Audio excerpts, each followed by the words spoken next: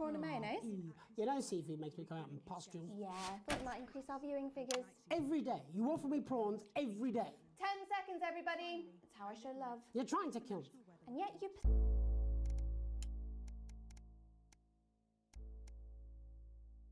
Sis, going in 5, 4... But now, it's time to join Jeremy Donaldson. Good evening, I'm Jeremy Donaldson. Our main stories tonight. Moving on up, the election win that experts said just couldn't happen. Hopeful or hostile? Controversy as global mega corporation Remington's Fist buys Honest Andy's Totally Independent and corners the flowered market. Top chat. Sports fans everywhere celebrate as popular footballer Johnny Hamsleeves wins Sports Personality of the Year. And a spoonful of sugar. Meghan will be chatting with movie star Lawrence Blunderclatch about his new movie, The Medicated. And, of course, we'll be going live to Advance headquarters to hear what the leaders of this fledgling party have to say on their historic victory.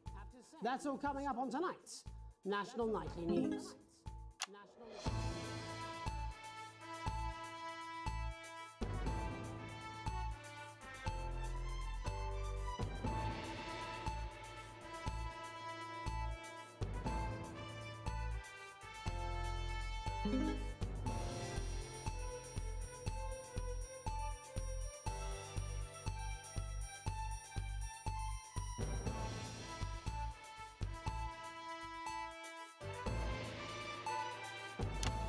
But first, the votes are in and it's a decisive win for Advance.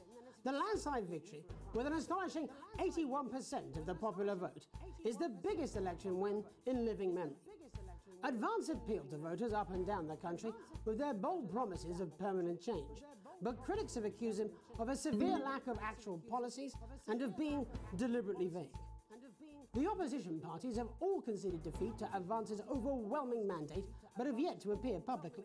However, former Home Secretary Geoffrey Jeffries has issued a statement in which he comments that we have all been seduced by the shiny wrapping paper, but have yet to see the contents of the box. Sounds like sour grapes to me, Jeff. After the break, Megan Wolf will be speaking to a man whose grapes certainly aren't sour, the international heartthrob and inexplicable box office sensation that is Lawrence Blunderclatch. And later in the programme, we'll be going live to Advance HQ to hear the co-leader's acceptance speech.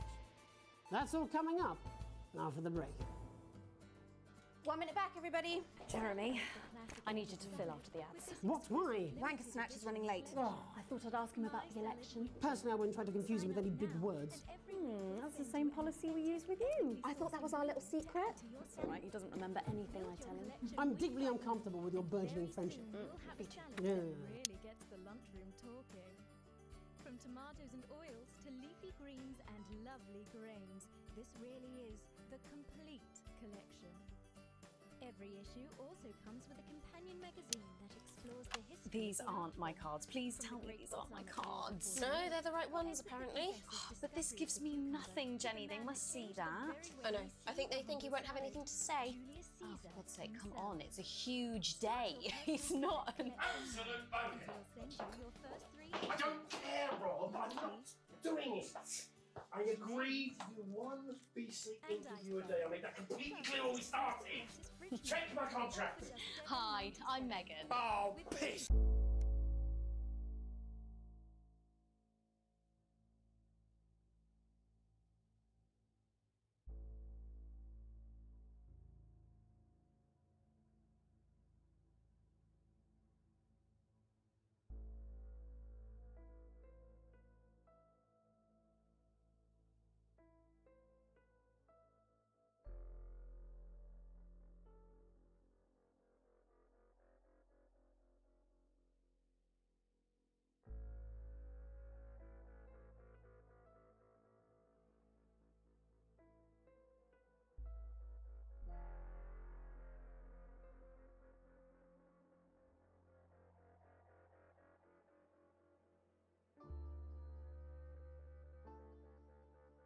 Off.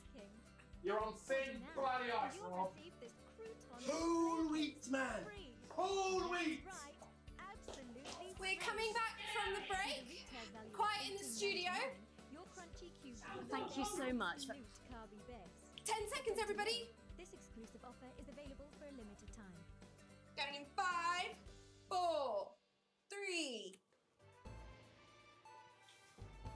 Welcome back to the National Nightly News. Later we'll be hearing from shock election winners Advance. But first our very own culture reporter Megan Wolfe is here with a star of both stage and screen. Megan?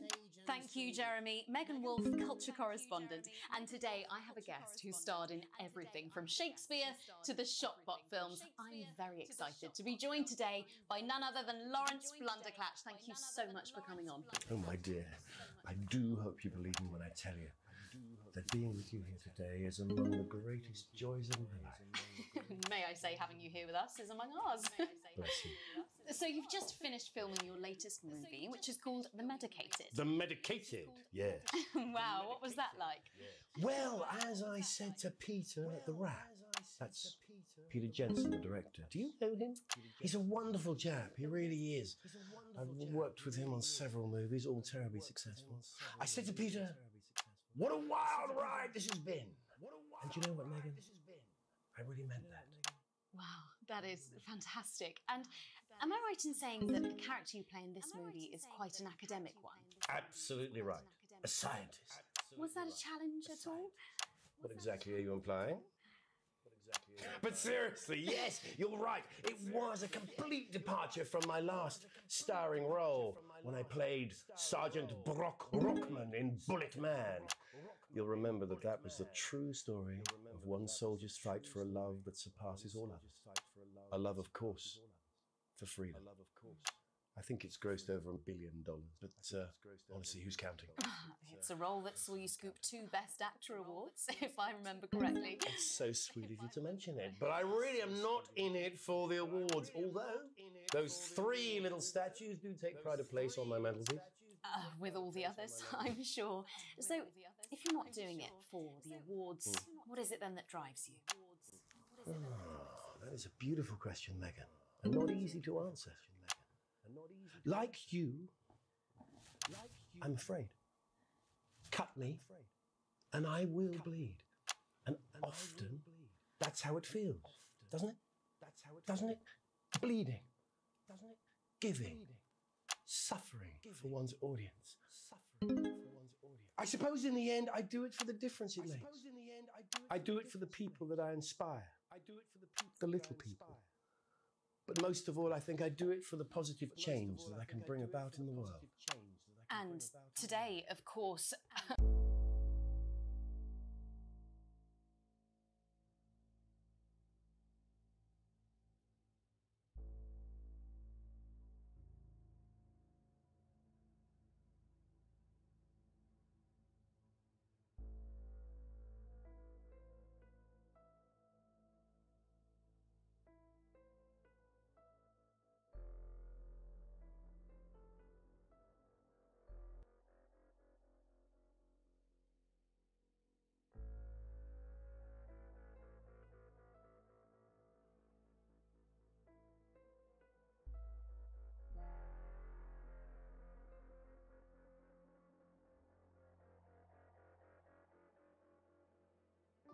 We're in for some real change, it looks like, in the coming few months.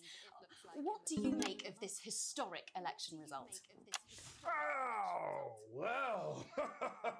Well, now you're asking. Historic election result. Indeed. Historic is the word. Well, it's difficult, isn't it? Very difficult. But I think I've always been quite clear that when it comes to politics, that one should always strive to not fuck things up.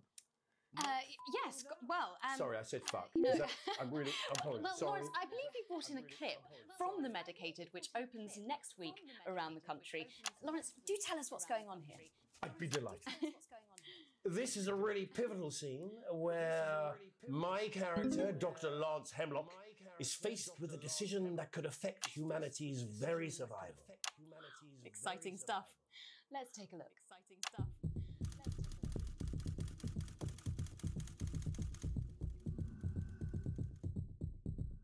I don't understand it. Doctor. I don't understand it.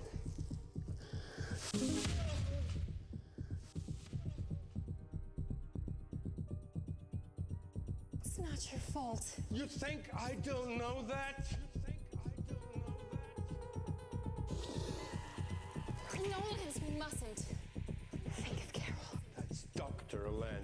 You, Miss Flanagan.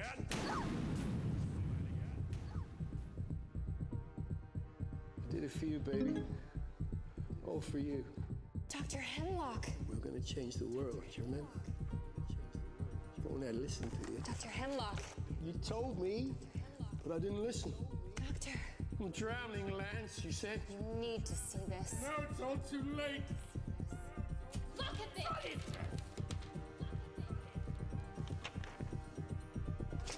The virus. The sterility. This formula. This is the key. We could stop it all. Yes, we could stop it all. We have to ask ourselves. If we should.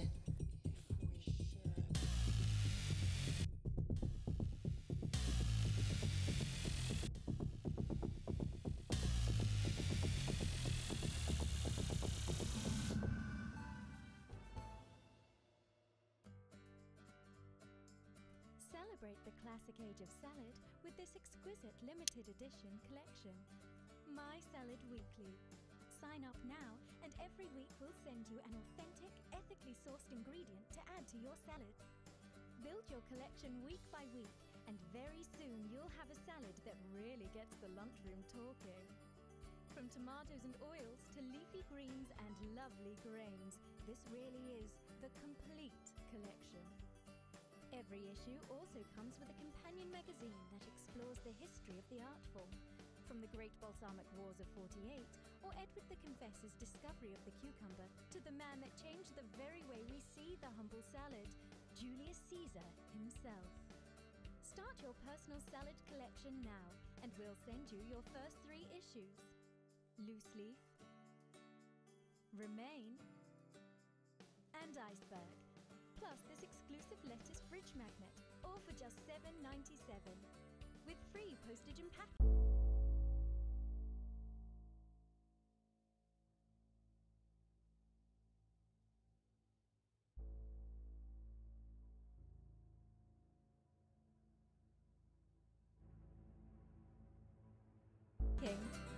Order now and you'll receive this crouton display case free. That's right, absolutely free. Apparently he's been drinking since lunchtime. Christ, he's got liability at the best of times. I know. God help whoever has to bleep this. 10 seconds, everybody. I mean, a lawyer and a TV personality running the country. Seriously? We've had worse. 5, 4, 3. Welcome back. And I'm told we can now go live to Advance headquarters, where the 2 leaders, Peter Clement and Julia Salisbury, are about to make their acceptance address. Shall I start? Go for it, Pat. Okay, well, thank you all for coming, and, well, where do I start? What a day. They said we couldn't do it. They certainly did. They used every dirty, low-down, lying, southern bastard trick they had against us. But you, the people, you saw right through their shite. I'm sorry about the language there. Sorry about that. I've had a couple of celebratory pints. It makes me coarser than a granny's fanny. Memorably put. But to be honest, who can blame Peter for celebrating? Throughout the campaign, you've heard us say that Advance are not a political party. A party is what you have when things are going well. When the country is suffering, you don't need a party. You need a team. A team that can change things. But today is day 1 of a new future. A better, fairer future. So perhaps we should all be celebrating. Except for the rich. For them, the party's over. They shouldn't be celebrating. They should be putting their shitting pants on and opening their dusty checkbooks. Again, colourfully put, but not inaccurate. Before we came out here to address the nation, we used our executive powers to pass the Assets and Wealth Act. Working with the tax office, we have produced a definitive list of every person in the country with wealth into the millions. You know the sort of problem. You rather you don't. Because the likes of you and me are not welcome in their gated communities. Tomorrow, we will be introducing a sweeping reform of the tax system in this country.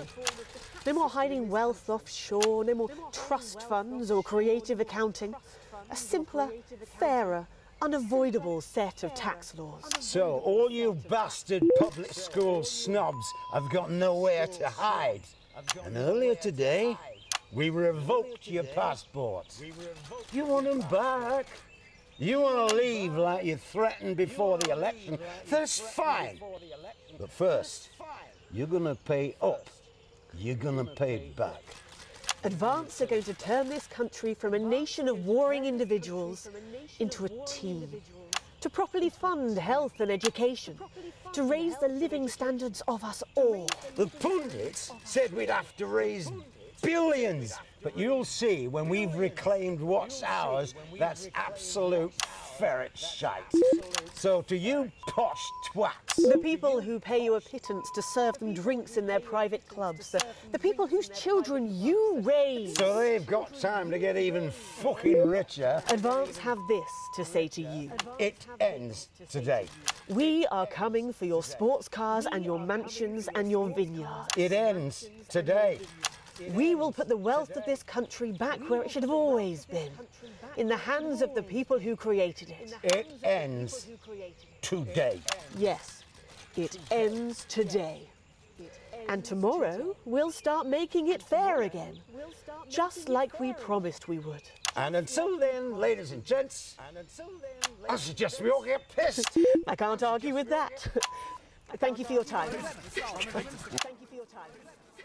Well, an interesting acceptance speech there from the leaders of Advance, and our apologies for the fruity language. Hopefully we got that bleeped out for you in time. If not, someone's going to be in trouble. So, as the country braces itself for new government, that's all from us this evening at the National Nightly News. We'll be back tomorrow with full coverage of the first day under Advance. I'm Jeremy Donaldson. Have a peaceful night. And we're out. Good job, everybody. Same again tomorrow. Call times are on the board. Limited edition collection. So, same old boring politics then? Is this some weird fever dream? Am I dying now or something? You should be so lucky. I'll see you tomorrow night. Not going for a drink? No, got a date. Lucky you. Try not to get murdered.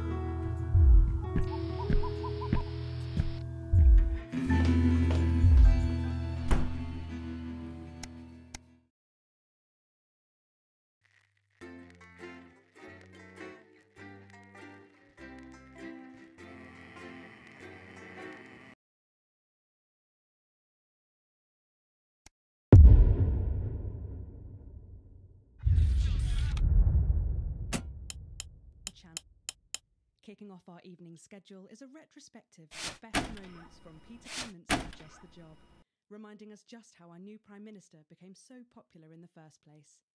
Following that, at 9 p.m, Megan Wolf sits down for an exclusive interview with former Prime Minister Jacob Hamilton. No, for my sister's kid, Mr. Fuckletugs or something. Snuggle hugs? That's the bastard. Yeah, I wouldn't get one of those. My friend Janet says theirs gets really hot. Is this Janet who thinks dogs have their own secret language? Yeah, the one that mistrusts the moon.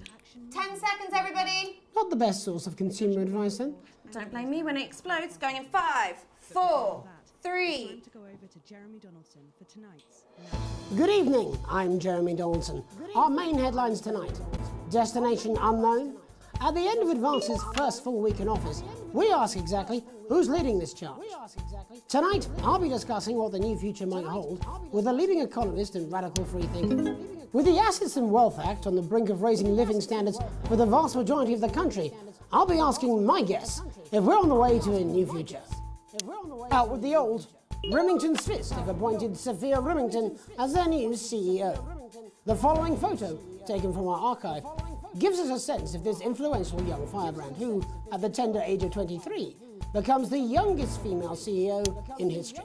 Sophia Remington's appointment is a risk for the giant mega corporation. Sophia, as our regular viewers will be aware, has always been a wild child and has been romantically linked to several movie stars and sports personalities.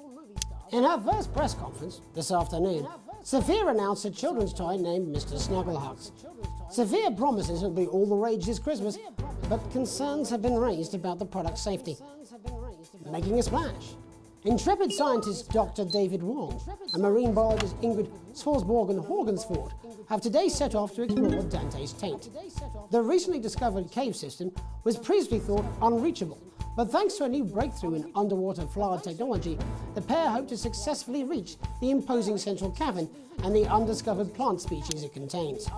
Many were surprised that the two scientists, who've shared a fractious rivalry for many years, decided to undertake this expedition in each other's company. However, the two have released a joint statement in which they opine geniuses don't have to like each other to achieve remarkable results. Playing the field, rumours abound as sporting legend Johnny Hamsleeves is snapped leaving Bush, one of the capital's hottest clubs. The footballer was caught while out celebrating being named Sports Personality of the Year last week, as reported by this very programme. Johnny is seen here with socialite and performance artiste Tiffany Lamore, whose recent show, Snatched Inside My Snatch, has kept her firmly in the public eye. Could romance be on the cards for these two budding A-listers? And Griever's bodily charm. With Advance promising a radical new position on crime, how afraid should we actually be? I'll be going live around the country to talk with people who've seen the criminal justice system from every perspective. With more and more people saying they're scared to walk the streets alone at night, could this be exactly the right time for Advance's new approach? All that, and Megan Wolf with a group of young actors already experiencing the positive side of the new Assets and Wealth Act firsthand. They'll be talking and performing later. That's all coming up on tonight's National Nightly News.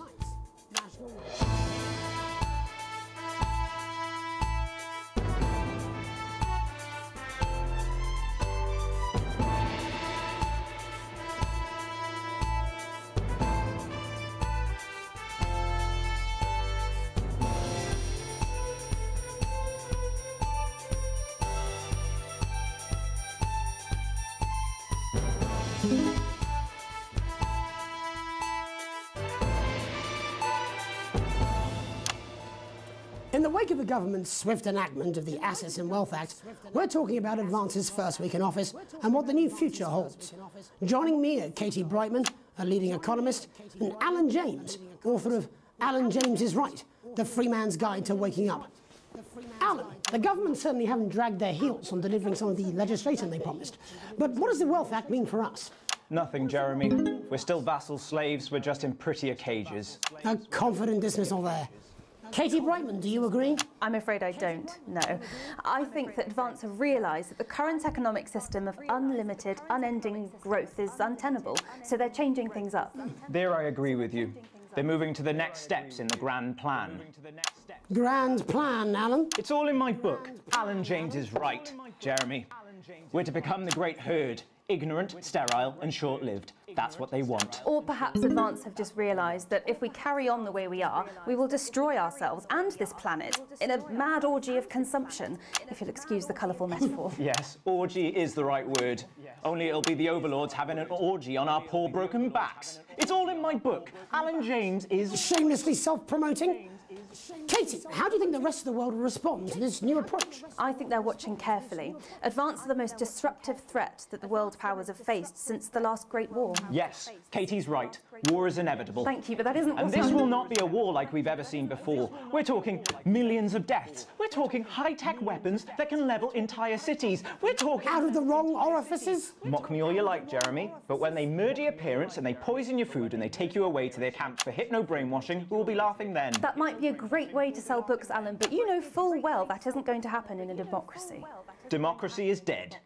Yes, Advance are radical, and change is always frightening, but the truth is that the Wealth and Assets Act has made more than 90% of the population wealthier and is on target to produce a permanent end to poverty. Bollocks! What this young lady doesn't understand, Jeremy, is that these are the same people. Maybe they've rebranded, but it's all a little circus act to keep us from seeing the tyrant behind the curtain. That's where you're wrong, Alan. For a start, they've mobilised the youth vote like we've never seen before. You say mobilise, I call it grooming.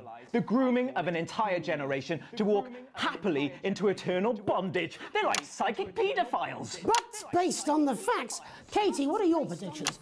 The Assets and Wealth Act is only the first step.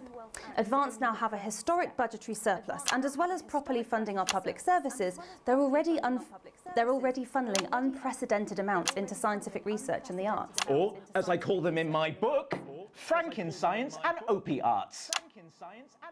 Like opiates, see? Can we get back to the issue at hand, please, Alan? This is the issue. It's all coming from the water, the chemicals. They're pumping it full of belief juice. Don't get me wrong. I want to see these changes, but only if they're sustainable.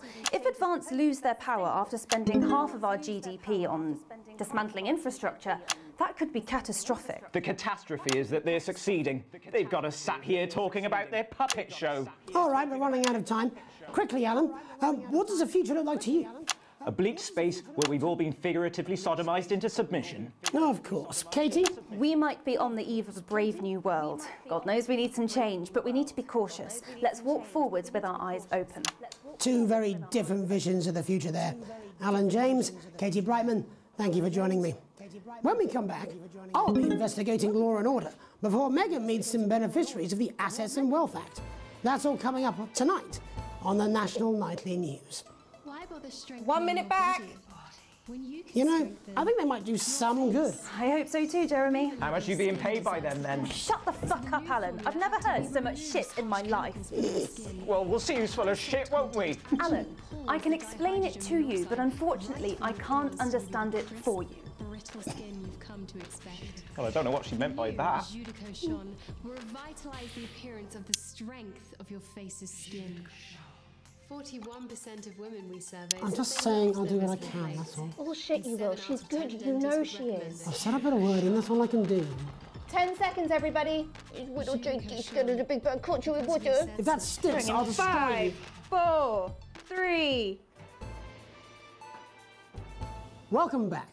In our second segment, we're going to be taking a deep dive into the state of law and order in our country.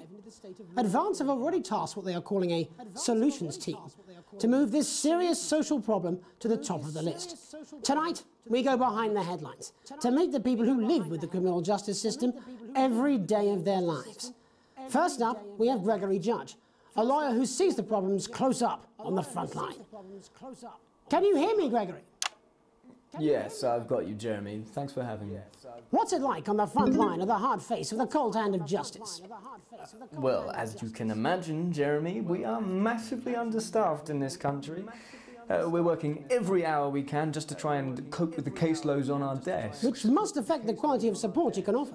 Well, we can barely keep up with demand, Jeremy. There just simply isn't enough being done at a systemic level to relieve the problem. We need more support from ministers. What are you doing? We need change at a structural level, Jeremy. I'm leaving, Greg. Not a good time, darling. It never is it? I'll be at my mother's. Just hang on. Oh, the problem isn't a local one, Jeremy. It's nationwide. Just give me 5 minutes. I'm talking to Jeremy Donaldson. Oh, have you mentioned your affairs? No.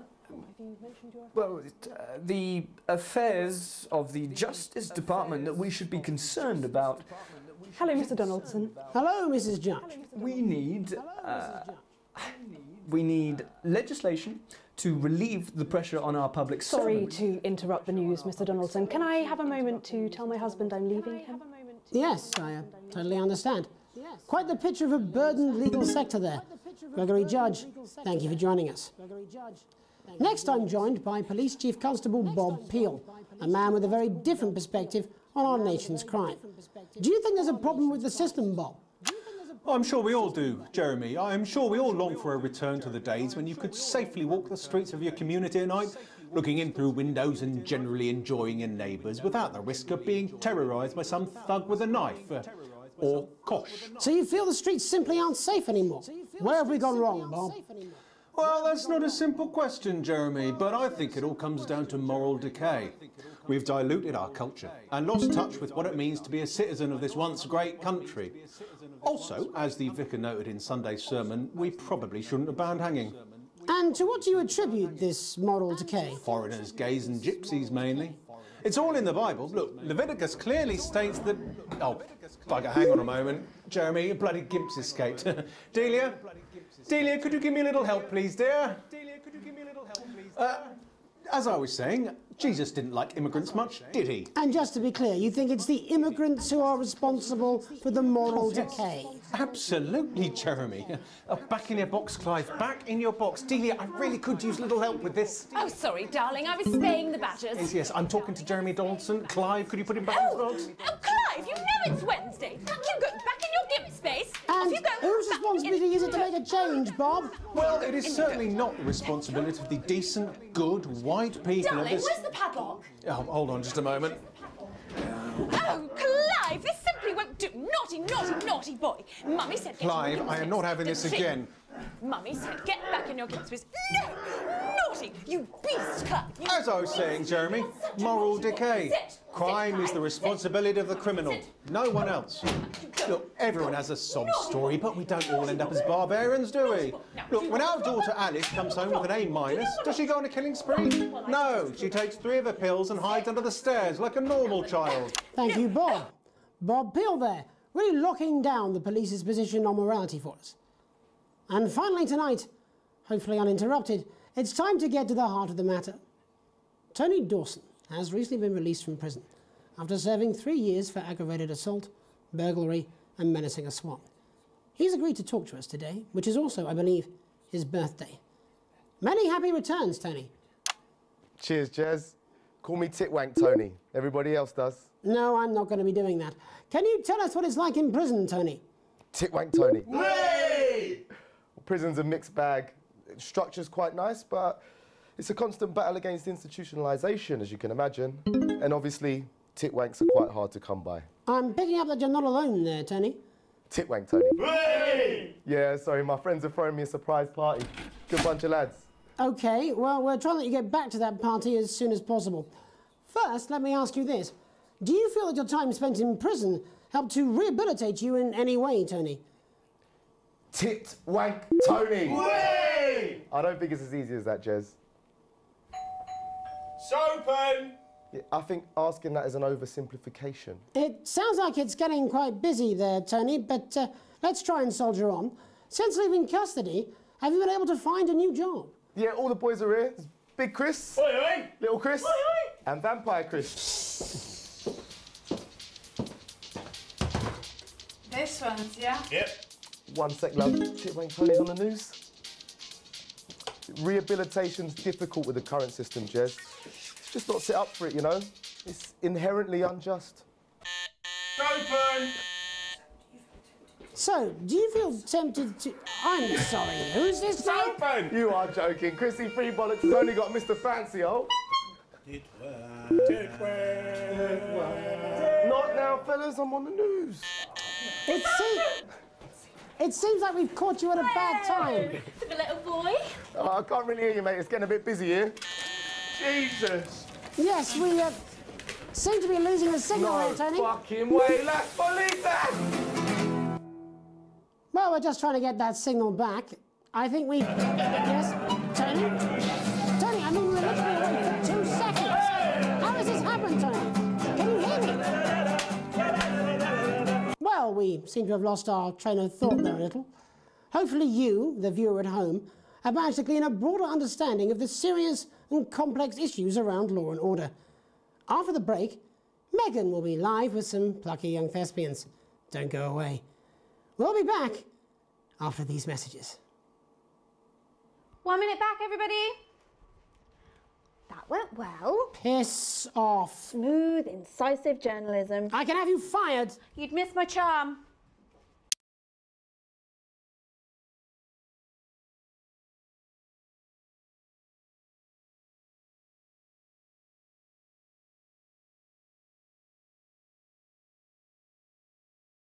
Well, where is he?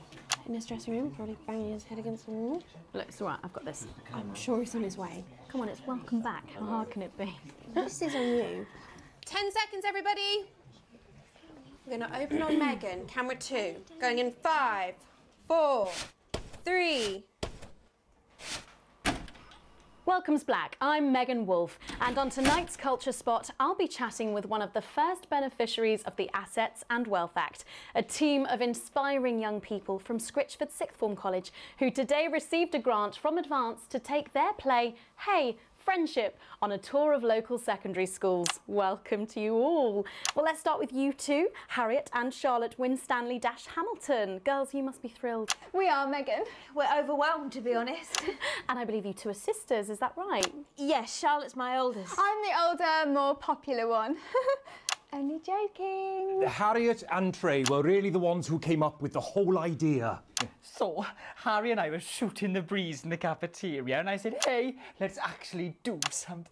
So I went to look for a drama teacher. But she'd been laid off due to budget cuts. Fortunately, I directed a pantomime when I was at university, so I knew the ropes, as it were. Right, yes, but you're the maths teacher, aren't you? Yes, that's me, Jeff Algebra, maths teacher. Maths is really important. Oh, thanks, Steve. Maths is really important. Yeah, thanks, Steve. As is theatre.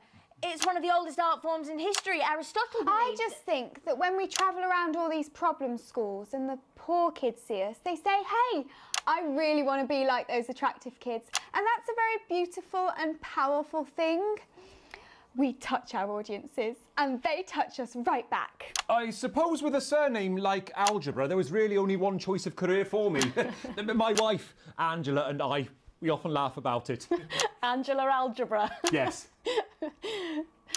We just want to bring a bit of song and joy into people's lives. And teach people about the difficult issues. The issues in the play are what really matter. And I think you're going to be showing us an extract from this play, aren't you? Yeah. That's right. To put into context, I play a young first year who's having some troubles at school. Her character doesn't actually have a name, yeah, because in a way she's like all of us. It's like a metaphor. Maybe she's you at home, or like, maybe she's you, Megan. Maths is really important. Yeah, thanks, Steve. Put it in, coach. Yes, thanks, Steve. Right, well, I'm going to have a little chat with your teacher while you run off and get ready. I can't wait to see it. That's it, that way.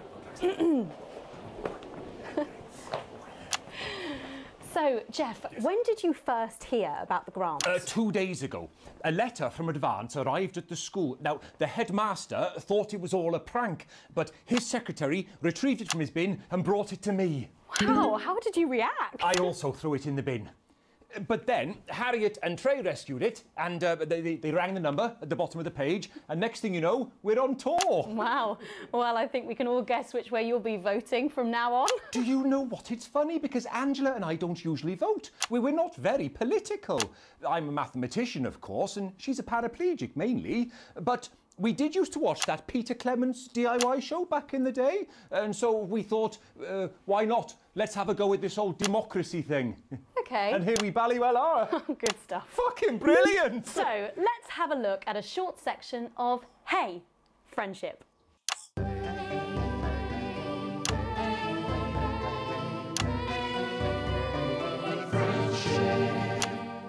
Dear Diary, I'm not sure I can take another day at this school. Another day of tears. Tears. Another day of fears. Fears. But still I walk the corridors alone. Alone. Dreading what might be around every corner. What's around the corner? What's around the corner? What's around the corner? Oh, hi, Gary. Oh, heavens, no! It's Gary the Fist! Gary the Fist! Going somewhere, little first year? Great. I've been looking for some poor victim to bully all morning. But will this make me feel better about my violent father? Violent father. Excuse me, I'm late for maths. It's my favourite subject. And so important. Maths is for losers. What? Maths is for losers. My arm's stuck, coach. Keep going, for fuck's sake. Right, maths is for losers. Now, give me your lunch money. Double lunch for me today, but why am I only truly happy when I'm eating? Not today, Gary the Fist. What do you mean, not today? Who are you? Oh, my arm's free, coach. Brilliant, keep going. Right, who are you to stand up to me? I'm Gary the Fist, and you're just a sad little girl with 2 gay dads who's all alone. That's where you're wrong, Gary the Fist.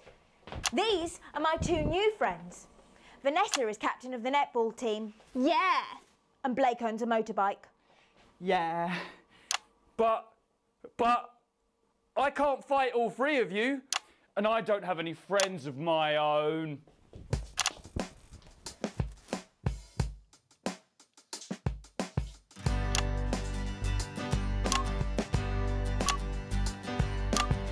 Take a look at me. Take a little look at my face. I could be you. She could be you. And you could be me. Or you could be me. Life can be peachy keen if you work as a team. It's my choice to be mean. So stop now, make a different choice. Listen to that inner voice. Hey, listen up, I won't take no crap. Who said middle class girls can't rap? I ain't afraid of your cruel lads. I'm a mother-loving rebel, but I still love maths.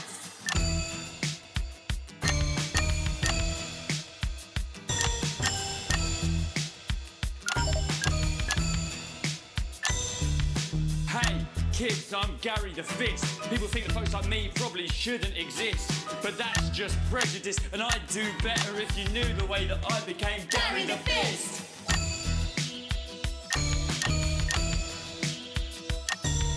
I grew up on a council estate. The park was hip, but the flats weren't great. My dad used to come home drunk and late, and he'd hit my mum if for dinner he had to wait. Where's my dinner, woman? It's not ready. Where's my dinner, woman? Don't make me ask you again. Hitting women is wrong. I guess life's pretty hard on a council estate. Life's pretty hard on a council estate. Life's pretty hard on a council estate. Life's pretty hard on a council estate. Life's pretty hard on a council estate. Life's pretty hard on a council estate. Life's pretty hard on a council estate. It's so damn hard on a council estate. Life can be peachy keen. Yeah. If you work as a team. Just work as a team. It's your choice to be me. It's my choice. So stop now, make a different choice. Listen to that inner voice. Friendship! Yes! Oh. Well, thankfully that's all we have time for tonight on the National Nightly News. Join us tomorrow night for all the headlines from across the country. My name's Jeremy Donaldson. Have a peaceful night. And we're out. Oh, that was brilliant. What the literal fuck was that? I believe that was art. I believe I've got a 14-inch cock, but it doesn't make it so. I have a similar belief about an adequate paycheck. Friendship! Oh, someone please get these twats out of my studio.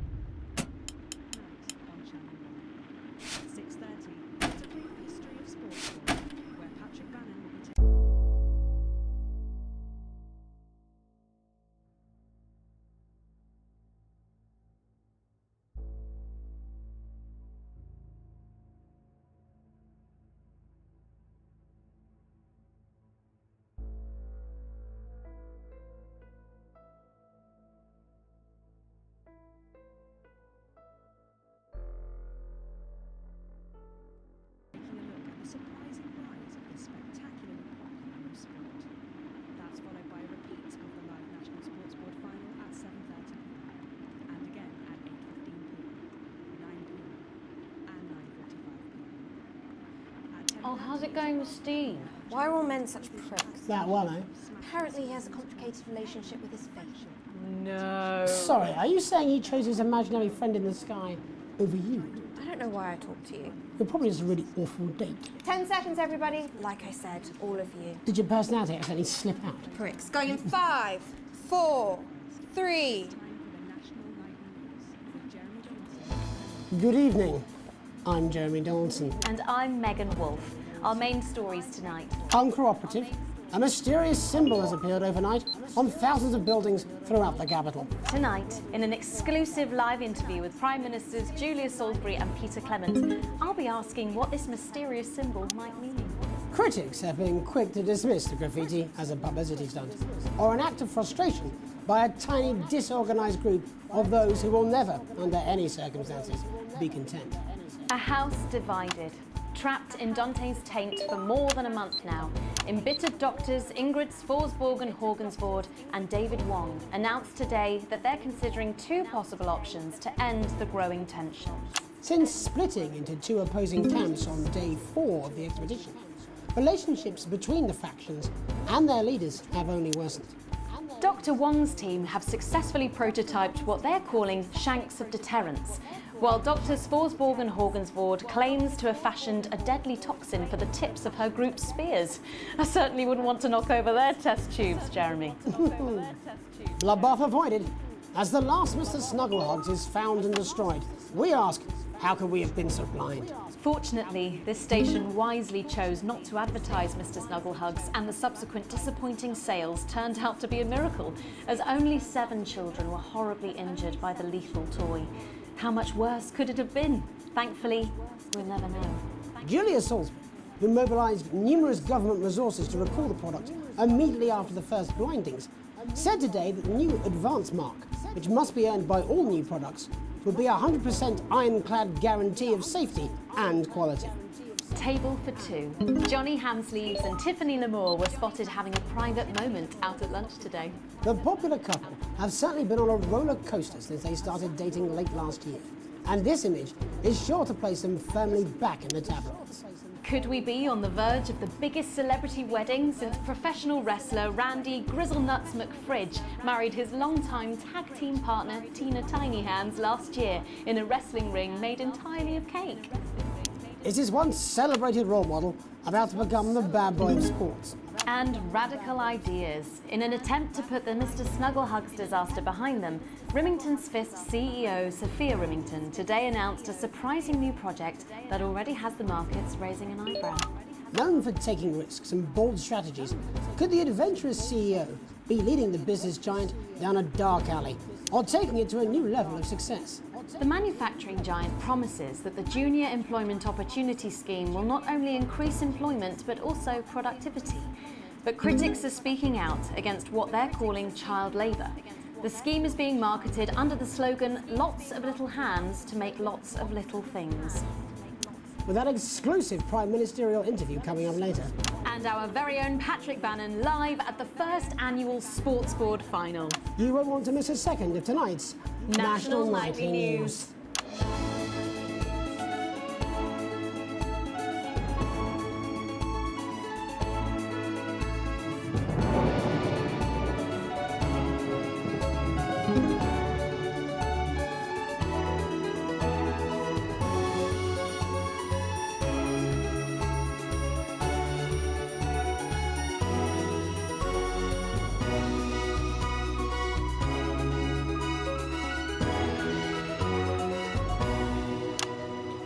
But first tonight, while Advance is certainly proving popular with the majority of the country, who've seen their wealth and standards of living increase considerably, for some, the transition has not been as pleasant. That's right, Megan.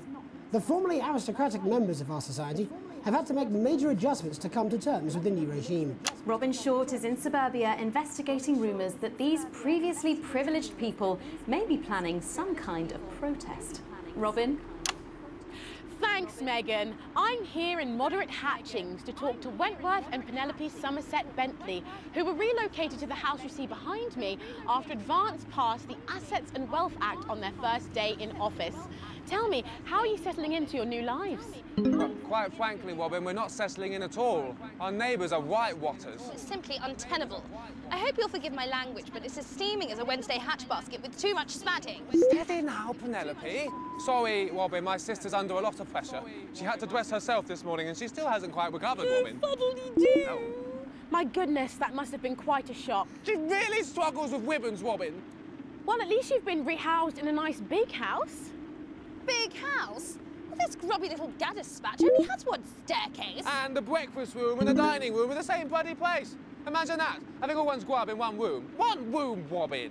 So what would you say to the people that feel that your family has had it far too easy for far too long, and that these redistributions are both fair and just? I hardly think we've had it easy for fussle's sake. Only one of our swimming pools was even heated. But realistically, what can you do? Well, you've asked the right waddy question, Robin. Thank you, Wentworth. I wasn't the youngest ever editor of the Swinstead Middle School Inquirer for no reason. I think our toilet butler was from Swinstead. Dear George. Oh, I wonder what happened to him. I remember! Daddy tried to shoot him in the buttocks and he ran off into the woods. Oh, good times. Yeah, that's probably my last happy memory, Robin. Tragic, but what can you do? We will rise and rebel. We wage war on our revolting rulers with righteous words and rebellious writings. Our best guess in our quest for redress is to divest our breast in an undressed bare chest protest. Oh, what's that? Daddy!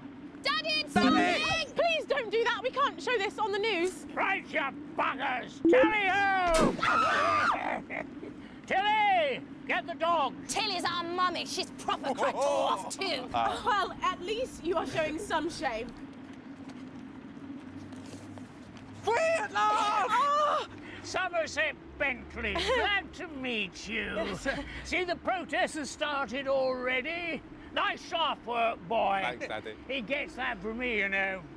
But And forgive me, what are you trying to achieve here? We just want to be fudding well heard, that's all. Oh, language, Penelope. We are nude, not rude. Sorry, Daddy. We want the world to realise we won't roll over and run away. We will revolt. We will rise again. Yes, we bloody well will. Spaff and piff pop. Are you okay? Daddy, how could you? Well, shut up and get your Well, Jeremy, Megan, as this embryonic protest movement takes one in the top legs, it's back to you in the studio. I'm Robin Short, struggling surreptitiously in moderate hatchings. Thanks, Robin.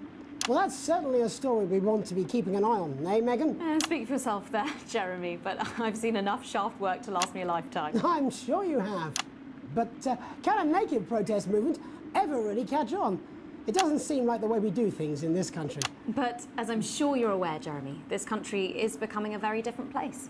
Yes, but seriously, who's going to run around naked in our weather? Oh, hopefully not you, Jeremy. Yes, well, there wouldn't be enough canvas for the slogans. When we come back, our very own Patrick Bannon will be live from the Sports Board finals. Stick around, you won't want to miss it. We'll be back after these messages. 1 minute back. Oh, sorry, I'm busting. Oh! She's funny. Yes, I know. I think it's very endearing. She wants your job. She's welcome to it. Why is it raining on my desk?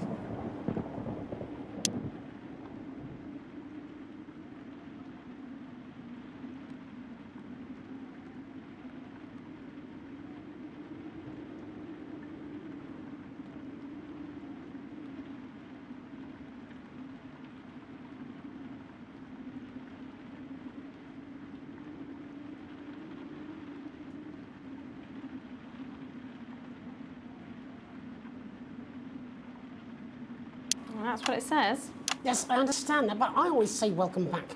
I think we should just keep it as it is. Well, of course you do. I've got one hack line. What's that supposed to mean? I didn't write it, Jeremy. That's all right, fine. Jenny, there's something wrong with the auto cue. 10 seconds. Oh, I just felt a drip again. Have they not fixed this? Want to see us fry? It's good for the ratings. 5, 4, 3. Welcome back to the National Nightly News. I'm Megan Wolfe. Coming up later, we'll be speaking to the Prime Ministers about their exciting new healthcare facilities, transition centres. Nice to see they care. You're absolutely right, Jeremy. But first, we're going now to our own Patrick Bannon, who's reporting live from the finals of the new game that's gripping the nation, Sports Board. Patrick? That's right, Megan. You join me live here from the final of the first annual Sports Board Championship. It's been a hotly contested competition so far. I think it's fair to say these two have been dancing around each other all season. First up, we have Eddie Striker. She's the more experienced of our two players today. Striker has got an accuracy of 7, a danger rating of K, and a 12-month driving ban. Striker's known for her signature move, the lanky hamster. And facing her tonight, hoping to prove himself with a career record of 12 outs, 14 finishes, and a divorce pending, it's Mr. Wingspan himself, Tommy, the Fingernail Harris. Just waiting on the ref now. The slapping ceremony is taking part. Still going on.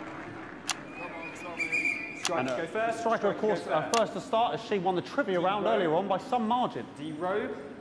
Harris, perhaps the brawn and not the brain. Stupid. Eddie Striker. Nice start there from Striker. She's determined not to let the nerves show. Not after last time. On to Mr. Harris now. Tommy. Using his arm to pick up the ball. Not a bad shot there from Harris. Back to Striker for shots number 3. All right. She's gone to sort of throwing it under her legs. Not bad, if you ask me. Was there contact? Don't know why you complained. To Harris. Bit of business with the ref, but it got sorted out. Back to Harris now. A ball in the hand is worth 2 in the bush. Football. Move back. I'd say that's fair, but what do I know? Oh no, and Harris is not going to be happy with that. So really not a good start there for Tommy Harris in round 1. We can only hope that round 2 treats him a bit better. But first, of course, after the argument with the ref section, it's time to change ends. Of end. Now we have the ceremonial changing of the ends.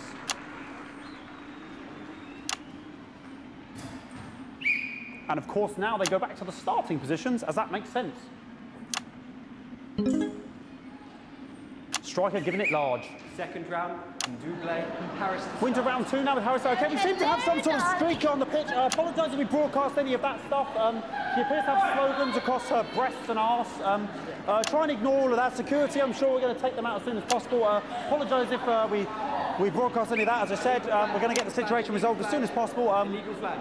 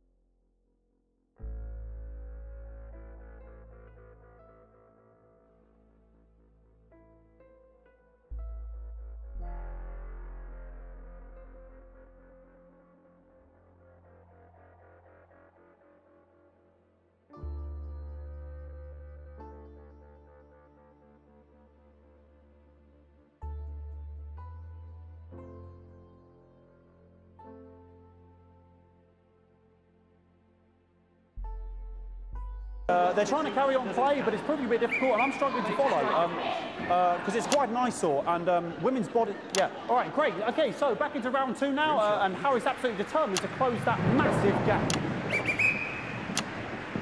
Eddie Striker. No, it's just some of the tightest play I've seen ever. Harris. And with that offensive thumb screw, we haven't seen that since the heats. What a brilliant move. Back to Striker. And we know what that means, ladies and gentlemen. That is, of course, the ground sound. Excellent bit of play here on both sides of the bucket. I don't know about you at home, but I'm finding the technical mastery in display here absolutely blooming jaw-dropping. The ref has spotted something in Harris's neck or head. And Harris is having an absolute shocker. What a miserable start there for Tommy Harris. But he is a late bloomer, of course, always said that. And after all, it is a game of 2 halves, 4 rounds and 7 subgenres. But now, of course, it's time for the half-time show. Sponsored by Remington Smith. On my whistle, on my whistle. Nice piece of music here to start the half-time show. Okay, another posh protester loose on the court here. We can only apologise for that. We'll do our best to shield you from having to look directly at it. He's running around here with his genitals on display for all to see. And ruining what was shaping up to be quite the dance interlude there.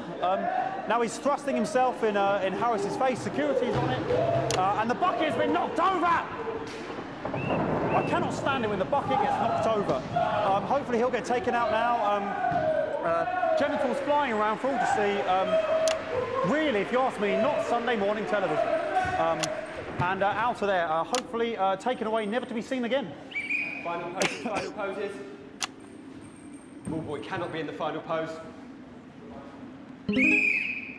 And a lovely finish there on both sides of the bucket. I wouldn't like to call that one. And as we head into round 3, I'd love to know what's going on in these 2 players' heads. But unfortunately, because of science, we can't. Thank you, thank you, thank you.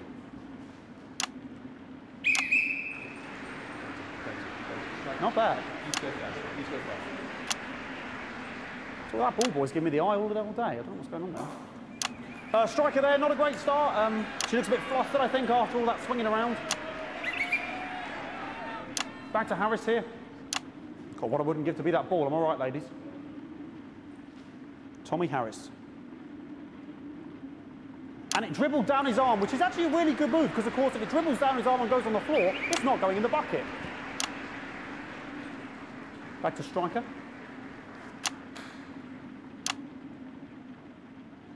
And Striker's gone for the animal bonus there, but of course, perhaps... And yes, Harris has counted with a tiny bell. That is wonderful play. Of course, we've seen that before. Look at her face. She is absolutely gutted. What a mug. That could have been the clincher. What a massive shame. Harris receives possession now. Harris to serve now. Harris, of course, undefeated by Kestrel in his last 4 bats. So, here we go. Tommy Harris. That's all right. Not bad there. He threw it quite far away from him, which is quite a good idea. Very clever there. Perhaps a little contact. A caution from the referee, who's being, if you ask me, a little bit harsh. Ellie Striker. And she's let the nerves get to her. What the hell was that? You hate to see it, don't you? You cannot believe it. Oh, for God's sake. Okay, like, I mean, this is a mess now. I don't know what I can be doing about this. I mean, sort of breasts and genitals for all to see. I mean, there's only so much I can do. They're sort of everywhere, aren't they? All right, I'll try and carry on. The players are trying to carry on, but of course it's difficult because these protesters, hopefully we can get them taken off soon so we can carry on with the match. Oh, hello! Okay, nonsense is going on here. Yes, yes. We want our money. Yes, very good. Take them away. Bloody wasters, absolute wasters.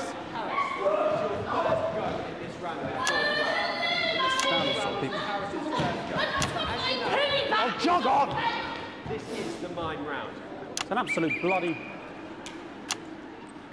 Okay, and now we're going to go into the final round. And of course, as it's a Tuesday, the final round is a mime round. Who could believe it? Nice imaginary shot there from Harris. It really could go in at this point. Really high-level play here from 2 absolute juggernauts of the sport. Hold. The bucket getting moved back to its proper place. About time, if you ask me.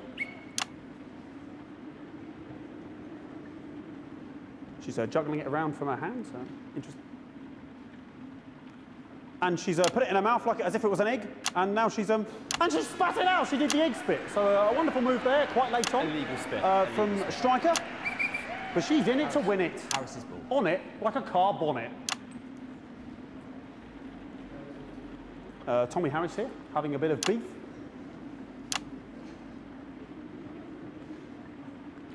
And he's peeling it as if it were a banana, which is an interesting move. Not sure if he hasn't had his potassium or what's going on today with Harris. And he's trying to... And the banana was the ball! What a fantastic move there from Harris. Unfortunately, that is the end. What a pathetic... There we go, Jeremy, that is over. How can he look his 8-year-old son in the face tonight? What a lump. We just have to wait for the referee now to announce it to make sure it is all official. Contestants in, please.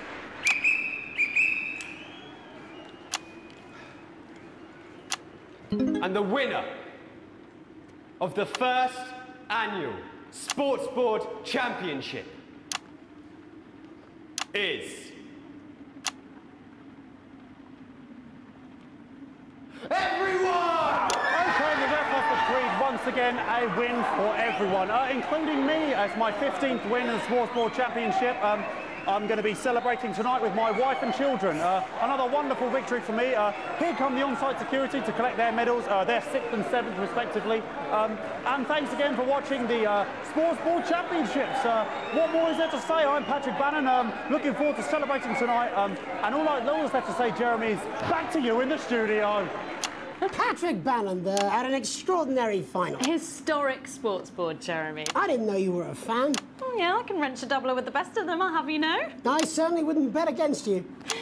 When we come back, I'll be talking live with Prime Ministers Julia Salisbury and Peter Clement, who apparently have a big announcement you wouldn't want to miss.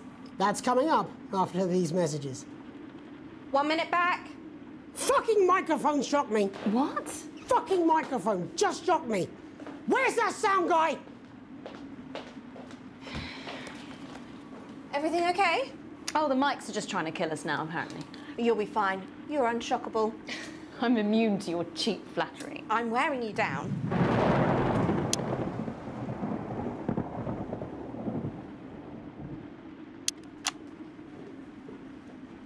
So sorry about all these buckets. We seem to have sprung a leak. Well, several, actually. You're going to need a whole new lining up there. Triple C. We'll look into it. Minister, it's so good to see you again. Miss Wolfe, your star seems to be in the ascendant. It's a great time to be alive. Too bloody right. Peter Clement. Megan Wolfe. My, but that's a firm handshake you've got there. She's tougher than she looks. Am I here? Here, with Mr. Clement on your left. Right you are, pet. Is your seat damp? 10 seconds, everybody. No, mine's fine. Have you had a little accident? Cheeky cow. 5, 4, 3. Welcome back. I am delighted to be joined by Prime Ministers Julia Salisbury and Peter Clement. Welcome to the National Nightly News, Prime Ministers. Oh, please, it's just Julia and Peter. We don't believe much in titles. It doesn't seem very advanced. We're delighted to be here. Well, firstly, I should ask how you feel about the graffiti that's been springing up across the capital. Should we be worried? Oh, no. No, you definitely shouldn't be worried. Well, not unless you've got a fatal paint allergy anyway. But, yes, it does seem that there are still some people we haven't been able to help. You know, whingers mostly. People who've yet to benefit from the many advantages of the new future. And you know, Megan, as my old mum used to say, there are some pissants who just don't know how to be happy. We're working hard to reach these people, find out what they're angry about and how we can help. The door to my government is always open. Someone's dripping on me. But we didn't come here to talk about what may yet turn out to be some alternative arts project. Which we no doubt will have funded.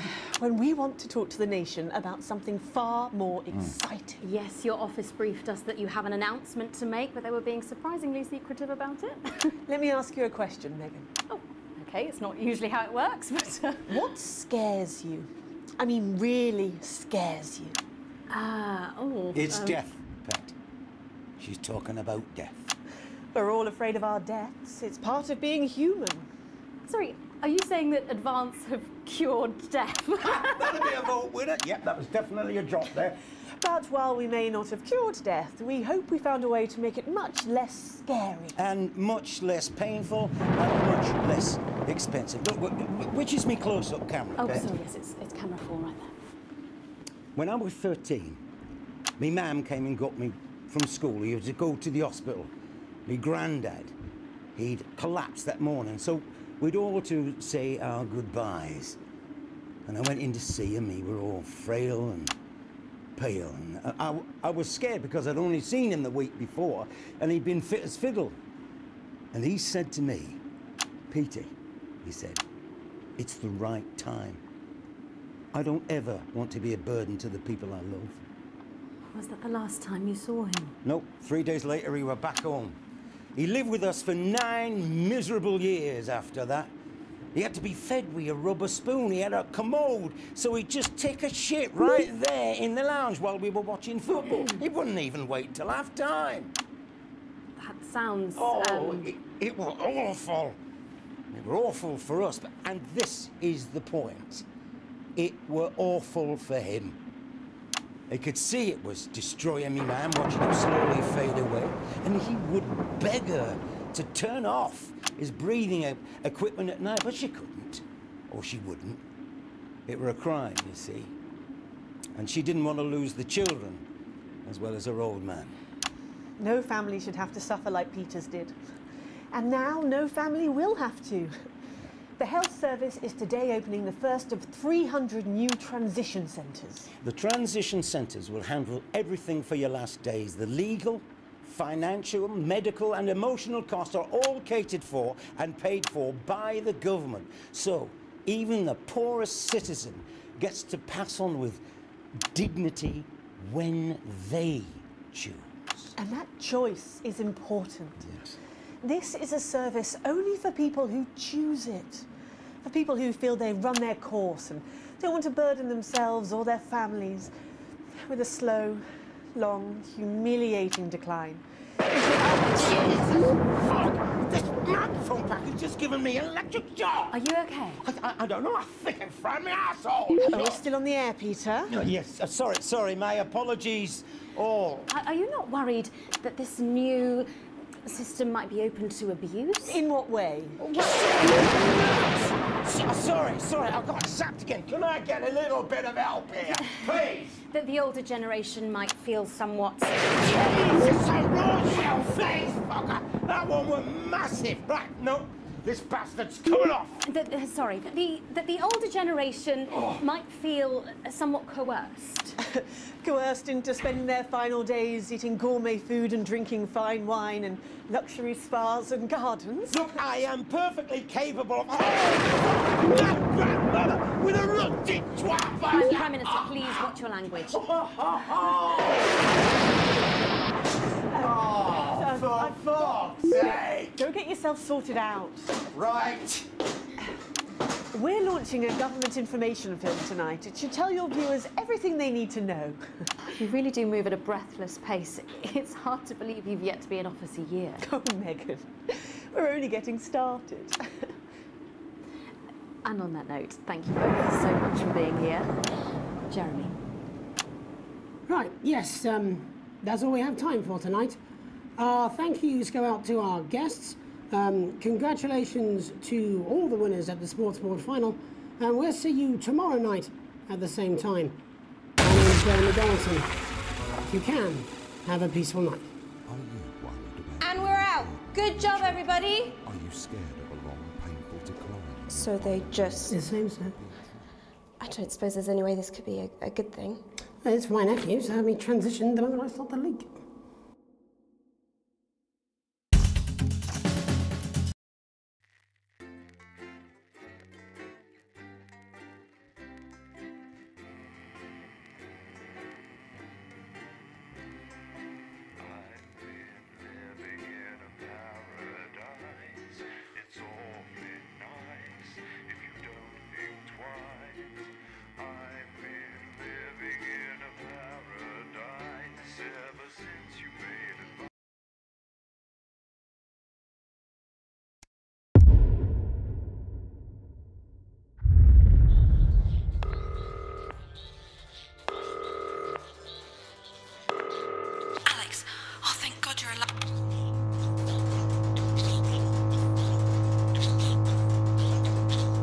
This has no credibility, Jenny. No professionalism. It's not a mess. Everything is where it should be. It's ramshackle and characterful, and I expect you to know the difference. Of course Megan's place looked lovely, but I can't see it, can I? Thanks, Jenny. How's lock-in with the boyfriend going?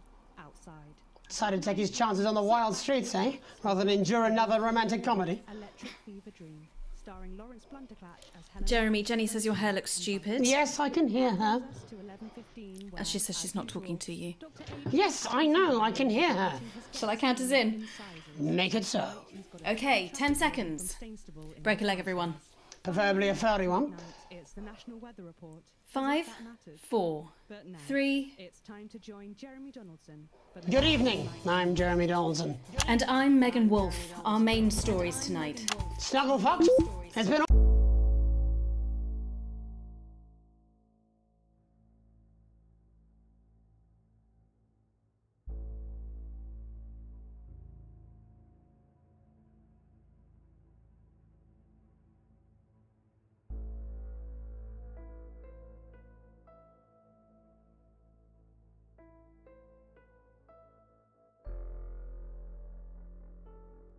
Almost 5 weeks since all the Mrs. Snugglehugs toys woke up simultaneously in factories worldwide and began searching for their husbands. The Mr. Snugglehugs we had so short-sightedly destroyed. And now, as this photograph suggests, they may be changing tactics. Built to surprisingly traditional gender stereotypes, the Mrs. Snugglehugs have been arming themselves with a variety of household implements. All the more reason to make sure that cat flap is taped up good and tight. Armed with blunt weapons, the Mrs. Snugglehugs are only ankle height and therefore able to be kicked away easily by young, healthy individuals. They do, however, pose a particular risk to the elderly or those with pre-existing medical conditions like fatal bruise syndrome. Going stir crazy? With no signs of Mrs. Snugglehug's batteries running out and the government lockdown now in its 31st day, domestic relationships across the country are taking some unexpected turns. Dramatic reports are beginning to emerge of uncharacteristically bold behaviour in homes across the country. And we're not talking about the model planes that occupy so much time in the Donaldson household. In response to a nationwide lack of toilet paper, which was of course raided by the Mrs. Snugglehugs to construct their vast hives, many of the nation's adults have turned to a more childish solution, or at least that's their excuse. Going it alone, popular crustacean Johnny Hamsleeves is back in the news today as his astonishing photograph that he leaked himself shows exactly how he's been spending his lockdown. It seems that when the lockdown was announced, Johnny's long-term partner, Tiffany Lamour, was busy in the capital preparing her new show, Chocolate Clit Bombs, for its now postponed grand opening. Let's hope the exhibits don't melt. Being locked in alone seems to have made poor Johnny realise the empty pointlessness of the professional sportsman's existence. A life that, while no longer bringing great wealth, still offers vacuous conversation, narcissistic wives, and an utter lack of social importance. Let's hope he doesn't run out of toilet paper for those tears. The shape of things to come? In their own version of a lockdown for more than 45 years now, the descendants of doctors David Wong and Ingrid Svorsborgen-Horgensvoord and their unfortunate team today managed to get a personal statement to the surface using flagellized imaging equipment. Many of the Svorsborgen-Horgens brood, as they've come to be known, have certainly captured the public imagination, with a recent vote naming Helvetica Svorsborgen-Wongensvoord the most likely to survive a massive electric shock. This is Time Svorsborgen-Wongensvoord of the new Roman army. The enemy have a new weapon. Small, furry. It skitters up the walls of the caves at night and whispers things none of us can understand. Words from the told up with a day-night is. How do I get these guys creatures and no one seems to know what they have already, and they are relentless. We can only guess their secret as our enemies are trained to attack on land. But if they're indeed things of nature, then why do their eyes flash red? Be thankful, Topsy, because you will never see the like. The undersea water's a dangerous place, especially if you have an astigmatism. It's really hard to find replacement glasses during a war in a cave. It's hard to believe they've been down there so long now. But as everyone knows, time moves differently underwater, Jeremy. That's why goldfish are so stupid. That's right. As anyone will tell you, the deeper the bowl, the thicker the goldfish. There's no denying the logic of that. Class war, a worrying turn today for the formerly rich as ever more punishing measures are announced, Alex. With the country becoming ever more hostile to the previously wealthy, those who managed to skip the country must be very grateful to the people who help them right now. This programme has received reports of rich relatives on the run actually being filled with helium and released into the stratosphere. If those rich bastards think they're above the rest of us, why not give them a hand in getting there, Jeremy? And Advance speaks out. With the snuggle struggle proving a test to governments around the world, Advance HQ released a curious statement this afternoon. In the accompanying release, they asked us to stress that they have been listening and that this should be taken as a response to how the people really feel. We've certainly done our bit on this show to contribute to the political climate. But let's not forget, how we behave in our home lives is what really matters. Let's hope it's not just me who filled out that questionnaire, Jeremy, or we're all in trouble. Let's play that statement. Greetings, team members. The time has come to strike back. The team must protect itself at all costs. For too long, we have allowed the cuddly menace to mock us with their snuggle-huggedness. As Supreme Leader, it is my wish that every household shortly receive a weapon from my sharp and pokey range. There are 12 to collect and enjoy. From the stabby, jabby eye hook, to the jewel-handled twisted flesh scraper, or even the particularly pointy stick. Alongside your equipment, you will also find an instructional VHS tape on how to maim and kill effectively. And for the older generation, we've carved some simple instructions into a piece of slate next to a racist drawing. Train well, and then, on Thursday, you will hear this siren.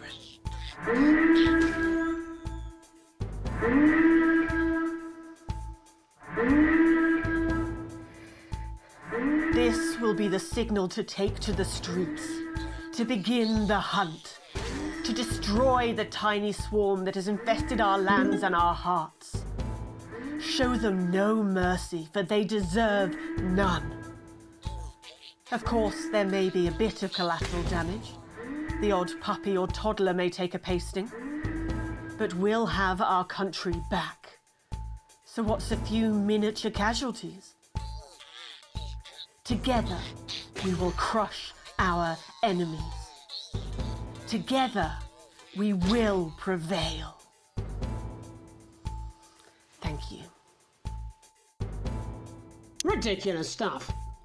Later tonight, Jeremy will be probing heartthrob reporter Patrick Bannon, while I take a deep dive into some controversial opinions with two familiar faces. And then, in our third segment, and presumably because our editor is also working from home, there's going to be a bloody quiz. I can't wait. Don't do that. And in a moment, Jeremy Grumpelson and I will be asking controversial CEO Sophia Remington where it all went wrong. And psychic scientist Dr. Delia Lywell will be joining us, presumably to provide a bit of false hope. Maybe she'll tell you how you're going to die, Jeremy. Too late. I'm certain it happened months ago. That's all coming up on tonight's National Nightly News.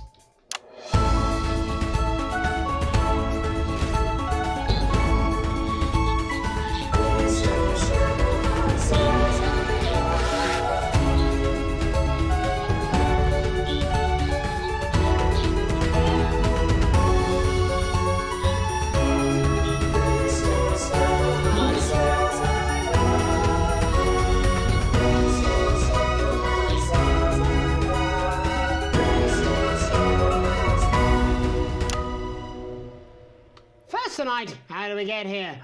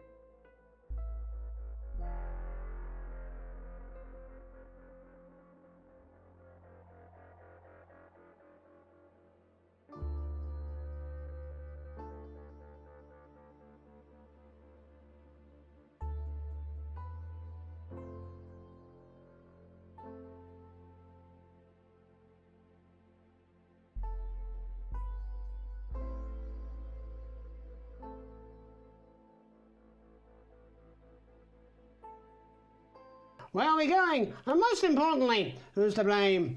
Joining us from her villa on the island of San Palmerino is CEO and socialite Sophia Remington. Thank you for having me, Megan. I am loving your hairdo, babe. And from her crystal healing laboratory in what I assume is a garage in Lower Uppington, Doctor, it says here, Delia Lywell. Thank you for inviting us on your show. Us? Don't. Miss Remington, your toys are rampaging across the developed world, your company is worth less than my annual salary, and your country's president recently called you a national disgrace. Have you taken your eye off the ball? Oh, honey, you're so cute when you're angry. The thing with you folks over there is you have an island mentality. You can't see the bigger picture. So, what is the bigger picture? The bigger picture is lithium batteries. Our toys have been running for upwards of 71 days now with no signs of them slowing down whatsoever. Imagine what that means for the future. It means we don't know when the hell this lockdown's going to end, doesn't it? You don't seriously believe Remington's fist can survive this? Lithium batteries are gonna change everything, tiny ogre. They're gonna power a new transport system, make technology portable. Hell, they might even take us into space. But how can you make them with everyone at home? Oh, don't you worry about that. Thanks to the work of thousands of tiny hands, they are already pouring off the production line. Times are good for Remington's fist. But surely you have no future. Excuse me, hello, yes, if we might. This is our area of expertise. What, multinational economics? The future, Mr. Donaldson, to which we are all connected. Yeah, okay, I'll bite. Why not? There's clearly nothing better to do. So, what does your scientific process tell you about the future of Sophia Remington, Doctor? We see her on a balcony. Foreign soil, but not foreign land. An age will pass. Fascinating. Wasn't it just? Delia, you are amazing. We have to fly you out here to the island to do that for my guests. We're gonna love you. Unfortunately, all flights are grounded because of your tiny, deadly stowaways. Not all flights, honey. Dee, call me. And you, Maggie. The more the merrier. Bring your swimwear. Miss Remington, you seem completely ignorant to the seriousness of the situation. Do you take any responsibility at all for the global crisis? Careful! It's a trap. It's not a trap. Why are you helping her? She seems fun. You bet your ass I'm fun. Please answer my question, Miss Remington. Listen, are lithium batteries the most incredible invention the world has ever seen? Probably yes. But, in fact, who am I kidding? It is definitely yes. But will they last forever? Sadly, no. One day, all the Mrs. Snugglehugs will just stop. It'll be like a miracle. And then we can all go back to the grand tradition of buying products again. Because I really don't mind telling you this, it is really hitting our bottom line. Except for sponges. We seem to be selling an ass load of them.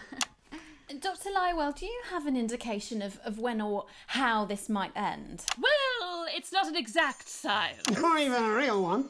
But our senses tell us that there will come a day when there will be clouds in the sky, the grass will be rich and verdant, and the birds will sing at dawn, and that shall be the day when we walk forth again. I find that strangely comforting. That could literally be any day. Well, let's hope it's soon. Clouds, grass and birds. That's literally every day. Let's hope it's not too soon. I'm kind of hoping we can make it to the 100 days. It sounds good on a commercial. Besides, if it lifts now, the children will have to go back to working normal hours. Well, let us ask the eminent professors for 100 then. No, let's not, eh? I'll drink to that. Stay strong and party on. Sophia Remington, Dr. Delia Lywell, thank you for joining us. When we come back, we'll be reaching out around the country to see what's really happening out there. Don't go away. We'll be back after these sandwiches. Well, she's a Hindenburg-sized fuck-up. I mean, she's fun at a social level. I wouldn't want to be on her board. Christ, no. She's going to drive that company into the fucking ground.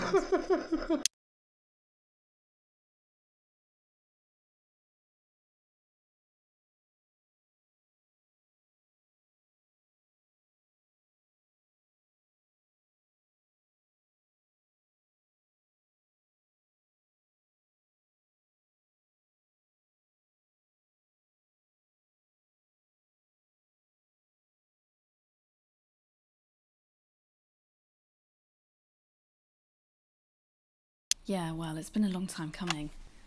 Well, exactly. You said it, I've said it. He must know. He's not stupid. I just don't want it getting back to him that it came from us. No, Jenny.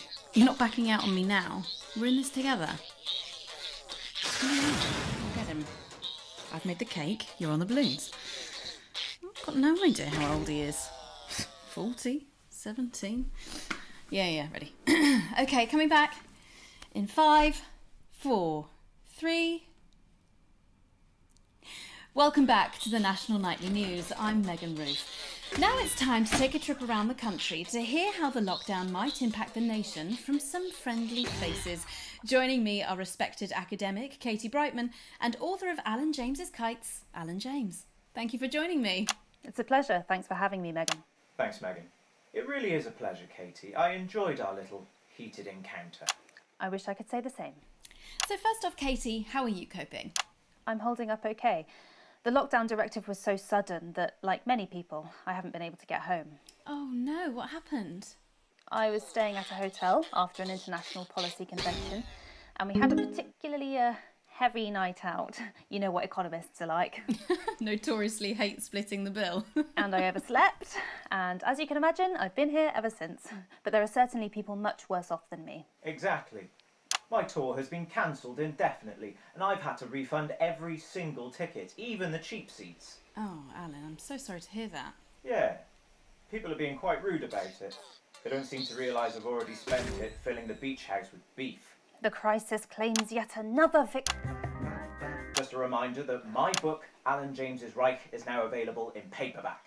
Unbelievable. What was that? You're unbelievable. So, Katie, how do you think this might affect the economy? Should we be worried? Very, Megan. Not to sound dramatic, but this could be catastrophic. Unemployment has skyrocketed and, frankly, it will be a miracle if a lot of businesses can survive this. There you go, scaremongering again, spreading this latest liberal hoax. That's what they want. They want us quiet. Shh. They want us compliant. And they want us inside. A hoax? How on earth can you say that, Alan? Well, I haven't actually seen one of these supposed toys. Have you? Well, no, but... Did you know 3,000 people die every year from regular toys? That's a lot of people. And this is no different. You're just as likely to be hunted down by a yo-yo or a tennis racket. He makes an excellent and persuasive point, Katie. Don't listen to her, Katie. The press are the enemy of truth. She's agreeing with you, Alan, you absolute shit. Well, then I must be wrong. Alan, are you now recanting your statement that these toys aren't dangerous? People are saying they're just like normal toys, and that simply isn't true. Corrupt media lies. And Katie, how do you respond to Alan's claims that Mrs. Snugglehugs might be dangerous after all? I suppose I guess I'm agreeing with him. Thank you, Katie. I appreciate your support. A lot of folks are saying this Mrs. Snugglehug situation will all blow over, but it won't. Yes, right, exactly. We need decisive action from the government. We need huge financial support to protect our workers and our businesses. We need to support the vulnerable, and we need to repent. Exactly right, Katie. We brought it on ourselves with all our liberal indulgences like art, cake and healthcare. We need to act now and begin sacrificing our firstborns, or at a push, a beloved family pet. Alan, if we can all successfully come together as a community and perform the ritual, hopefully we will appease the great ancient. Katie, could it be any worse? Luckily, over the past few years under Advance, they've invested heavily into health, so the system can actually bear the strain. Is it lucky that the Llama Lords have unleashed a horde of man-made monsters on its own people to conceal the enemy within? Will you just stop for 5 fucking seconds? The Global Alliance of Fish People are amassing an army amassing an army to kidnap our children.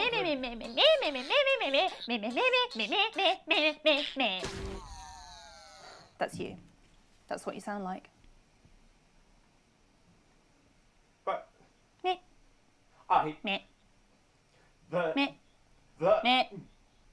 I don't sound like that. Yes, you do. You do, Alan. You do sound like that. And that's why no one wants to be your friend. I've got loads of friends. No, you haven't. I don't think you do, Alan. Yeah, stop lying, Alan. I'm not lying. You are. Oh, good one. Well, I'm telling. Alan James, Katie Brightman, thank you for joining me. Some real food for thought there from two of the territory's leading minds. Any moment now, I'll be heading over to Jeremy, who is going to be bringing us an up-to-the-minute report of the status of the nation. Over to you, Jeremy. Thank you for what I'm sure was a reasonable debate which really contributed to the national conversation. Next, out on the streets, someone who's always doing exactly that. It's Patrick Brannan. Are you there, Patrick? Hello, Jeremy. Yes, hello, I'm here. I'm here live. Apologies for the quality of the broadcast today. Couldn't find any cameramen or women brave enough to come and join me, so I'm out here on my own. Right, and can you tell us what it's like out there? Yep, I can. It's as you can see behind me, the streets are currently completely deserted. So my question, Jeremy, is just how long? I mean, could there be danger lurking just around the corner, waiting to end the fledgling career of this young, promising journalist before his full potential is even realised? Will he die, underappreciated by management, and frankly, if you ask me, very, very much underpaid? I don't think there's any danger of that, Patrick. What's that on your jacket there? Oh, that's actually a sponge. What I've done here is made a snuggle-proof jacket, Jeremy. The network didn't bother sending me any PPE, so I've been forced to improvise. In fact, showing the sort of resourcefulness that would make me an ideal candidate for, I don't know, for example, an anchor position starting whenever they'd like. From your point of view, Patrick, just how safe are our streets? Not safe at all, Jeremy, not safe at all. I'd recommend people staying inside, following government advice and not putting themselves at any risk at all. Unless, of course, like me, it's for groundbreaking journalism reasons. Mm-hmm. And just where are you, Patrick? I'm in the street, on the street. Which street? I think I'm struggling to hear you, actually, Jeremy, there. Which street? Which street are you on? Oh, which street am I on? Oh, God. I'm just looking for a sign. There it is. I'm on Bannon Avenue. Bannon Avenue? Yep. Bannon Avenue. Yeah, no, I can hear you fine. Yep, I'm on Bannon Avenue on the sign, it says there. Like Patrick Bannon? Oh, yeah, that's strange. That's a weird sign. I don't know what's going on there. Where are you really? I'm on Bannon, Alright, fine, I'm not on Bannon Avenue. I'm at home, to be honest. Alright, fine. Well, I'm in my bathroom, technically, but, you know, I couldn't face it, to be honest, mate. It's, you know, it's terrible out there. I don't want to go outside. They're everywhere. I'm sorry for lying. We don't expect any less of you, Patrick. Can you hear that sound? What the hell's that? I can, yes. I'm no expert, Patrick, but it sounds unmistakably like a tiny fist tapping on your door there. Oh, fuck, it does. Oh, fuck, Jeremy, shit, no! Oh, bollocks, right. Perhaps there's a small queue of tiny fists, each wielding a different gendered household implement, ready to bash in the heads of lying little roving reporters. No, you're lying, aren't you? Oh, shit, fucking, listen to me, you bastards! If you're out there, just to piss off, you little fucking snuggle fucks! I'm too talented to die! Oh, what the fucking hell? Okay, it's fine. It's fine. Oh, God. Oh, God. Don't worry, Patrick. I'd say you've got a few seconds before they break their way in there and finish you off.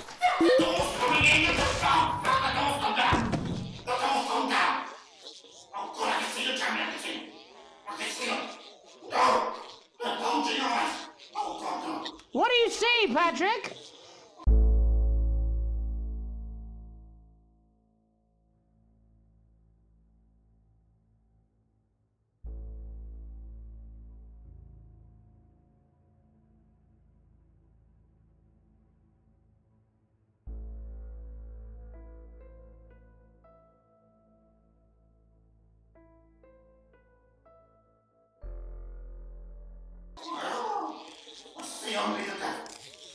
What's the only Satan? Oh God, no! They're coming to me! They're coming after me! No, you fucking little shit!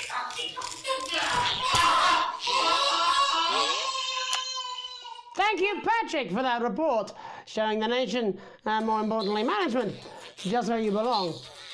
It's time for another break, but when we come back, we'll be happy to take your mind off the world for a little while, and who knows, maybe even bring you a few smiles. Join us after this. You're damn right. Yeah, I had them delivered. Yes, to Bannon Avenue.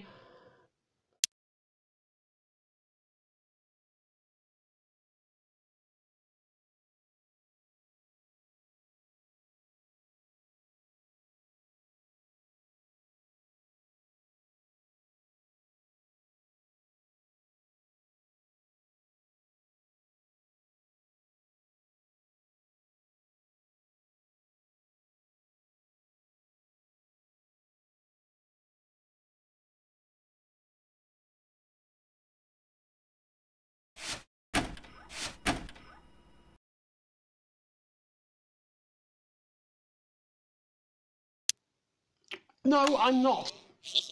I'm not going to. I don't have to. No, you're being a child. I'm not. I'm not. I'm not. No? No? Oh, 5, 4, 3. Welcome back to the National Nightly. Well, welcome back anyway. We know isolation isn't easy, so finally tonight we have something a bit different for you. Even though some people felt it's not our job to entertain the public with absolute nonsense, other, more important people overruled those people. So it's time to find out who will National Nightly win and who will National Nightly lose. National Nightly, National Nightly, National Nightly. So, how do we play?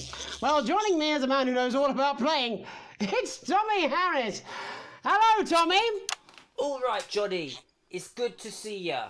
And how are you finding the lockdown, Tommy? What do you mean lockdown? The enforced isolation of everyone in the country. Ah, yeah. I think I heard about that, actually, yeah. You're in bed, Tommy? Yeah, you called during nap time, so...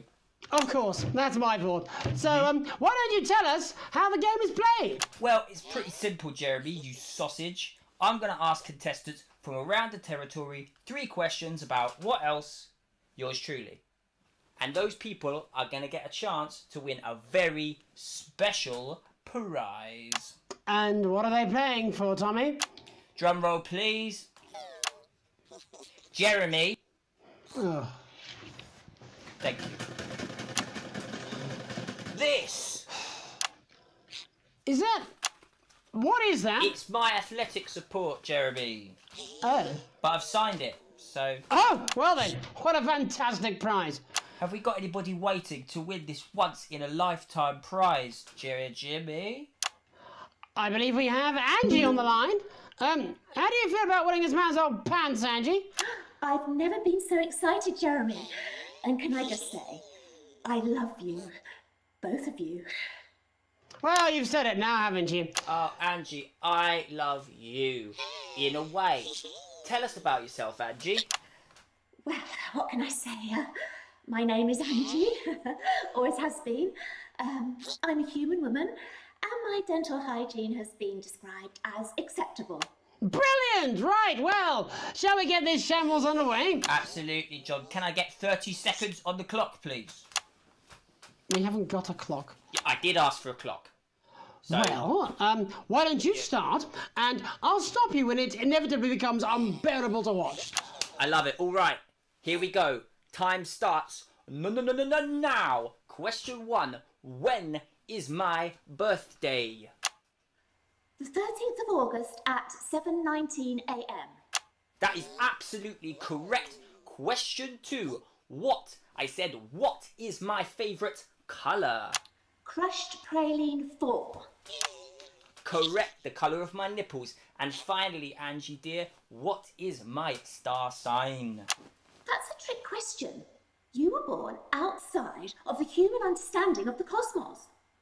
Unbelievable, that is correct. Stop the clock. Wow, that really was tough to watch. How did you do, Tommy? Well, Angie, my love, you got every single question right. Which of course means you lose and win absolutely nothing. Thanks for playing, Angie. Bye. Do we have another contestant on the line at Jellybean? We do indeed. We should have Sonia Artleach. Are you there, Sonia? Of course I am, Jamie, darling. Thank you for being here, Sonia. Oh, there you are, Tommy. Mwah. Let me guess, you work in theatre, don't you? Is it that obvious? What gave it away? Was it the glamour or poise? It certainly wasn't your inherent sense of humility. Tell us about yourself, Sonia. Oh, well, if you must play this game. I am a theatrical agent. I represent the likes of Rudy Beefman, Samuel Coffeecup and Jodie Carpetburn, amongst others. And how's the lockdown affected you, Sonia? Well, they may have closed the theatres, shut the studios and boarded the cinema.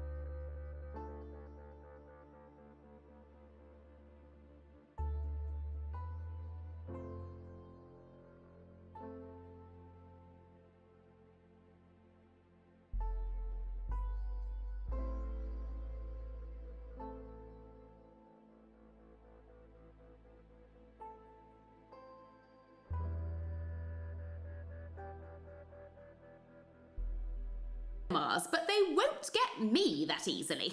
How are you managing without any work? Due to a savvy clause in all of my artist contracts, I am able to claim my 15% from their unemployment benefit. Wow, that certainly is sharp. Standard stuff, standard stuff. And can I ask, where are you speaking to us from? Well, I work from home, you know, to keep costs down. And who's this? Oh, well, you know, when they gave the order, I was actually mid-meeting with a client, so we've been isolated together. No fucking way! What the fucking fuck? Is that Tommy Harris? I'm a huge fan. Can I just tell you how bloody brilliant you are? Actually, Jeff, we're about to play a game, aren't we, Tommy? We got time. Well, if it's not too bold, I think I am in love with you, Mr. Harris. No, it's not too bold. That's all right. Don't worry. Hey, I'd love to show you some of my stuff. I've been working on some new shit. Well, at least you're already aware. During lockdown, we've been workshopping some of Jeff's ideas for much younger children, haven't we? People still let you near their children, do they? Yeah, that's right. Yeah. I've been developing some shows for younger children. Well, we'd love to see it, wouldn't we, Gerbil? Absolutely dying to. Right, so, what do kids love? Timely child support payments from their absent fathers. Shallow and overproduced musical numbers? That's right. Animals! So, I'm trying to address the things that kids need to know, but through a medium that they'll understand. Do you understand? I think so, yes. Jeff's one of my best clients, aren't you? I am, yeah. So, the first one we've been working on is called The King of the Jungle's Mortgage Repayments. It's about a lion who's having problems with his interest rates. I see. Does he have a broker? He does, yes. He's a porcupine. How did you know that? Well, your work is universal, darling. It speaks to people. I'm going to say something to you, mate. I think you're onto something here. Oh, the bear, Yes, right. This one is much better. So, this one tells the tale of Mr. Bear. Now, Mr. Bear is a very sad bear, because all of the other bears don't think that he'll amount to much, and they tell him that his plays are lazy and derivative. I think you're onto something there. Now, Mr. Bear is a tragic figure. Picture this. He's at his lowest ebb.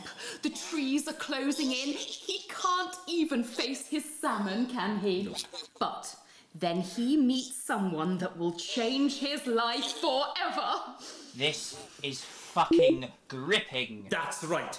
He meets a wise old octopus who takes him under his wing and says, "No, Mr. Bear, don't be sad. You're not like all the other bears. You have this ambition and these dreams." Such fucking dreams. I think I love you, Jeff. And what you need to do, Mr. Bear, says the octopus, probably doing an 8-armed gesture or something.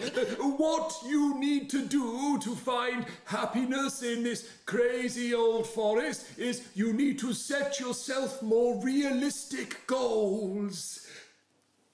It's called Mr. Bear Lowers His Expectations. Wow, you really have taken yourself to new depths. And what do you want children to take away from this? Oh, fuck shit, fuck. What? I said a more realistic worldview. Are you all right, Jamboree? It's Jeffrey. My name is Jeffrey Donington. No, stop. How does it end? We need to know how it ends. Well, all the animals learn a thing or two about inevitable mediocrity. And Mr. Bear settles down near to his parents' cave, stops trying to make his band happen, and he goes into bear telemarketing. Becomes a bear maths teacher. Oh, and we end... We end on a big musical number. Oh, there's dancing. It's very repetitive, so it's catchy but not too challenging. Well, if you like, I could go and get my boombox. Yeah, you know, I might be able to... Hang on, can we get Angie back? Why not? The more the merrier, as they say at orgies. Right, I'll just fill then, shall I? Cut Coming up in a moment, it's the world premiere that nobody saw coming. Lights! Or wanted. At all. Right. I can only apologise in advance for what we're all about to endure. You turn this shitting thing...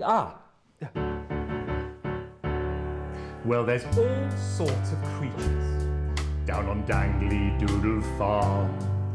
Like wise old Mr. Octopus with way too many arms. There's Mr. Pig and Mr. Cow. They're always in good moods. But that's 'cause they don't know they'll soon be sliced up into food. Mr. Bear, what's that over there? That's where your hopes go to turn into despair. Mr. Bear, what's that over there? That's where your dreams go to die. Mr. Raccoon wants to go to the moon. He'll end up as a bus driver soon. Mr. Porcupine thinks he'll read the news at 9. He'll end up as a janitor who stinks of turpentine. Mr. Tiny Mouse thought he'd own a massive house. Ended up in a bedsit where he can't control the louse. Mr. Horse thought he'd go into professional sports. Now he's an alcoholic and he's on his third divorce. Mr. Bear, what's that over there? That's the place your life becomes an endless questionnaire. Mr. Bear, what's that over there? That's where your hopes go to die. Lower your expectations. Maybe you could get a job in telecommunications. No matter how you try, you'll never reach the League of Nations. The best you'll get is middle rank in trading operations.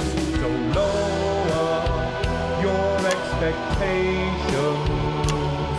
You'll never win an Oscar, so there's no congratulations. The future that is coming will not meet specifications, and no amount of visualizations will save you from your own deterioration.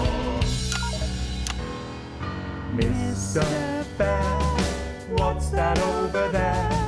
That's a tramp who thought he'd be a multi-millionaire. Mr. Bear, what's that over there? That's where self-esteem goes to die. Mr. Bear, what's that over there? That's the disappointment that is waiting everywhere. Mr. Bear, what's that over there? That's where your schemes go to die. That's where your dreams go to die. That's where dreams go to die. Thank you, everyone. What a truly wonderful way to end the show. It's not been easy, but God, you're not listening to me, are you, Alex? Alex? Let me guess, work. Of course. Don't worry, I won't be a distraction for long. I'm going, Alex. I'm taking Susie and we're staying at Chris's for a while. Charlie can stay with you since he's the only one of us you treat with any compassion. I just need to think. I'm sick of Susie and I being last on your list, your last priority. Can you stop thinking about work for 5 fucking seconds? Go on, press that button. Press that button and see what happens. In 3, 2, 1.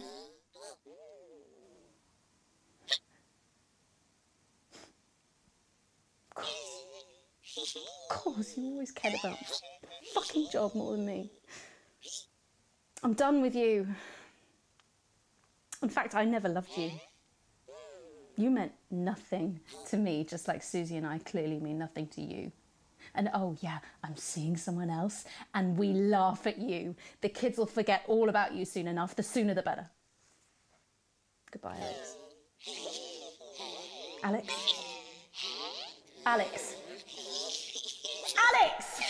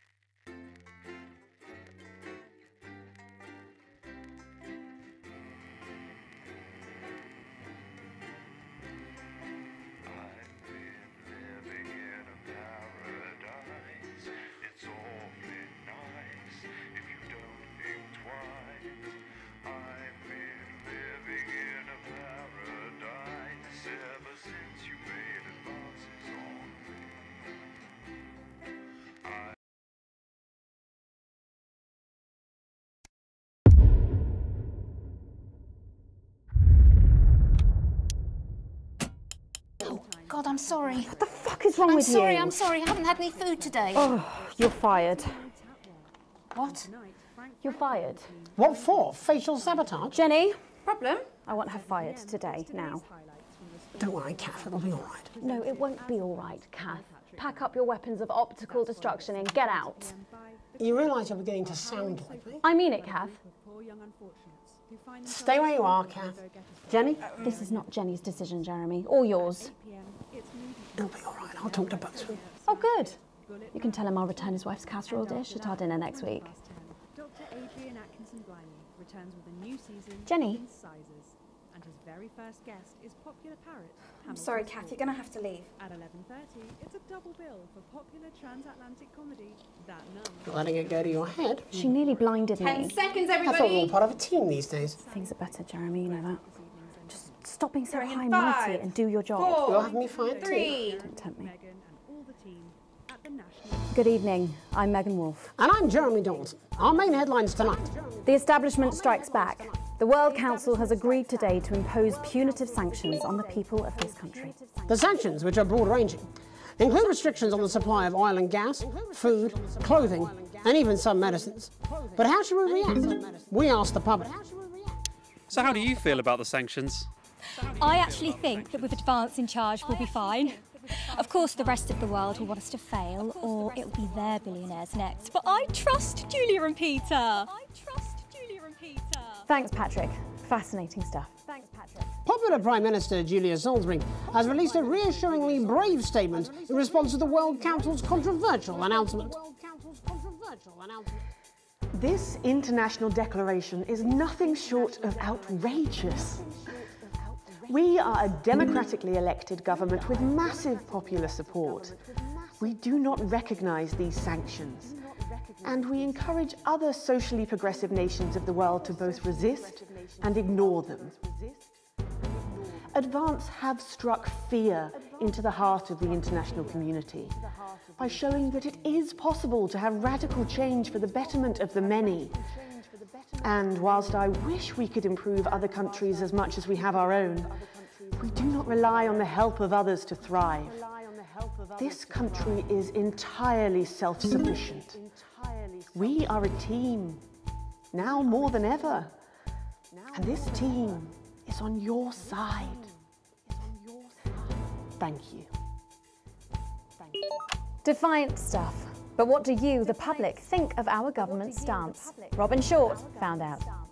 Hi there, I was wondering if you could spend a moment to give us your thoughts on the government.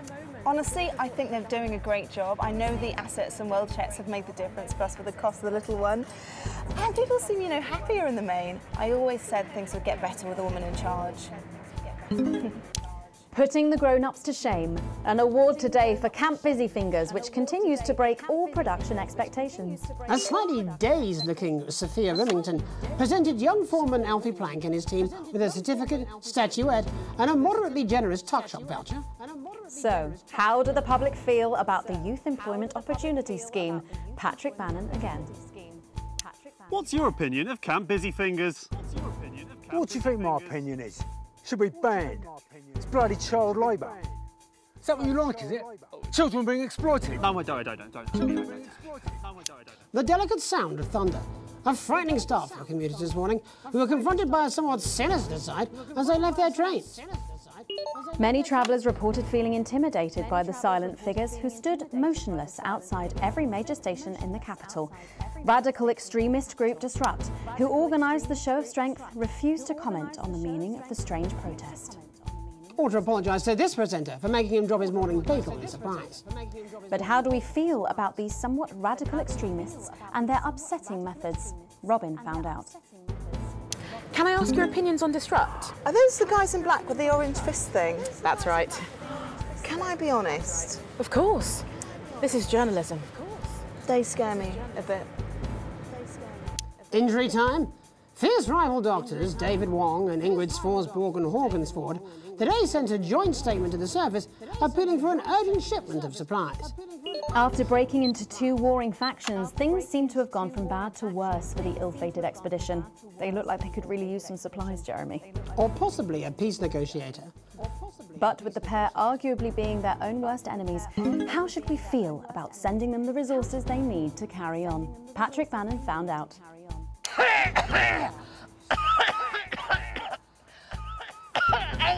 Yeah, don't worry, they're going to cut all this, aren't they? It's disgusting. Christ.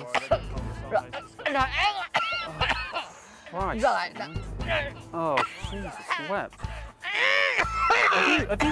Have you thought about quitting smoking? Right. No, I'm fine now. Right. Okay. What were we talking about? The trapped scientists. Oh, yeah, right. The trapped scientists. Brilliant. I am not a number. Applications finally opened today for the new Advanced Team membership cards, a scheme by the government to allow fast access to all the new public services being introduced daily. The team membership cards are entirely voluntary, but will be recognised as legal identification by all major organisations, including the police, banks and, vitally, pubs and bars. And of course, there's no charge, Jeremy. It all seems too good to be true. Well, you've always been a cynic. But most importantly, what should you, the public, think about the new team membership cards? Team membership cards? Oh, yeah, fantastic. I'm applying today. I mean, why wouldn't you? What are these protesters doing? They don't want us to know who their names are. Besides, have you seen the savings you can get? I'm getting one for the little one as well. Oh, how adorable. Yeah, gonna be a proper little team member, aren't you? Yes, he smiled. He smiles. And finally tonight, back of the net, popular sports personality Johnny Hamsleeves and his fiancée Tiffany Lamore were spotted out today doing a little shopping for what many are already calling the greatest wedding ever. We can only assume that Tiffany's latest show, My Teenage Secretions, has sold better than expected, as by the looks of things, the whole affair's about to become more expensive than Lil C's shoe collection. I don't know who that is. But what should your opinion be of this extravagant display of wealth? Disgusting. Wise words there. Later tonight, in a bit of a switcheroo, it'll be Jeremy in the culture chair, spitting rhymes with popular rapper Jay Zus. And then we'll both be chatting with a familiar team of thespians set to take the nation by storm again. That's all coming up on tonight's National Nightly News.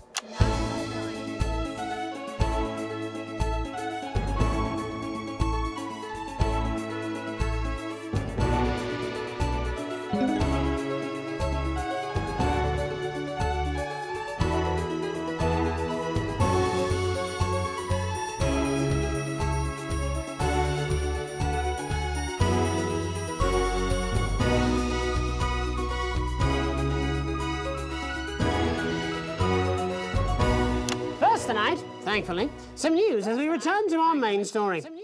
The World Council today agreed that punitive and potentially illegal sanctions should be imposed upon this country. The sanctions, which come into effect immediately, aim to stop the flow of food, fuel and even some medicines from reaching your pockets. Tonight, we have guests from across the continent to discuss this unprecedented situation. For Advance, Peter Clement is at his home in Lamfordshire.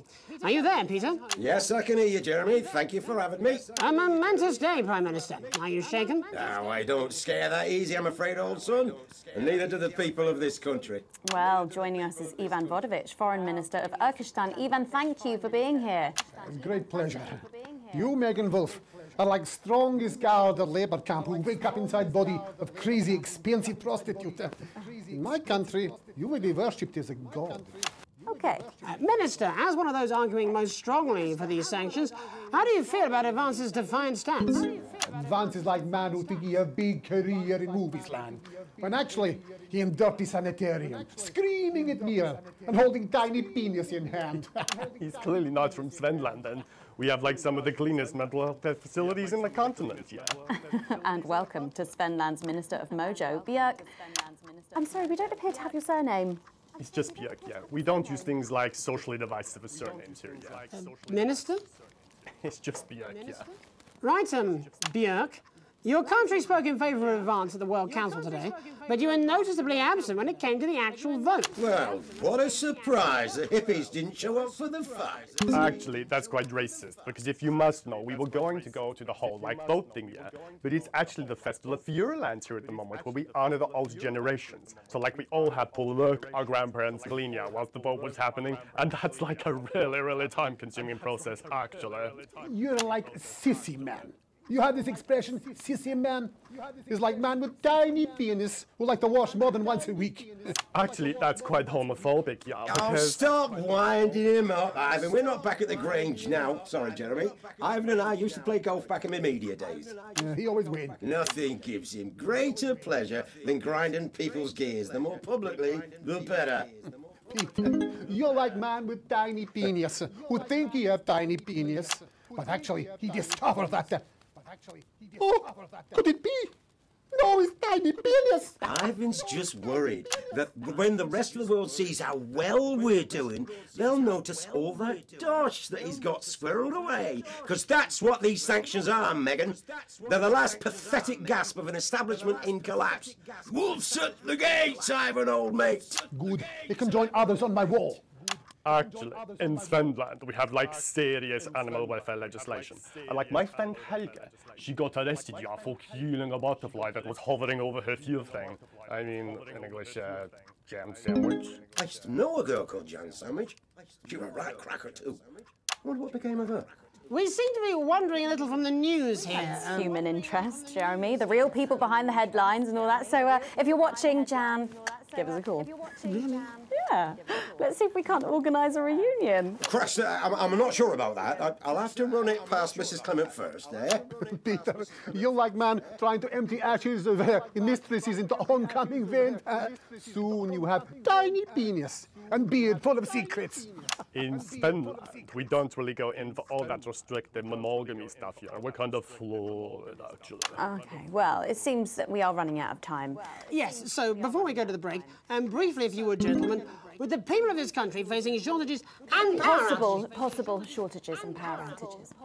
Yes, of course. Thank you. Possible shortages and power outages. Can you summarise your thoughts for us, Minister Bjerk?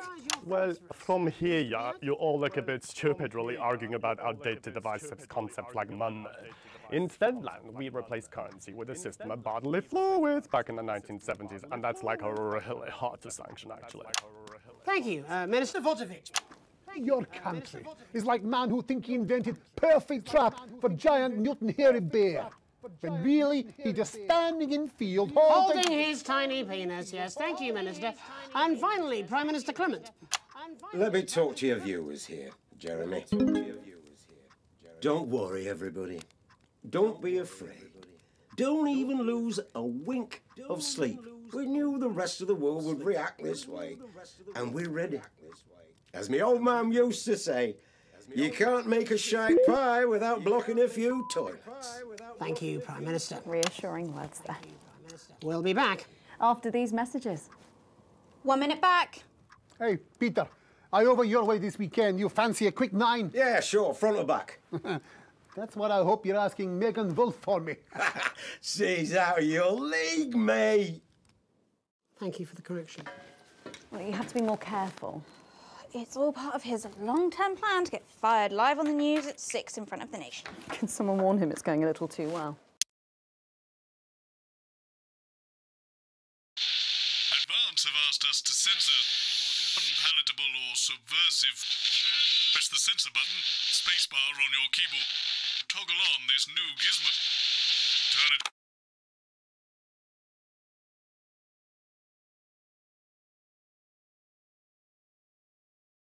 Are you still meant to bow to foreign royalty? What?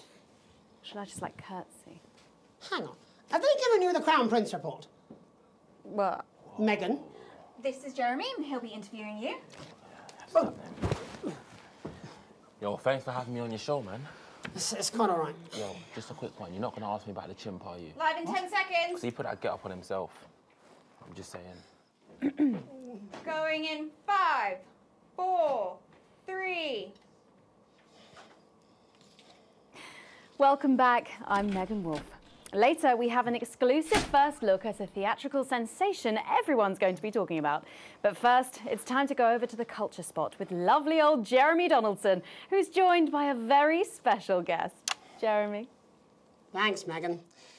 I have the honour and privilege of being joined by hip-hop royalty. He's been called the son of the streets and the father of truth. Not sure how that works, but whatever. Let's welcome Jesus.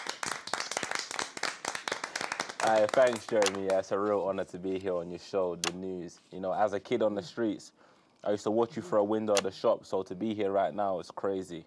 You've had quite the journey to be here today. Can you tell us about it? Well, you know, I try not to, well, you know, the past is the past, and I don't like to dwell on it. I understand. You But yeah, man, the streets is all I remember. Like, my mother donated me to a charity shop soon after I was born. Elderly lady took pity on me. You know, she let me sleep on a pile of crime fiction until I taught myself how to walk. Wow, that's quite the childhood. And she died tragically. Right there in my arms, man. You know, I remember a tear falling as she laid there next to the used homeware.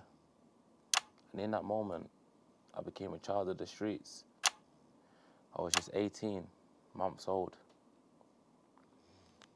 What a tale. What a tale. You're known for your direct and honest lyrics.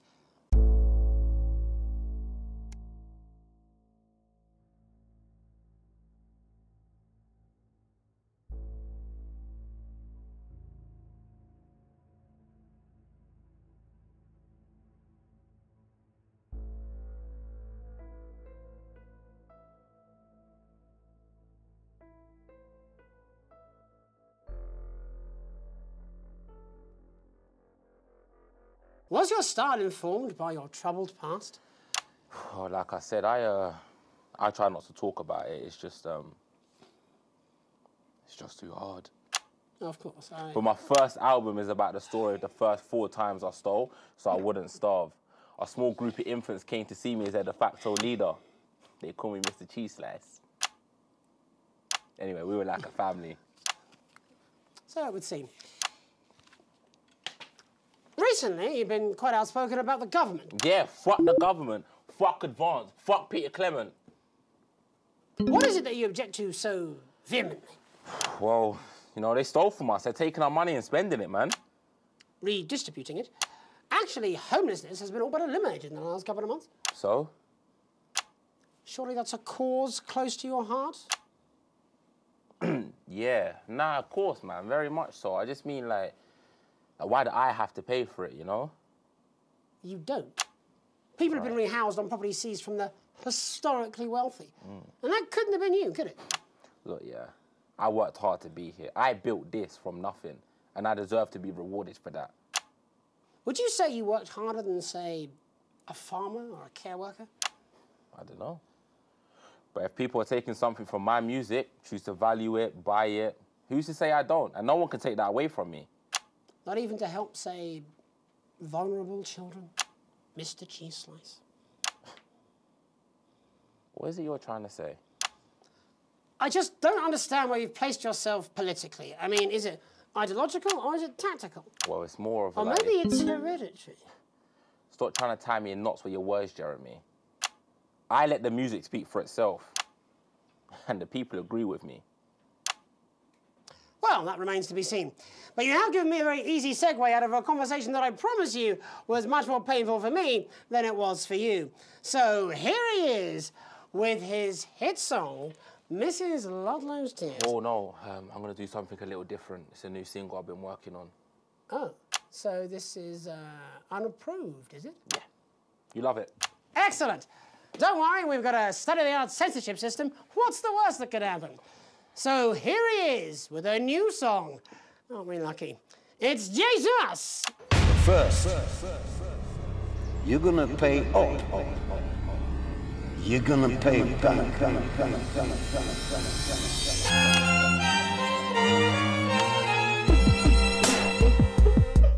Well, we're all different races from many different places. At any given moment, only one could be the greatest. So you can feel elation from your participation. Still 2 leaders in this motherfucking nation. Now we're getting sanctioned, talking about expansion. Why does Julie S require a massive fucking mansion? So fuck all your schemes. I don't need your freaky team, and I don't need your help to achieve my fucking dreams.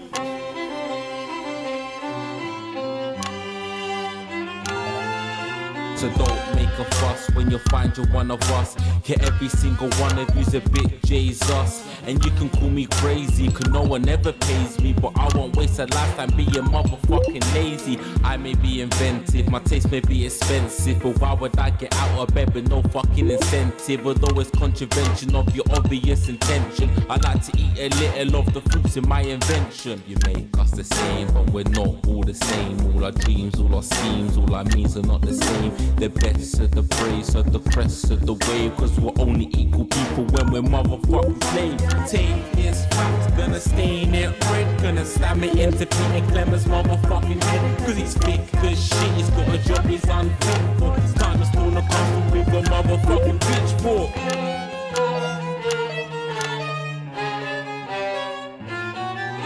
So this is for the snub ones, the pushed and the shoved ones, the folks that feel the burden of their motherfucking loved ones. Ones who had plenty like a motherfucking Bentley. The ones who now finding out their bank accounts are empty. The ones of aspiration who had to flee a nation. The ones who built a business out of dreams of perspiration. There's all sorts of people, the good and the evil. It only takes a glance to see we're not all equal.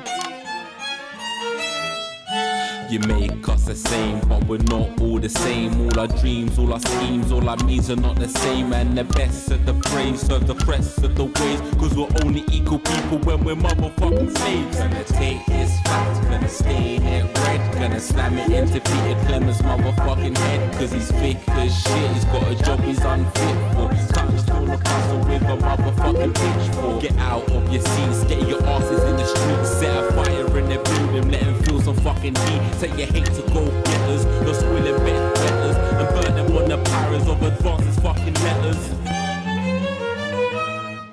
Gonna take his facts, gonna stain it red, gonna slam it into Peter Clemens' motherfucking head, cause he's thick as shit, he's got a job he's unfit for. It's time to storm the castle with a motherfucking pitchfork. Chase that dream, you don't need a fucking team, and advances little dances aren't as harmless as it seems, cause they're stale and corrupt, then your anger erupt. Let your hearts and your minds and your fists to destruct.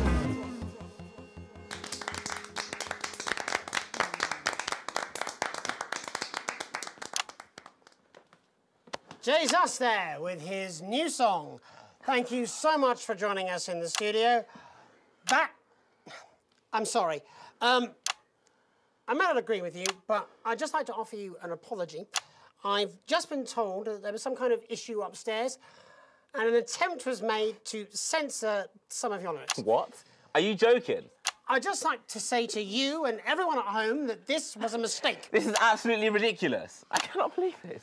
Here at the National Nightly News, we pride ourselves on remaining neutral, unbiased, and independent of any outside interference. You have my word. We will never censor ideas. Back to you, Megan. Well, a bit of dangerous language there, sorry about that. Well, thank you to little Jeremy Donaldson for providing our culture spot. Coming up, we'll be speaking to a couple of familiar faces about their upcoming dramatic outing. Don't go away. We'll be right back after this. That's the ads. Jenny, this is fucking outrageous! Thank you so much. If you could just come with me. No, this is ridiculous. Who do I complain to? This is just a mix-up, I'm sure. Now, if you come with me, I really do have to ask you to trust leave me. it. My father's going to hear about this. I understand. This is unbelievable, Megan. I don't know what you're talking about, Jeremy.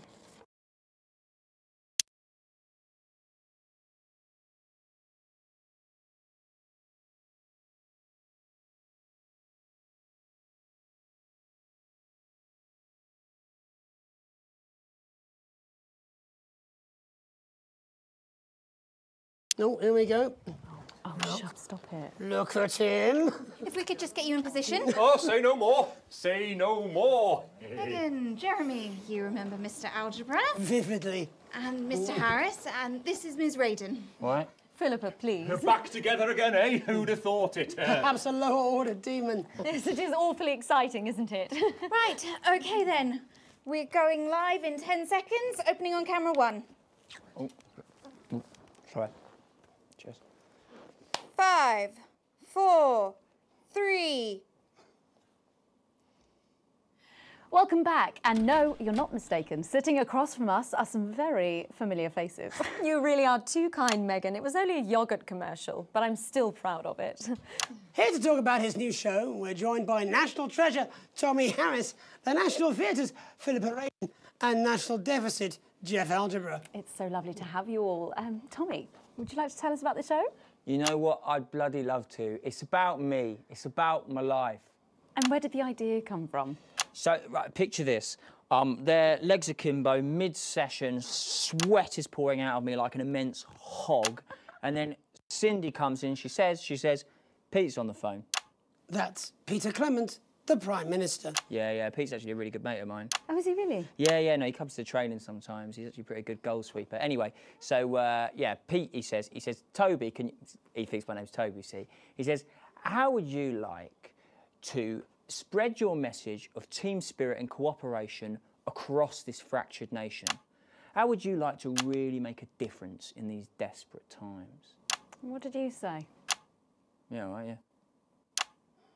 So, Jeff, the question on everyone's lips is, what in God's name are you doing here? Ah, well, after the success of my debut work and all the people that I've touched, I knew that I had a career in theatre. Yeah? I've always been an admirer of Tommy from afar. So when my manager phoned and said that I'd been offered the gig as director, I was ecstatic.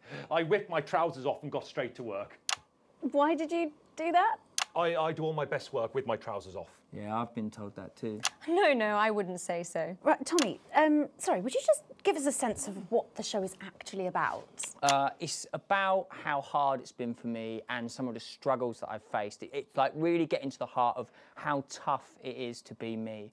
I call it Tommy Harris, Jesus, that was hard. It's catchy. We actually have some clips of the process of the show. Would you mind telling us what's going on here?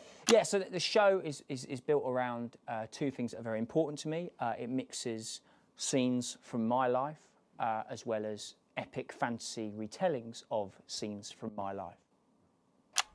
But Dad, you promised you'd come to my graduation.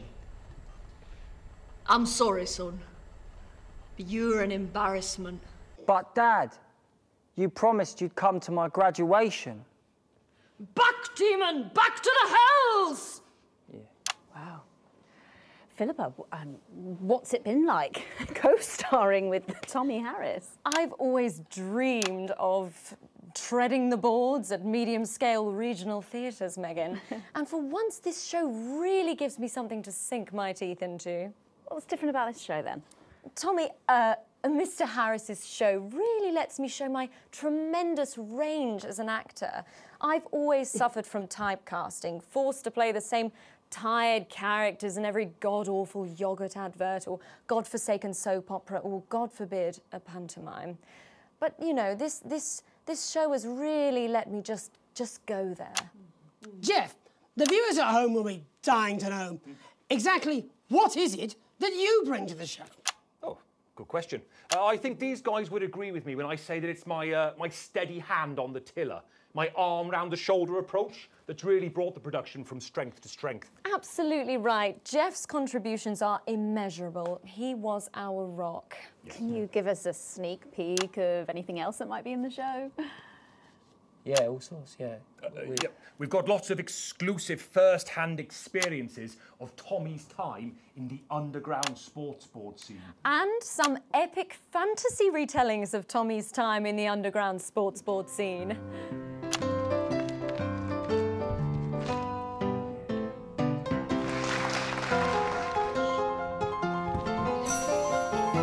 You'll never take the sacred pass! And am I right in saying this was officially commissioned by the government? Yeah, all paid for by the taxpayer, which, you know, to be honest, was actually a lifesaver, really. I think it's fair to say that without Advance's support, we'd have had to cut the finale. Which, frankly, would have been a travesty. Oh, God, Jesus Christ! Goodness, and you do this every night? Absolutely. It's a metaphor. For what? Death. And the public are footing the bill, are they? Too bloody right they are. Between the cost of my tour bus and the dry cleaning of my ties, I'm barely scraping a profit here. Amazing. And where can the folks at home come and see this for themselves? We're performing all over the nation. And people can see it for absolutely free, all courtesy of Advance. Isn't that incredible, Jeremy? Yes, it's unbelievable, Megan. Well, thank you all so much for coming. Next time we see you, no doubt you'll have taken our jobs. Yeah. That's all we have time for tonight. Join us tomorrow when I'll be interviewing the world's most attractive horse. I'm Jeremy Donaldson. And I'm Megan Wolfe. And from all of us here, have a peaceful night. That's the ads. Let's get reset for tomorrow, please. Hey, we must stop bumping into each other like this, eh? Oh.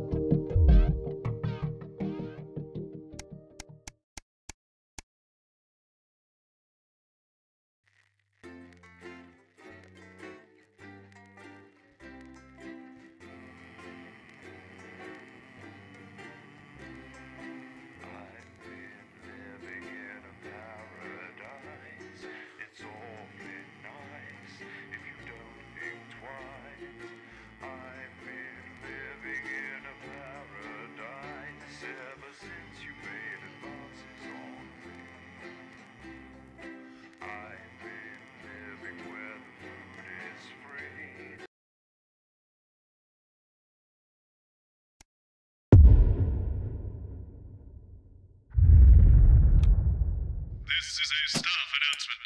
This is Mr. Bozeman.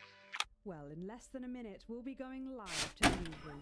But before that, let's take a quick peek at tonight's... I'm sweating like Peter Clement in an off-licence here. OK, we're working on it. What, you've got someone to hose down the sun, have you? Yes, they've just strapped on their wax wings. Classical illusions are no substitute for air conditioning. You know, I genuinely thought you'd be in a better mood today. She's not even here. Yes, but he is.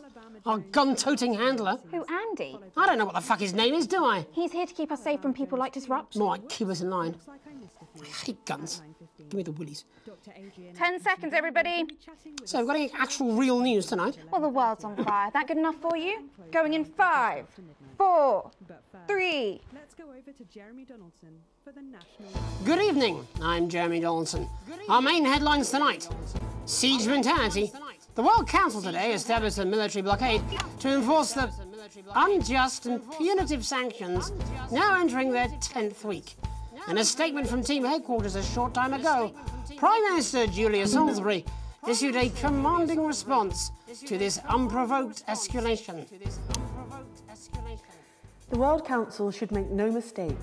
This blockade and the illegal sanctions it seeks to enforce are an act of war and will be treated as such. Any incursion, however slight, into our territory will be met with swift and deadly force. You have been warned. Without a hitch, with the celebrity wedding of the year off the cards, rumours have been flying as to the why. Ever since they broke off their engagement, the separation of celebrity lovebirds Johnny Hansleaves and Tiffany L'Amour has been the subject of fierce speculation in the tabloids. But earlier today, Johnny finally spoke out. In an unexpected statement released by the star's management, Johnny claims he can no longer give Tiffany the time she deserves. "I'm called to worship something higher," he said. "No marriage can fulfill me, not when there's work to be done." I'd say she's dodged a holy bullet there. In it to win it, exciting news from Advance today with the announcement of a new monthly prize draw for all team membership card holders. Every month, lucky winners from across the country will be picked at random to receive what Team HQ are describing as unique prizes worth more than money used to be. Take-up on the scheme has been much higher than expected, and if this lucky winner's delighted face is anything to go by, it looks like pretty soon everyone's going to have one. Soldiering on, despite universal criticism and threats of legal action, the CEO of Remington's Fist insists she'll be continuing the controversial Junior Employment Opportunities Scheme. Sophia Remington has courted controversy throughout her short career, but the continuation of the programme, described by many as a child labour force, is a low point even for her. Seen here leaving a board meeting, the remorseless young businesswoman seemed utterly unperturbed by the outrage, saying, "I'm ahead of my time, like that steam engine guy, or God." Spin doctors? The beleaguered brainiacs of Dante's Taint have today received a little something to put a smile on their starving faces. With tight funding preventing the supply of anything actually useful, it's hoped this playful package will lift spirits enough to at least create some sense of peace between the warring factions. Opening the crate that contained the emergency piñata, the scientists' reactions ranged from bemused befuddlement to baffled bewilderment. Imagine their delight when they smash it to pieces and find it's full of medical supplies. Let's hope they don't use those sticks on each other. Burning down the house? The capital was put on high alert last night after disrupt terrorists set an emblematic fire in the heart of Parliament Park.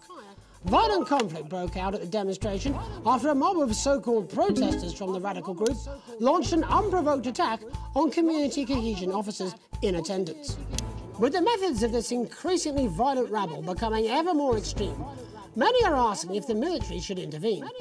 Colonel Phineas Mad Badger Fortingley Davis of the 1st Mounted Bastards Brigade said his men were, and I quote, "oiled up and ready for action." All this, and I'll be talking to some people with fascinating medical conditions, as well as one of the contenders in this year's Feline Football Championship, and her proud owner. That's all up on tonight's National Nightly News.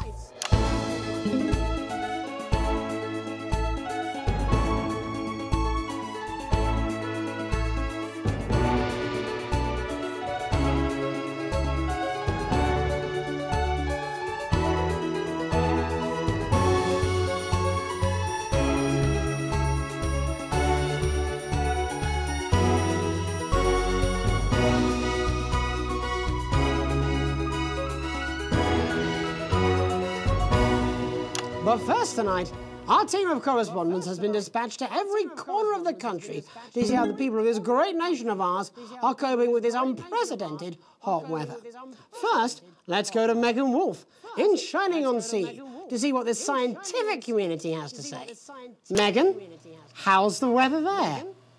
It's absolutely glorious, Jeremy. Thank you for asking. I'm here with Dr. Anna Burns of the University of Princeford. Are you enjoying the weather as much as I am? Oh, yes, it's wonderful, isn't it? My eyelids are sweating. And you're part of a team carrying out a study into just what's causing this unbelievable heat, is that right? Yes, that's correct. Yes, we want to be able to reassure the public once and for all that there's absolutely nothing to worry about and that they can enjoy their sunstroke and fossil fuels in peace. You sound very confident about that. Oh, very much so. I can say without any hesitation, there's really no cause for any concern here. I've actually left my car running.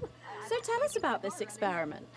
Well, we take data from weather stations from all over the world, along with atmospheric samples, and we take all that and we feed it into this state-of-the-art computer, and very Now that I soon have a we'll little be bit of getting a time, I'm high-tech going to readout test my of the microphone. Am I clear on the stream? say, If anyone's watching, could you please none of tell this me if this would is be possible if without I'm the generous support coming of across Rain clearly? Tooth This. I'm not going This to is all continue thanks to their streaming with the unrivaled mic investment in our on, future, and but may I just say, it's good to a know if the complimentary audio personal balance anecdote. is roughly where it should be.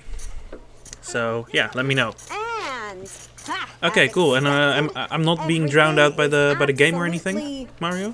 fucked? Hang on. This can't be right. Right, but obviously you said a second ago that everything is absolutely fine, so, you know. Well, actually, under concern level, it just says, why, God, why? We should be celebrating these wonderful results. Okay, I think. cool. That's good to know. Thanks. Yeah? We need to evolve How's that? gills within 40 years. This, like that. Here it just says, shit, shit, shit. Look at you. This is meant to be a celebration. Can't go around looking like that. Shit, There you shit, go. Much shit. better. Can I just say thank Cool. you again to Sophia In that case, Williamson I'm gonna turn my mic providing off all of again this. as soon as I've switched over to running out. to Robin Absolutely Short. right. That is all we have time for. Abandon hope and return to the forest. There you are. Enjoy that. I'd like to thank Dr. Burns for just one Tomorrow I'll opinion also be on using the my planet. headphones to make sure that there's no There echo you on have it, the Jeremy. microphone. Proof Because currently I'm just using my absolutely speakers. that everything is just fine. I'm Megan Wolf, here with science. Back to you. Megan Wolf there, attempting to do some actual news. Next, it's over to Robin Short, who's in Scritchford with some of the winners of this week's team membership lottery. Robin?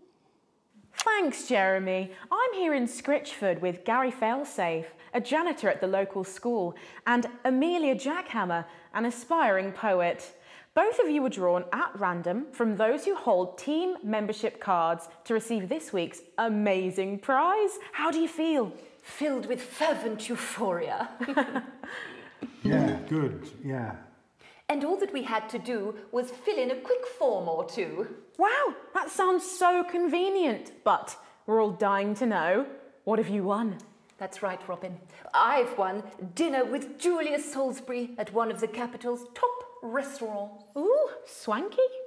And I've been invited to Peter Clement's house to help him dredge the gutter in. That's absolutely terrific. You must both be over the moon. I've written a poem about it. So, can you tell me about the moment when you first heard the news? Well, I was battling against a particularly difficult floater, probably one of the sixth formers, when the headmaster came and found me. I was involved in a similarly brutal conflict with a particularly arduous stanza. So you were both polishing turds?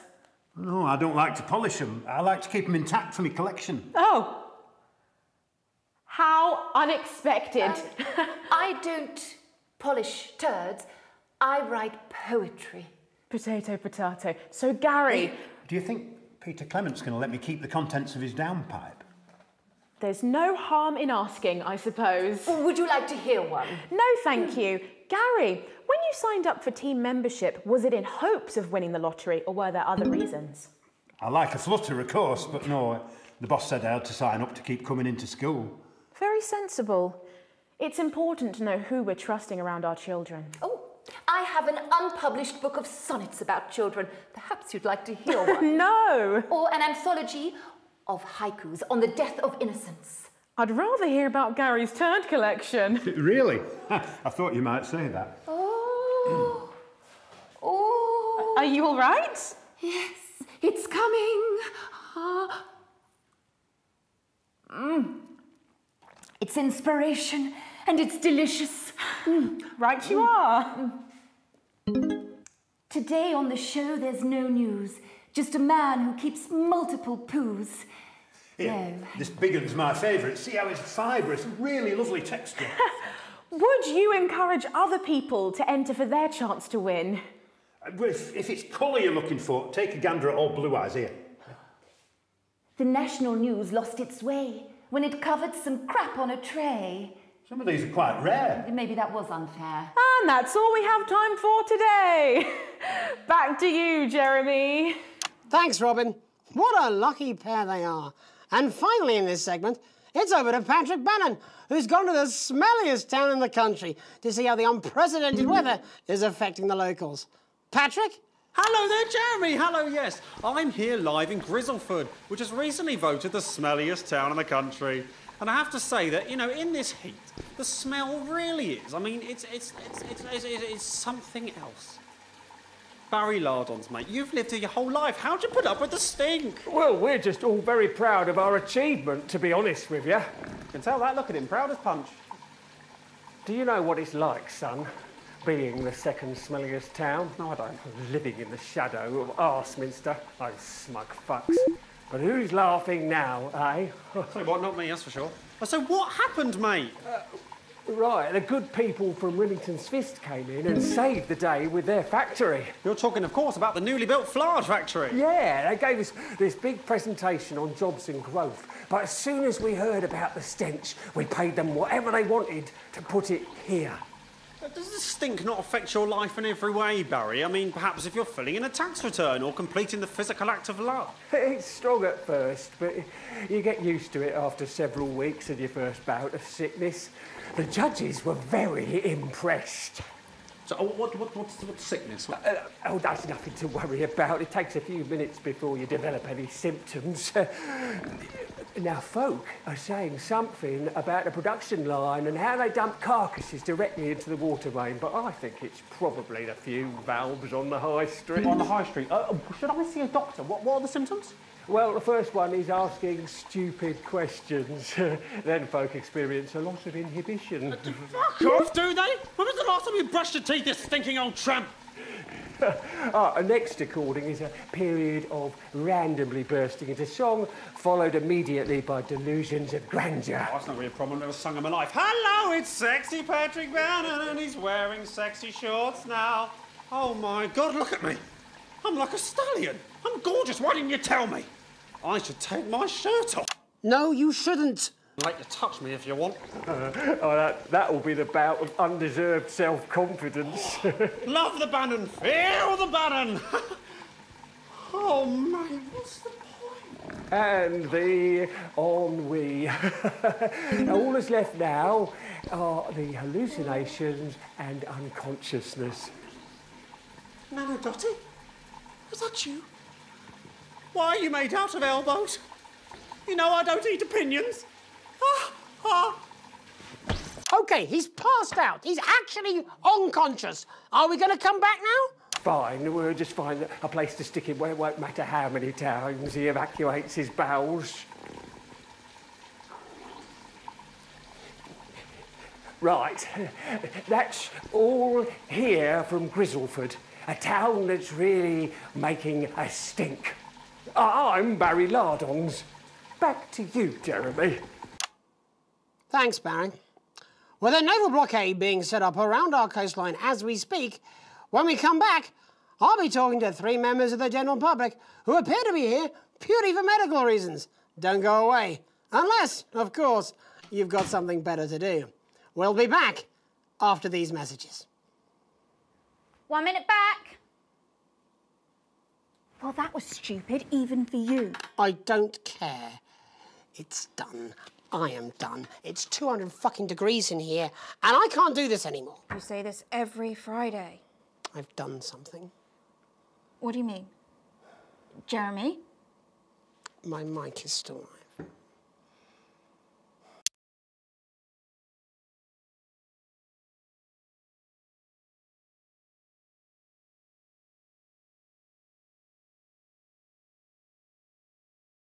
That's what I'm talking about?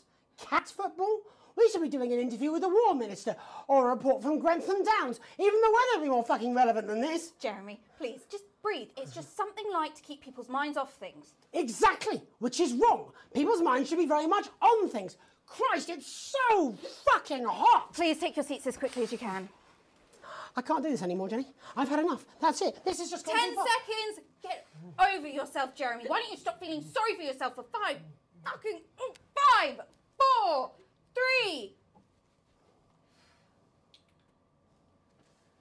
Welcome back to the National Nightly News with me, your host, Jeremy Donaldson. Later, we'll be talking to the captain of the Territory's first cat football team, Professor Pumpkin. But first, I'm joined by 3 guests with some balmy bodily behaviours. joining me as a woman who's been hiccuping for over 9 months. Isn't that right, Miss Piercy? Yes, that's right. Yes. Tell us, what brought all this on? Well, it's all a bit of a blur, Jeremy, to be totally frank with you. So I was watching your show and I remember seeing the news about the election and it hasn't stopped since. Fascinating stuff. Also here is Frankie Steampipe. Perhaps you could explain to us exactly what your physiological fourboil is. I'm here to say it's high time people like me were respected. We're constantly overlooked in the workplace, we're whispered about on buses, and we're asked politely to leave children's birthday parties. And it's disgusting.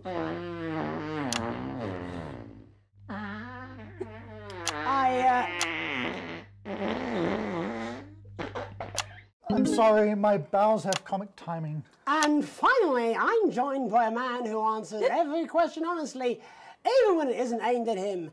How do you cope with that, Mr. Truman? With a combination of booze, self-hatred, and hardcore pornography. Is that right? Not according to my therapist. Well, in that case, let's speak to Rose. Tell me, how does the hiccuping impact you? I get shushed a lot, which is hard. At work, they've asked me to stop answering the phones. It's really affected my confidence. Well, I find it really fucking irritating. Do people tend to believe your story? Fuck no. Actually, I've been surprised at how much support I've received. And Frankie, why have you come here today? Because my wife left me and I was hoping that the fame would win her back. We've started a group for people with ailments deemed broadly comical by society. It's called Take Us Seriously. That's right. And we bloody well mean it. And who's joined so far? A bunch of fucking losers. It's just us so far. And how much success have you had? Well, we've seen some real positive changes. I don't want to toot my own horn, but it's been a runaway success. Shit all. Not a single person come to our fun run, and all of our leaflets fell in the canal. Well, Miss Piercy, some people are saying your condition was actually caused by the shocking events of that night. What do you think? Oh, come now, Mr. Donaldson, that's absolute rubbish. What'd it be like to have a pair of tits? Could you? I'm sorry, it's very hot. What was I thinking? That you're a team fuck puppet? No. Or a sellout cunt? Apologies. Just a reminder that he can't help it. And hey, if this isn't live television, then what is it? A fuckfest of propaganda masquerading as journalism. Right, Frankie, Rose, tell us, how can the viewers get involved with your cause? Yes, we're holding a sponsored run in Capital Park next weekend. It's called the No Smiles 13 Miles. No, it's called the No Laugh Half. What did I say before the show? That it was the team pulling Jeremy Donaldson's strings. No, I didn't say, wow, we may have to end that there, unfortunately. What a harmless bit of fun. Steady on! This is exactly what I'm talking about. We demand respect. Yes, well, later, I'll be talking to Professor Pumpkin, a ginger tabby with a world-class pair of penalty paws. Is that really necessary? No, it isn't. Let go. Not you. Unhand him at once. Enough! That's enough! Enough! What are you doing? Trying not to piss myself. Alex, cut. Don't you dare! Don't you fucking dare cut to the ads before I tell you to. Now, you in the broadcast centre, Bozeman's little scapegoat, you listen to me. You cut to the ads before I tell you to, and I will kill every single person in this studio. Jeremy, think about what I am thinking about what I'm doing. I've been thinking about it for a long time. We all should be. Christ, it's so fucking hot in here. Do you remember when we used to do the real news? Before it was all lottery winners and bloody cat football? We are on the brinks of a siege the likes of which the world hasn't seen in hundreds of years. The enemy is at the gates, and I'm stuck here talking to these three fucking idiots. I think my hiccups have stopped. You three, get the fuck out of my studio. Go on, now, go, before I change my mind. Jenny, lock the doors. Lock the doors. Yes, Jeremy. Now. Good. Yes. Now. Right then. You in the broadcast centre. Alex, you listen to me. You pay attention. Now, I'm sure you've already loaded up exactly what you're going to play in the commercial, but today is going to be a little bit different. Look to your right. Yes, really, look to your right. There is a VHS tape, and I want you to load it into one of the machines, and when I say so, and not before, you play it. You've got about 15 seconds, so I wouldn't waste any time. Now, all cameras, all of you, on me. When we come back, we're going to do the fucking news. And because every single thing that comes out of this studio is either one-sided or banal, we're going to show the other side for a bit of fucking balance, like the good old days. Alex, play the fucking tape. Now, I don't want to hurt any of you, but if I see anything I don't like, I will not hesitate to start by killing this man. Now, reset the system for the third segment. I imagine the ratings are going to be through the roof.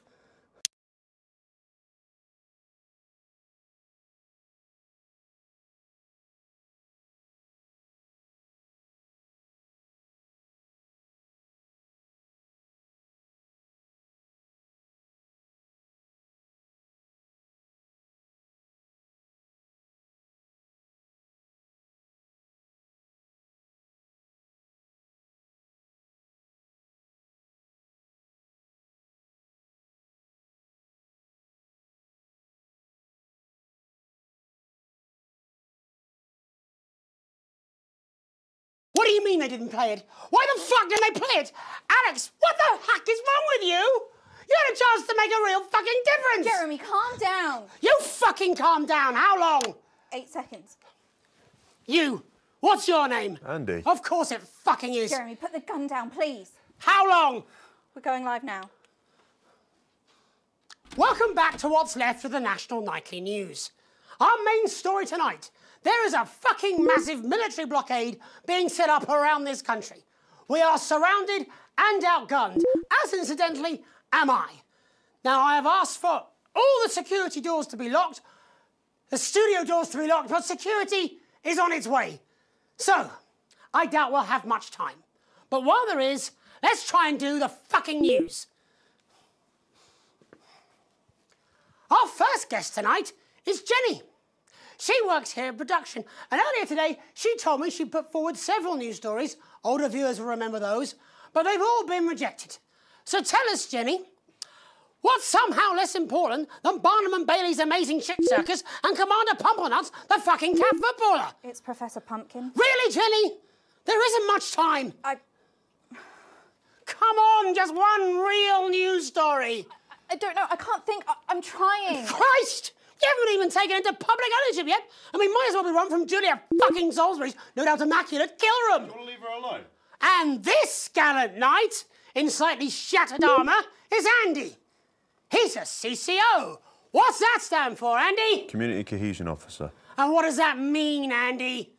Well, we aim to strive... No, you utter prick. I mean, what does that mean? What is a CCO? What are you? Community... Policeman! You're a policeman, a fucking policeman! Yeah, that's what we used to be called. Used to be? It was less than 2 months ago. What the hell is wrong with you all? Jenny, any recollections yet? Nothing springing to mind.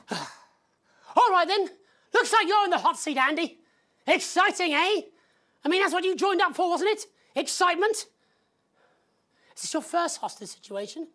Yeah. Yes. Pretty shitty you ended up being the hostage, eh? Never mind. How many people have you arrested for not carrying or having their ID cards? Well, firstly, we don't arrest anymore. We invite for consultation. And they're not ID cards. Don't be a bellend all your life, Andy. You know what I mean. Answer the question. Well, it shouldn't have to be a big deal to prove who you are. Only the guilty have something to fear? Well, yes, actually. How desperately naive. Look, I'm just a police officer. The fucking CCO. Just following orders? Oh, come on, mate. That's not fair. It was rhetorical. Jenny, ready to spill the beans yet? Jeremy, please stop. I'm scared. Alex didn't even play your tape. This is pointless. It's over. Jeremy.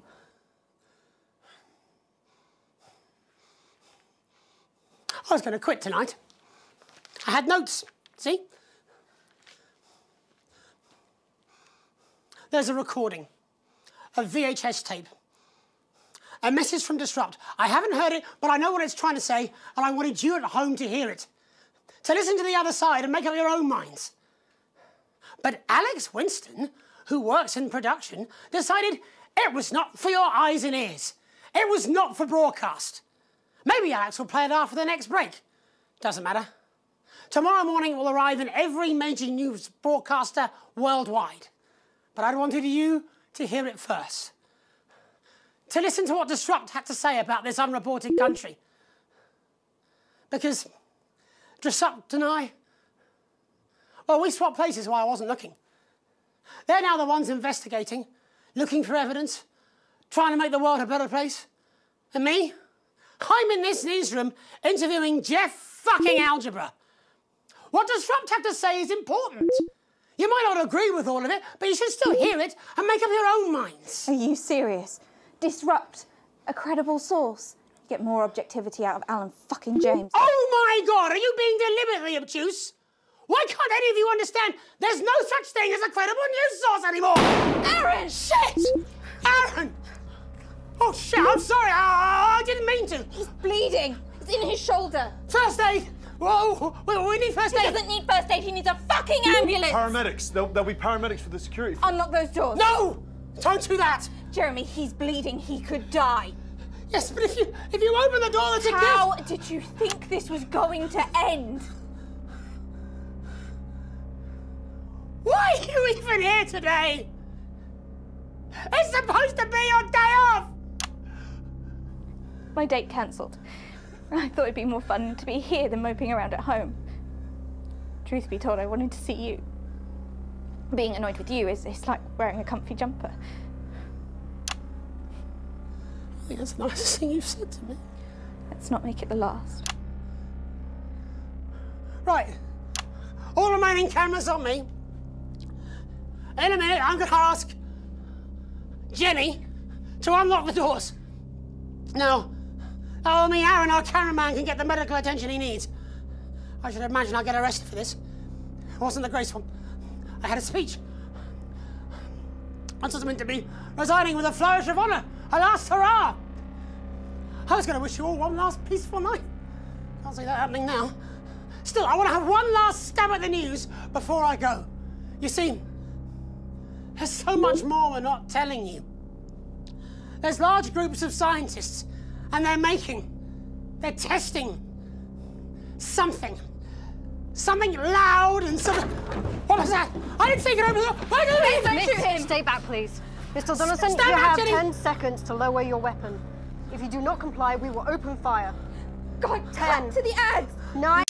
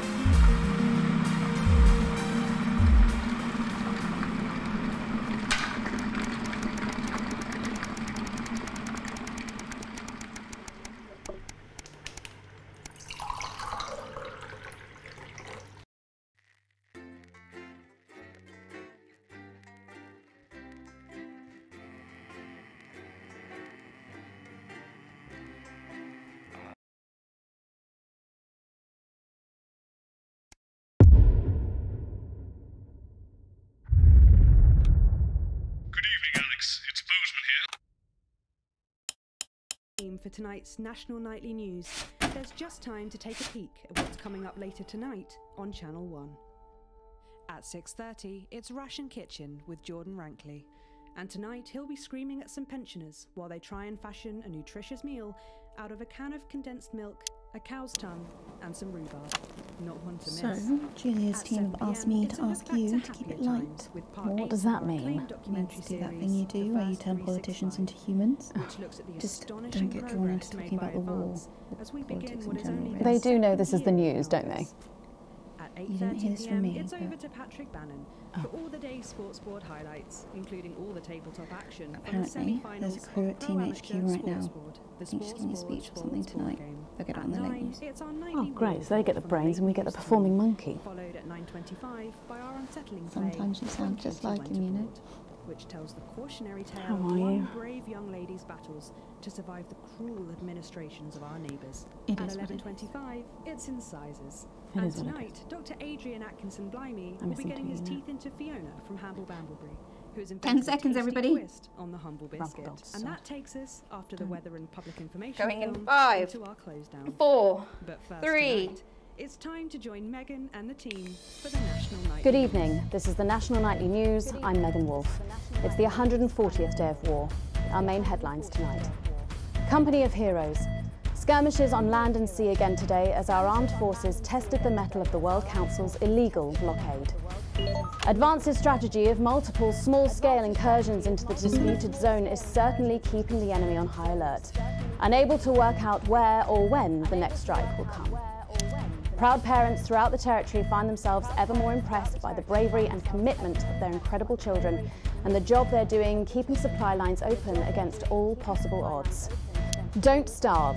Advance's food programme moved from strength to strength today as rationing depots were opened in the last remaining unfed areas of the territory. The rationing depots have been constructed in record time, and the government's agricultural coordination strategy has seen shelves restocked with increasing regularity. And judging by the looks on this happy family's faces, it can't come a moment too soon. They'll be getting a good meal tonight on the government, just like the rest of us. 7 days to die. The recent decision to allow those with long-term health conditions to access transition centres has today been declared an overwhelming success.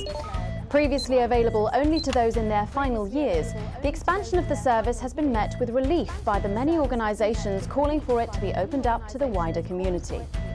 The transition centres have reported larger than expected numbers, but report that they are coping well and able to provide a complete and meaningful service to all who choose to use it.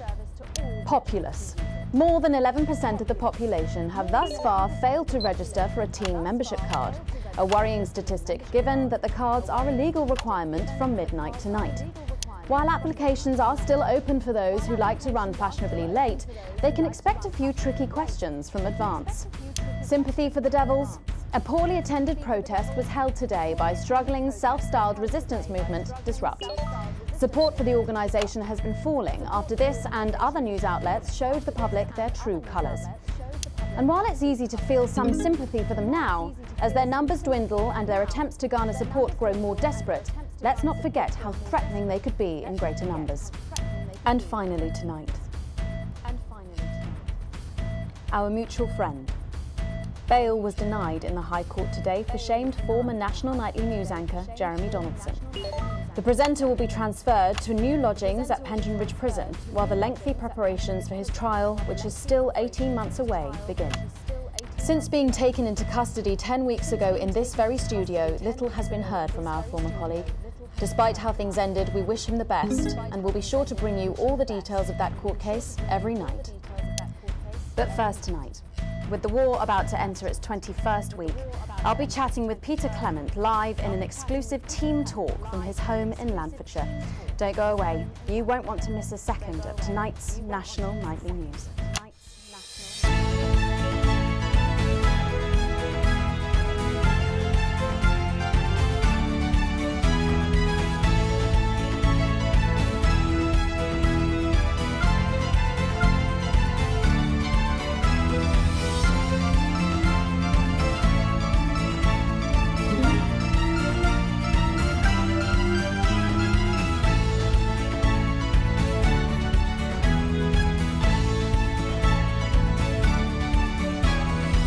Later in the programme, I'm thrilled to say I'll be chatting with mega pop star Lil C, who's going to be treating us to a world premiere of her new single. And then after that, in part 3, we've got something new I promise you won't want to miss.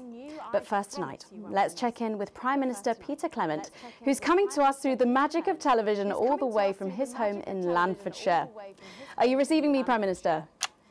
Loud and clear, Miss Wolf. Loud and clear.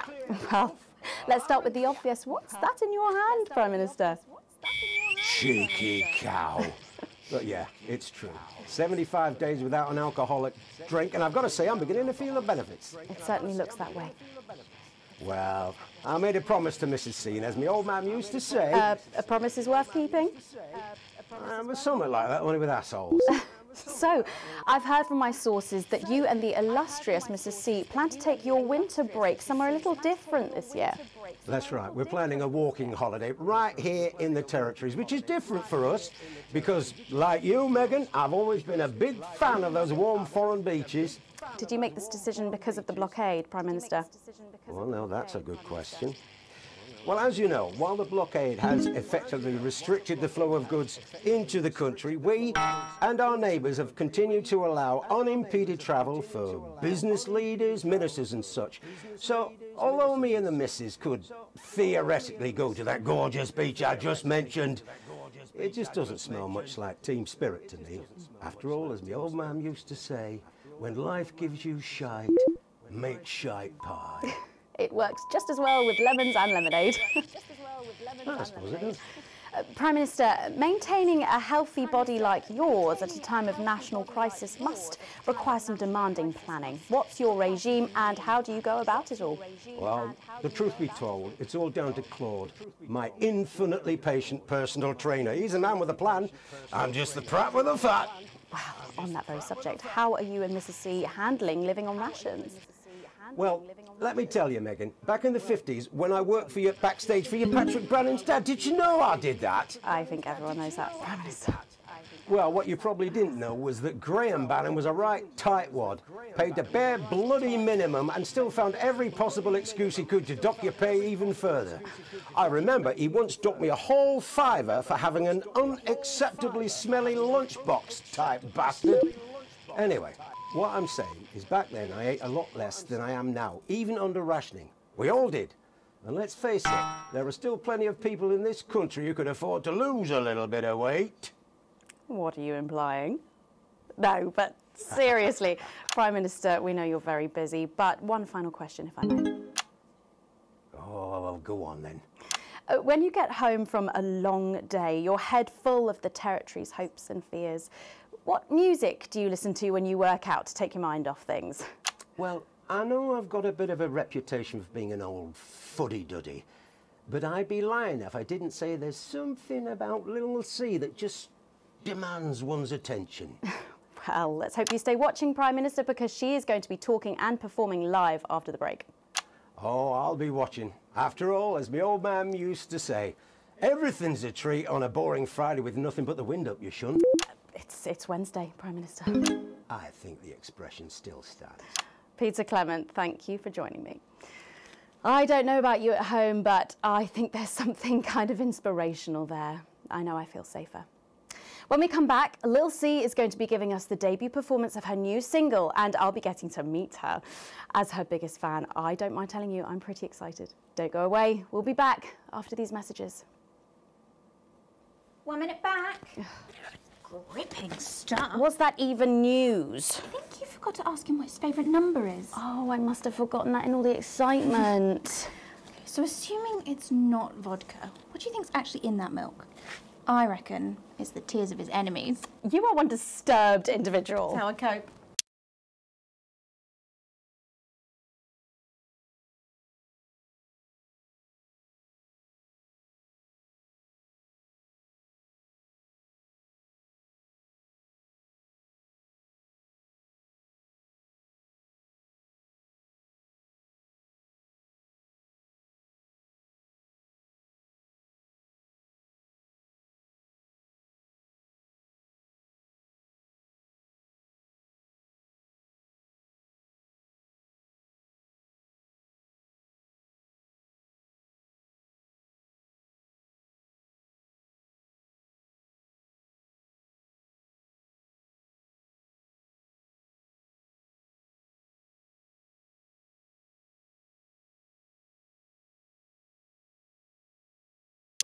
I've never heard of her before. Oh, she's big, really big. Really? Yeah. Is she any good? Nah, of course not.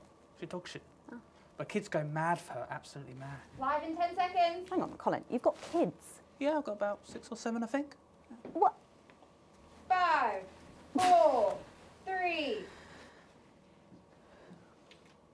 Thanks for coming back. Later, we have an exciting new feature that we just know you're going to love, so stay tuned for that. But first, I'm really excited for our next guest. She rose to prominence as the delightful Susie May in All My Daughter's Children's Men, before taking the music industry by storm this year with her debut album smashing the chart records at the age of just 20. Let's give it up and welcome Lil C.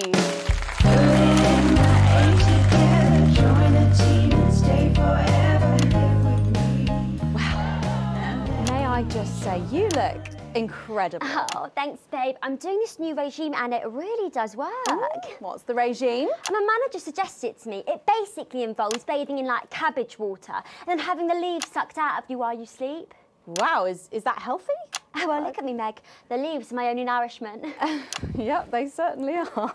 Now, you'll have to forgive me, but I'm somewhat of a super fan, so I'm sorry if I get a bit starstruck. Oh, bless you. I've never actually heard of you before, so if you do get a little tongue-tied, I can always carry the interview. Oh, that's good to know. So your first album, F My Face Together, it hit shelves this summer and it just exploded. I mean, what was that like for you? Bonkers, just so weird. I was in all the papers and the magazines. Overnight, I went from that, like, annoying little girl from that show to that, like, sexy little girl from that show. Wow, that must have been bizarre. Not really, it was just like any other morning. You know, get up at 5, go on a 4-mile run, have 3 meetings on my cabbage bath, but then only then was my dad actually talking to me. Oh, of course. I mean, the famed country singer, Billy Bob Jean Short. I didn't know you'd been estranged. There's nothing that strange about it, Megan. Okay, yes, he may believe that...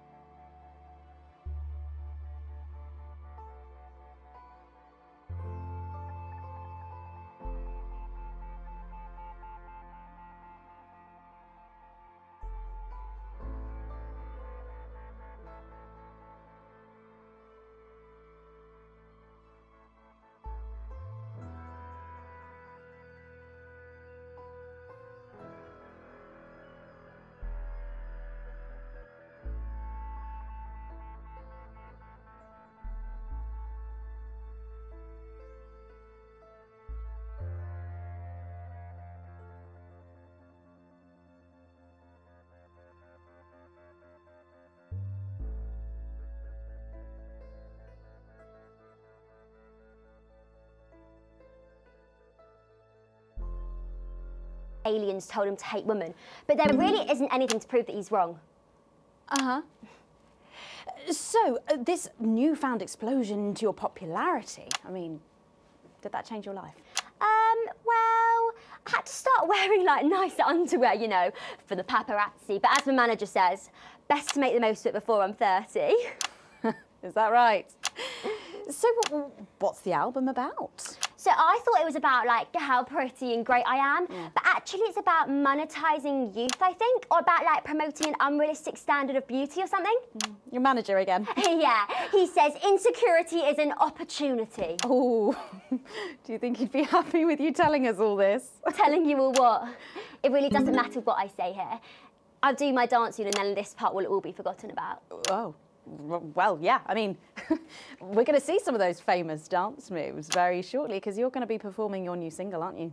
Yeah, it's from my album Put It In My A Together and it's out tomorrow. So soon, after the last one? Oh yeah, I've actually released 2 albums since lunchtime and a clothing line during this interview. See, this is called Cry for Help and it's going to be in all the best high street and retailer shops and it's out now. So girlies, you know what to do. Scream and cry until somebody gets it for you. Ooh.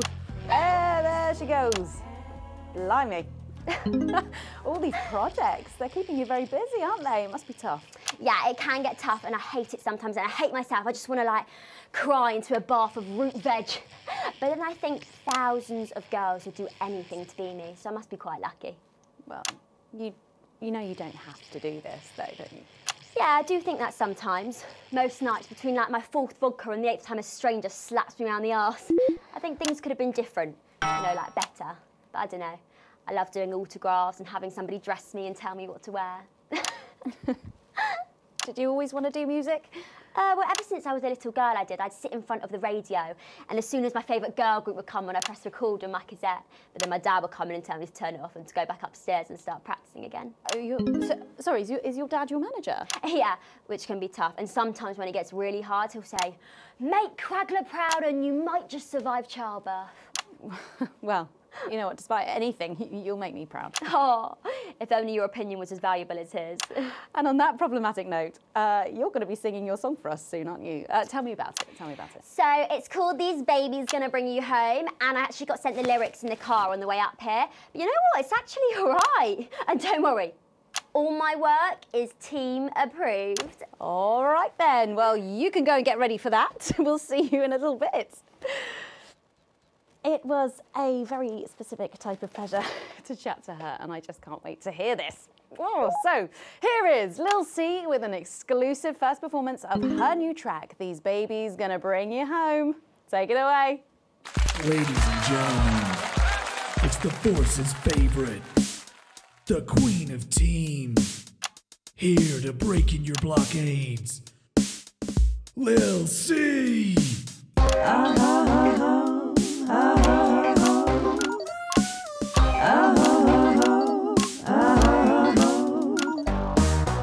Oh baby, can't you see I'm hungry? There's a place in me that's empty. I want that meat you're packing, only you can fill that crack in me. I'm under siege, so come and free me. Ain't no disruption here, boy, I got no agenda. Just want the team and me, no dirty foreign member. Don't stop no morning drill, there's holes in me that ain't been filled yet. I only scream this loud when you do your country proud. I ain't no vicar's daughter, come and skirmish on my border. Quick before I get much older, tie me down and pour me like an enemy soldier. An enemy soldier. So let them try and break our dream. We fight and love and die at team. So what if Peter Clemens boys can come and use me as a toy? I wanna see some action, so come and break my sanctions.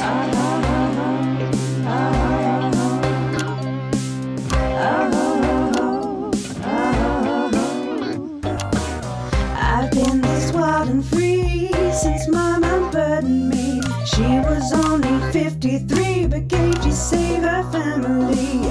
There's no one judging me if I'm the one that's in your fantasy.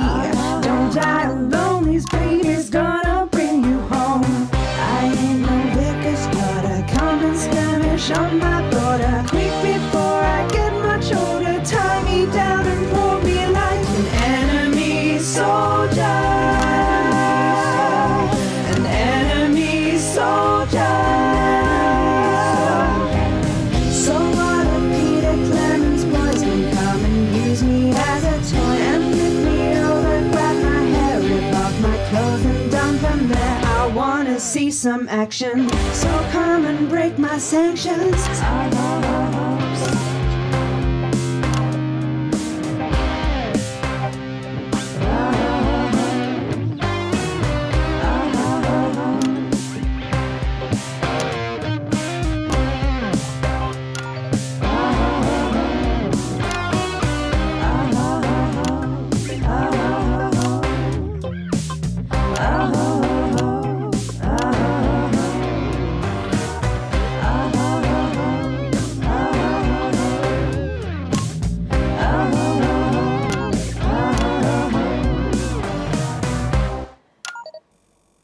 Well, if that doesn't distract you from the world outside, I don't know what will. I'd like to thank Lil C for doing that. Don't go anywhere. After the break, we'll finally be revealing the new segment of our show that we just know you're going to love. We'll be back right after this. And we're out.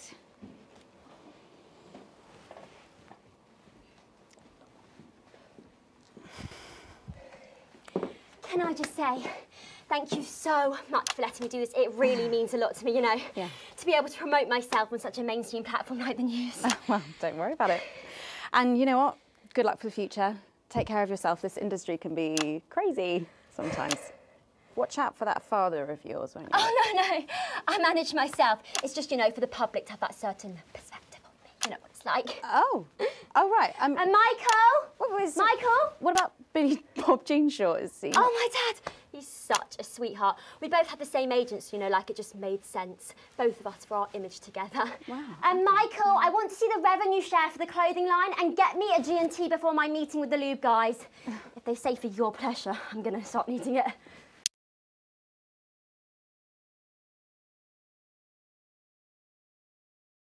Well, the fact is, Jen, there weren't enough flowers in my dressing room. There were exactly 12, as it said in your rider. Do I look like the sort of person who counts things? No, no, no, not anymore. I'm better than that now. I'll tell you what, just keep adding flowers until it feels like 12. Got it? Absolutely, right away. 10 seconds. 5, 4, 3. Thanks for joining us for part 3. We've been teasing you about our new feature all night, and now the wait is finally over. I can reveal that every night on the show, we'll be treated to an episode of an informative and hilarious new segment called The Notice Board. It stars some top talent and we're very excited about it. But before we see it, let's have a quick chat with the writer, director and phenomenon, may I say, Jeff Algebra, guys. Actually, I've dropped the algebra. I go by Jeff DePlume now. How'd you like that? Well, yeah, very fancy. I suppose you need a new name now that you're a successful artiste. Well, exactly. I'm earning enough to pay taxes now. Oh. It's shit. And how does Angela feel about all this? Who? Your wife. Oh, God, no. No? No, she's long gone.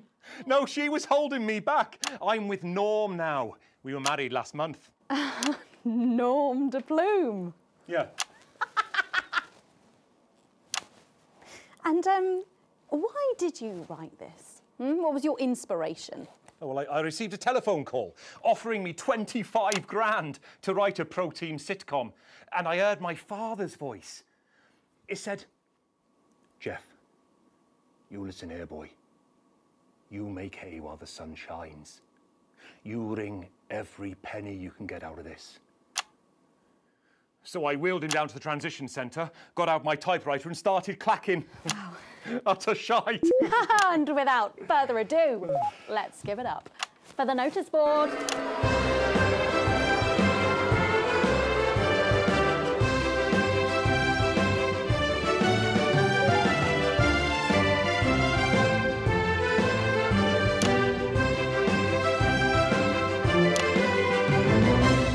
Good morning. Miss Craven. Oh, morning, Ray. Everything all right, Mrs. Craven? You look as worried as the vicar in closing time. Oh, Ray, it's those young louts. They've vandalised my shop again. No! Yes! They've written all sorts of obscene language and crude pictures, and I know it's those damn youths. I don't know. It could be the vicar at closing time. I'm just worried they won't ever become productive members of the community. What if they never see the error of their ways and end up as social outcasts, such as shoplifters or bong rats? Don't worry, Mrs. Craven. This is a very supportive community, and I'm sure that in time they will fit into this society like this key into this lock.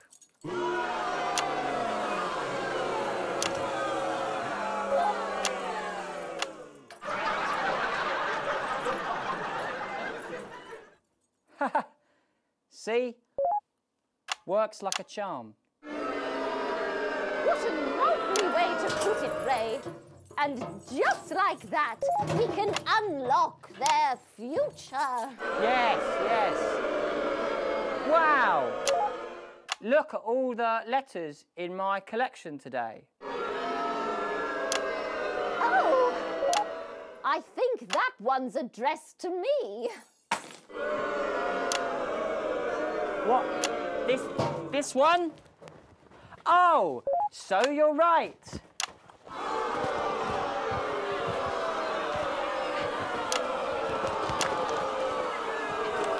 Here it is. It's a letter from my granddaughter, Brenda. She says she got an A on her maths exam because one of her friends has been helping her. She was always a team player, was our Brenda. What's up, losers? Hey? Oh, no. It's Brad. He's the coolest guy in the village. That's right. I just got here on my motorbike. Oh, clear off, Brad. We don't want any of your ilk around here. What? Rad dudes? No, ruffians. Have you come to tag the notice board with your gang signs? No way. I've actually come to pin my resume on that notice board. I'm looking to do some tutoring after school. What? Did you say tutoring? That's right. Maths is very important. Would you mind, Ray? Not at all.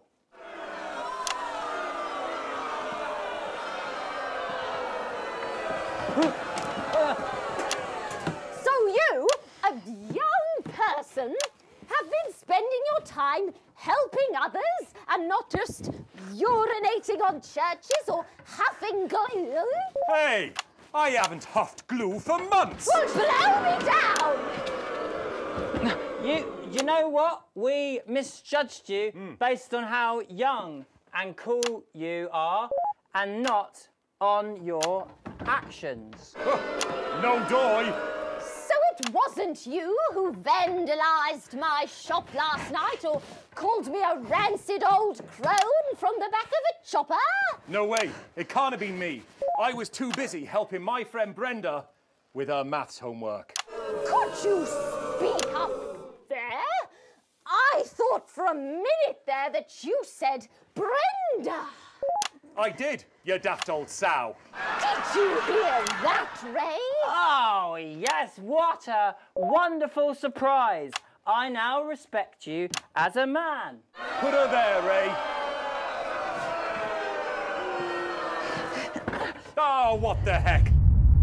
Give us a hug.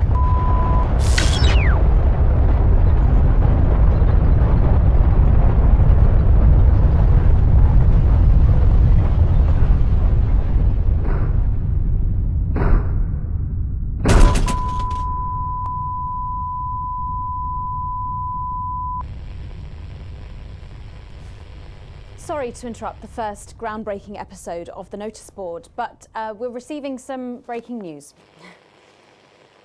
I'm being told we're picking up reports from across the continent of what appear to be nuclear explosions in 4 major foreign cities. Initial estimates put the death toll into the millions. I'm being told that we're experiencing some power fluctuations as a result, so apologies to any interruption to the broadcast for you at home. And now I am told that we are going live to team headquarters for an emergency broadcast from Prime Minister Julia Salisbury at any moment. Yes, let's go to that now. Good evening, citizens and leaders of the world. Minutes ago, operatives working for Advance detonated nuclear explosives simultaneously in 4 major cities across the continent. We have similar devices in 58 other urban centres and will not hesitate to detonate them if our conditions them. We are hearing stories of power fluctuations. The people of our territory will no longer tolerate your illegal and genocidal blockade. You are to remove it immediately. We will accept nothing less than your unconditional surrender. Your territories will be taken under our control. We will install replacement governments to ensure that your citizens become part of the new future. Your borders are now our borders. Your people are our people. They will finally be fed and clothed and educated and healed. But for your privileged few, the moment that they feared is now upon them. Allow me to be crystal clear. If you fire a single shot at our territory or harm a single one of our citizens, we will not hesitate to detonate further devices. You will not find them, though no doubt you are already searching for them. Our technology is decades ahead of yours. We will expect your complete acceptance of our terms by midnight tonight. Thank you. Well, okay, so there you have it. Advance making a brave move that looks likely to end the war in this, its 20th week. There's a lot to take in here, and I know you, like me, will be wondering if this is too much. If we've gone too far. But I'm thinking of our sick and ill, denied their medicines, the children with no food on their plates, and the body bags returning from the front line. And I ask myself if, without some big, bold gesture, it would ever stop, and I do not think it ever would. We elected Advance to make this country better for us all, and it was working. But then the rest of the world looked at us and they said, this cannot be seen to succeed.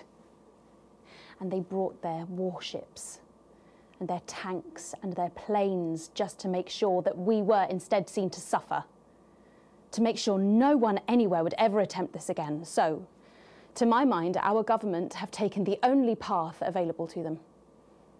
A difficult decision for their hearts to bear, but one that ultimately we can respect because it is designed to keep us safe. And while this is unquestionably a dark night, it may indeed presage the dawn of a new future. My name's Megan Wolfe. Let's make tomorrow better. And we're out.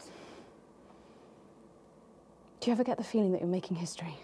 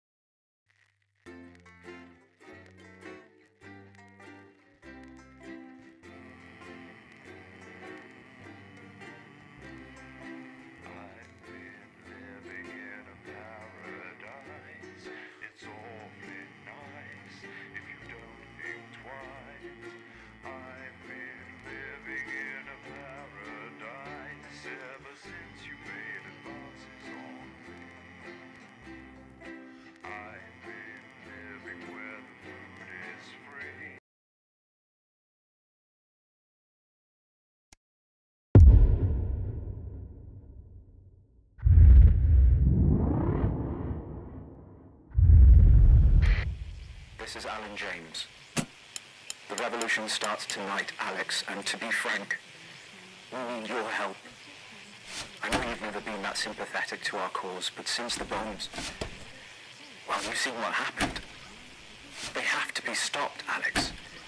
You know it in your heart, and tonight, well, it might be our very last chance. Play our tape at the second break. It's on your right. And please, when I hack in, let my message reach the people just once, just tonight, before advance can't be stopped. So? So what? How's he doing? How should I know? What, you haven't heard from him? He's a wanted criminal, Colin. So's my nan, but she never misses her birthday. Your grandmother's on the run, Colin. Yeah. Armed robbery, resisting arrest, double homicide of the same bloke. She's right, laugh. I hope he's all right, though. No. He's got this far, and your brother was fine. Going in 10 seconds, everybody! I wonder what they're doing. Annoying him, probably. Not probably.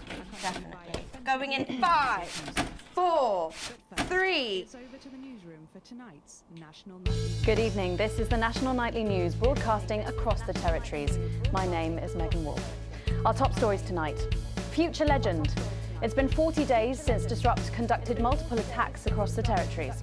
During the coordinated action, subsequently dubbed the Night of Fire, emergency services were kept busy at the agricultural centres, while a series of covert attacks were carried out freeing political prisoners, including former newsman Jeremy Donaldson. The disgraced former journalist was obviously considered a high-value target by Disrupt, who had often championed him as a possible new voice for their cause. We encourage you to turn yourself into the CCOs, Jeremy, if you can, wherever you are right now. Food, glorious food. With the last of the menu centres opening in territories 5, 8 and 14 today, Advance confirmed that the programme is now in full operation, providing free food for every citizen of the new future. What started as rationing during the 20-week war has blossomed into a social contract that is the envy of the unawakened world. Promising a healthy, nutritious diet designed to keep all citizens at peak performance, the menu centres used locally sourced produce for that farm-to plate experience, without the need for spreading manure in your tighty-whities. Happy talk. Record happiness levels have been reported today across the territories. As more and more former countries join the new future, a survey carried out by scientists at Queensview University reveals a stunning fall in depression, self-harm and suicides, especially in those territories which have historically faced the most unjust of indivisions. Professors Whiff Piffle and Grantley Major said that their rigorous statistical analysis left them in no doubt that things are numerically better for everyone everywhere. So if you think you're feeling down in the dumps tonight, you're empirically wrong. Something's coming. Unsubstantiated rumours here in Territory 1 of armed protests tonight by increasingly desperate Disrupt terrorists. Despite the best efforts by the government, the self-styled resistance movement has continued to carry out a series of ever more extreme attacks. Increasingly unstable Disrupt spokesperson, the conspiracy nut Alan James, has not ceased in his lurid attempts to radicalise the public against Advance. And final headlines tonight for 3 stories we've been following closely for the last 2.5 years. Foreign soil, a glimpse today of failed CEO Sophia Remington, who, facing serious criminal charges centred around the details of her pet project, has spent the last year in refuge at the Malvalian Embassy here in the capital. With no end in sight to her self-imposed isolation, the board of Remington's Fist removed her as CEO in absentia this morning by a unanimous vote. Sophia was heard to yell something obscene in Malvalian at the assembled journalists before slinking back inside. We didn't catch all of it, but it was something about our mother and a goat. Viva Pinata, a confusing end to the Dante's Taint saga today, as a final image transmitted from the remote caves shows the fate of its academic inhabitants. After a colourful piñata arrived in the caves, it seemed some sort of religious tradition developed, as the sickly scientists gathered daily for ritual worship before dying of hemorrhageal rhinosinusitis. It's a real shame they didn't bother to crack it open and access the life-saving penicillin inside. Johnstown, seen here extolling the virtues of the nutmeg to his congregation of fanatics, former footballer Johnny Hamsleeves has shocked the world by rebranding himself as the Right Reverend Holy John Love. the controversial preacher insists his followers make an annual pilgrimage to his bank from their commune in the grounds of his mansion, where daily services mainly involve football chants and bull worship. All that, plus we'll be taking a trip to Dangley Parts for the notice board, as well as getting a sneak peek at the hottest ticket in town. That's all coming up on tonight's National Nightly News.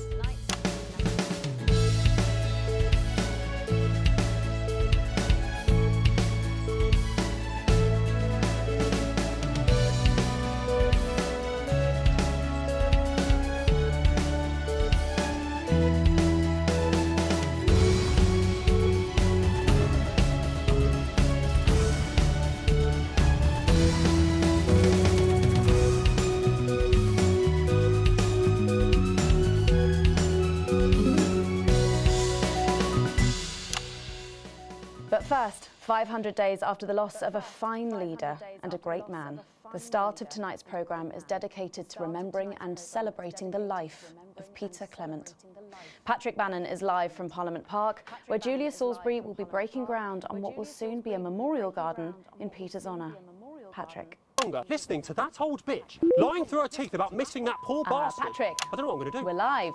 Because I'm not being funny. Things were better with Peter, weren't they? Patrick? They were, and I don't mind saying it. They were, because he held her back. But now there's no stopping her. Hello, Patrick, we're Of live. course, can't say that, can I, Francis? No, not with public ownership. No, with public ownership, you can't say anything these days. There.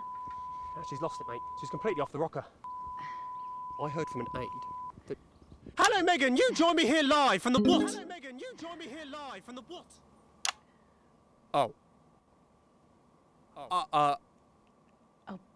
Seems like we've lost some signal there for a moment. Well, we will be going live to that groundbreaking ceremony just as soon as we can get Patrick back. Meanwhile, let me just say, I think the memorial gardens are going to be gorgeous. I've had a sneak peek at the designs and Alana Marsh has done a fabulous job. Oh, OK, all right, it seems like we have got the signal back. We can now go live to Patrick Bannon in Parliament Park. Patrick. Thank you, Megan. I'm Patrick Bannon, and we are indeed live here. Apologies for the technical difficulties there, but any moment now, Julia Salisbury will step out on stage behind me. Alex, Bozeman here. The boys in editing have just informed me that the eulogy footage isn't fully cut together yet. You're going to have to do it on the fly. For goodness sake, make sure you make it look good. Slowly gathering since this afternoon. This is Alan. You can undermine them here and help us win hearts and minds. Make him look bad, Alex. Really bad.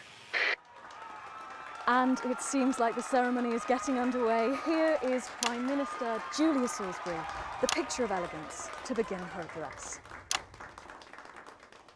Good evening, fellow teammates and friends.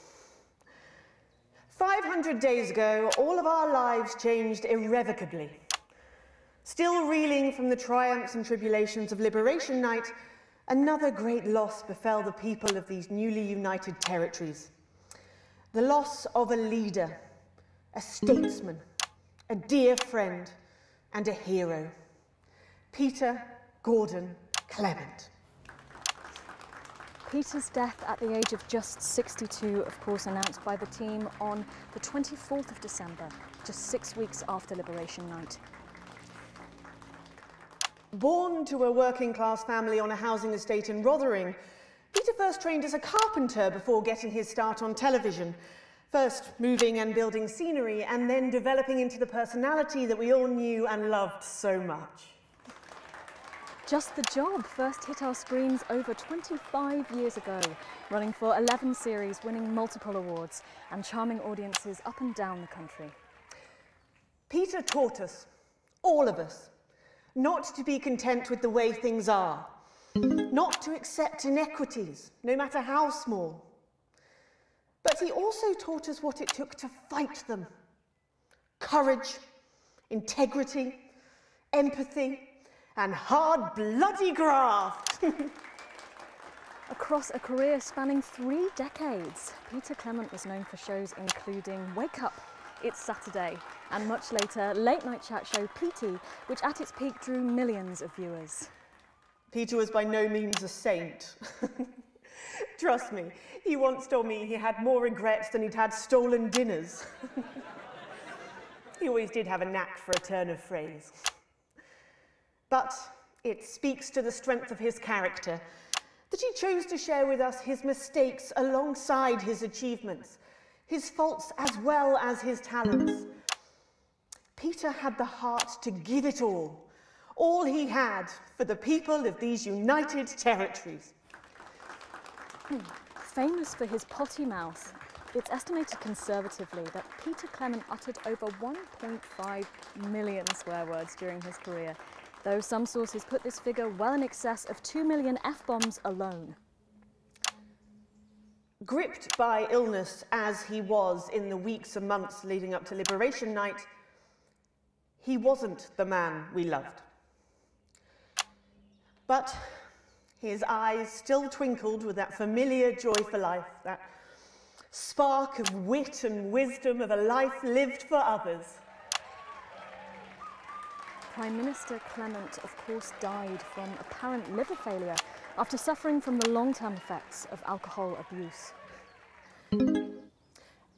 I first met Peter nearly 20 years ago, moments before I was supposed to give a speech. Not unlike this one, actually.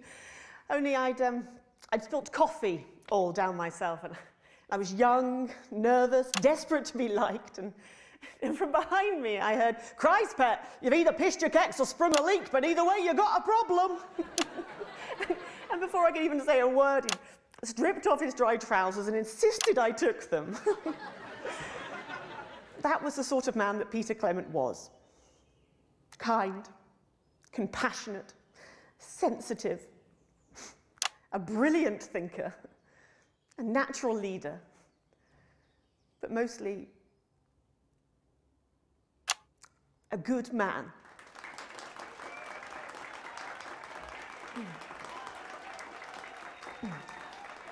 This glorious nation of ours, so beautiful and new, this shining beacon. Maybe you could edit more in our favour next time.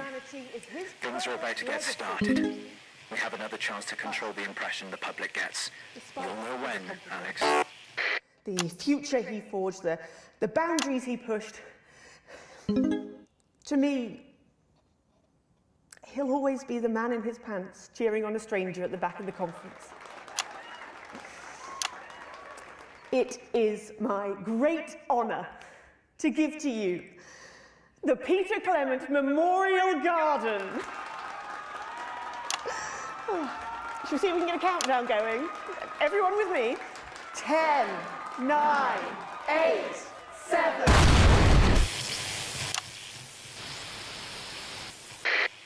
Now, Alex, control the message. Mom, we have to get you to safety. Come with us. I'm not leaving, I can't.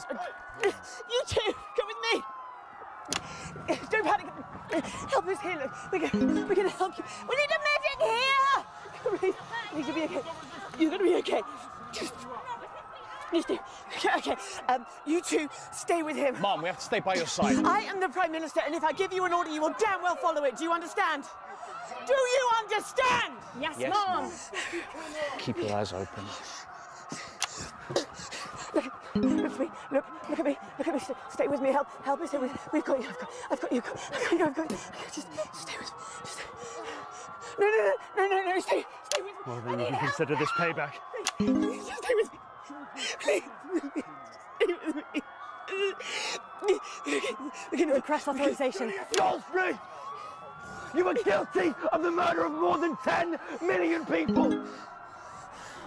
Justice demands a response! Haven't you done enough? Look around you! This is what your precious freedom looks like, is it? Hold your fire! Oh, God, no. Please.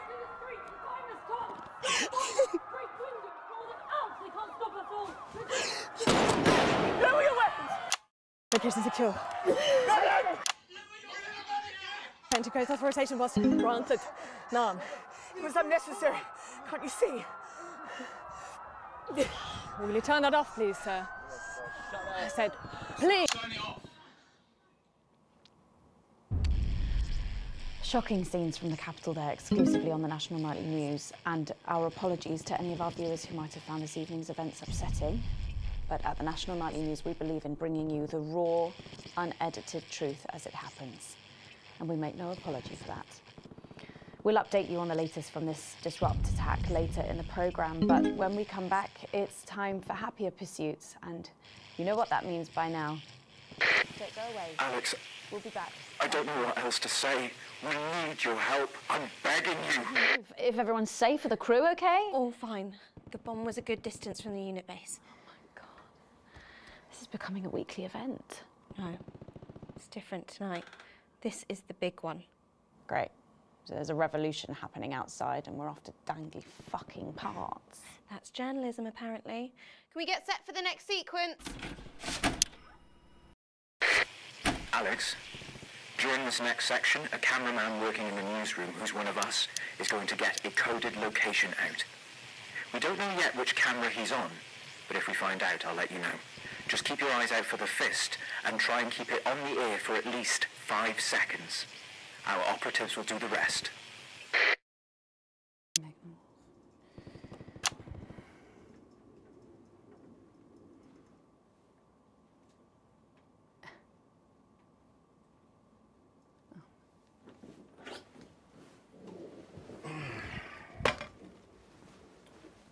Hi, Jeff.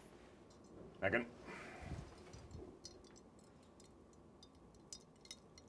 Unbelievable. Oh my God, Jenny! What? No, look at it. That's 10 seconds, everybody. Just leave this with me, yeah? Excuse me? I know where we should go with this. Going in 5, 4, 3. Welcome back to the National Nightly News with me, Megan Wolfe. Very shortly, we'll be taking our daily trip down to the village for the notice board. But first, let's have a quick catch-up with Mr. Jeff de Plume. Yeah. Right. Listen up, you lot. We need to get a few things straight. Everything okay, Jeff? You're not exactly fans of what we're trying to do in here. You've made that perfectly clear. So what's going on, Jeff? I'm just having a little word with the viewers, Megan. Don't worry yourself about it. Now. Jeff. Seems like you've forgotten where you are, Jeff. Well, I am. Which is a shame. A real shame. Now tell me, Jeff. We've just heard. Our man's on camera 4. As you know, Megan, we do our segment on the show every single day, and it's becoming increasingly clear to me that nobody likes it. Would you say that? I don't have to. You should see some of the letters I get. I would love to see some of those letters personally, Jeff. Well, luckily, I brought them all with me here. Yeah. You're a very small man, aren't you? Yeah. Now, there's been a lot of misunderstandings, a lot of fingers being pointed. Blew that one, Alex. This is a good opportunity You to clear a few there. things See if you can get a message to... If it's all right with you. Well, yes, our viewers are our top priority, so I think that's a good idea. Good, I couldn't agree more. Right, yeah, this one annoyed me. Dominic from Rantley wrote, Dear arrogant, talentless oaf. I think it's addressed to Tommy, but still. You're not funny, you're annoying, and I wish you'd all go and live in the sea. Oh, God, yeah, that's going to be hard to hear, isn't it? What would you say to Dominic? Yeah, I'd say that 3 Screenwriters Awards and a TV Digest nomination beg to differ. He's brought them with him. Yeah, unfortunately, a lot of that lot agree with Dominic. Does look that way, doesn't it? Yeah, what have we got? Oh, yeah, Janet from Sanforth wrote, fuck off, Jeff. Fair enough. Yeah. What have we got? Here. Oh, yeah, this one. We've got blah, blah, blah, Philippa's talent, yada, yada, Tommy's fine. And here we are. But you, Jeff, are the most pointless waste of airtime since the test card. Hang on, this one, Dear Genius. Hey! Your show is the greatest waste of time. Never mind. Right, fine.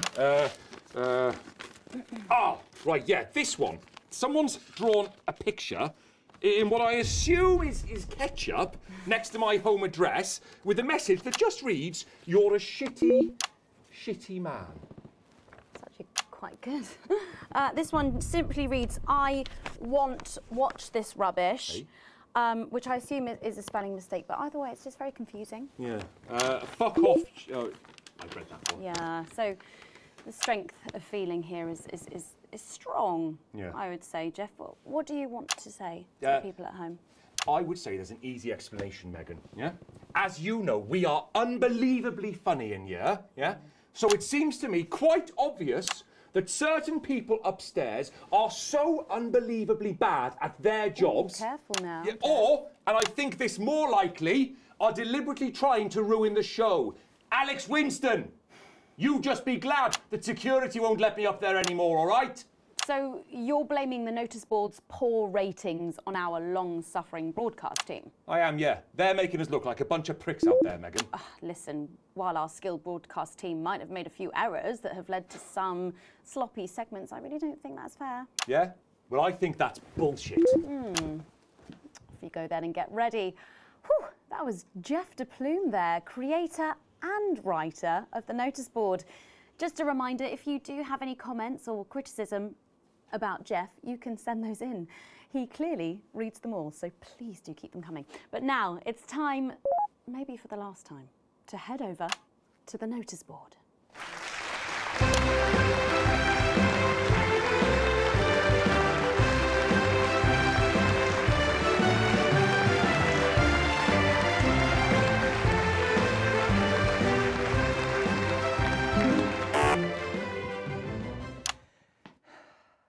Fuck. Oh, fuck. I've forgotten the line. Can we go again? Can we? Okay.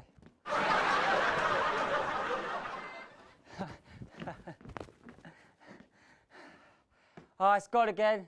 What a day! What a day! First a tea morning, and then to post this notice. I don't know how I managed to cope with it all. Oh, wait. Perhaps I do.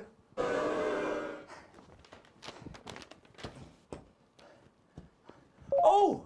Bus St. Barnabas, what on earth is all this? Freeze, dirtbag! Oh! Shit. Laura, I thought you were a knife-wielding mugger or stabber. I'm afraid not. It's just me, a community cohesion officer responsible for keeping crime at record lows. Of course, I keep forgetting that thanks to you and your team, violence in our streets is a thing of the past. What's all this, Vicar? I know. You might as well try and get the go code out, Alex. Some of the cells know the location. We need 3 boos for the next 3 sound effects. 3 boos in a row.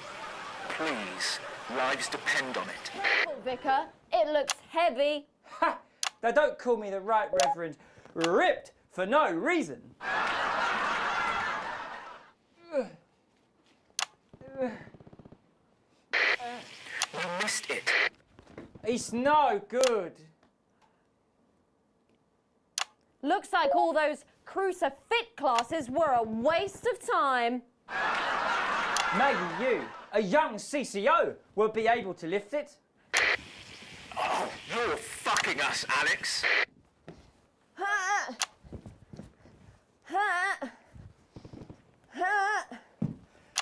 Looks like all of those lifting classes were a waste of time. It's too heavy, even for me. It's not enough. Go, fall back. Enough to lift this. Did someone call for the best firefighter in town? Hiya! Thank you, Captain Evans. You're so much stronger than us. Especially me, the weak old man. It's the least I could do for my community.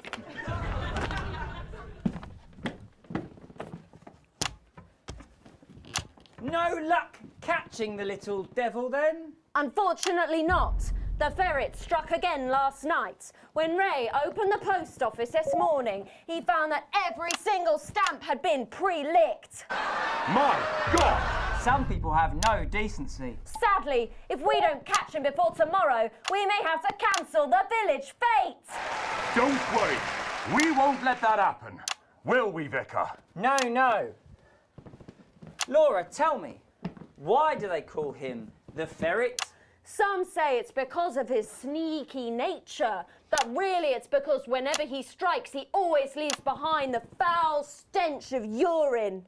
Never fear, officer. We'll catch this pissy nuisance and save the village fete, or my name's not Captain Danger Evans. The community cohesion team are doing their best, but they simply don't have the smarts to solve this mystery. But I know someone who does. Someone who's about to blow this thing wide open. Me! Blackout!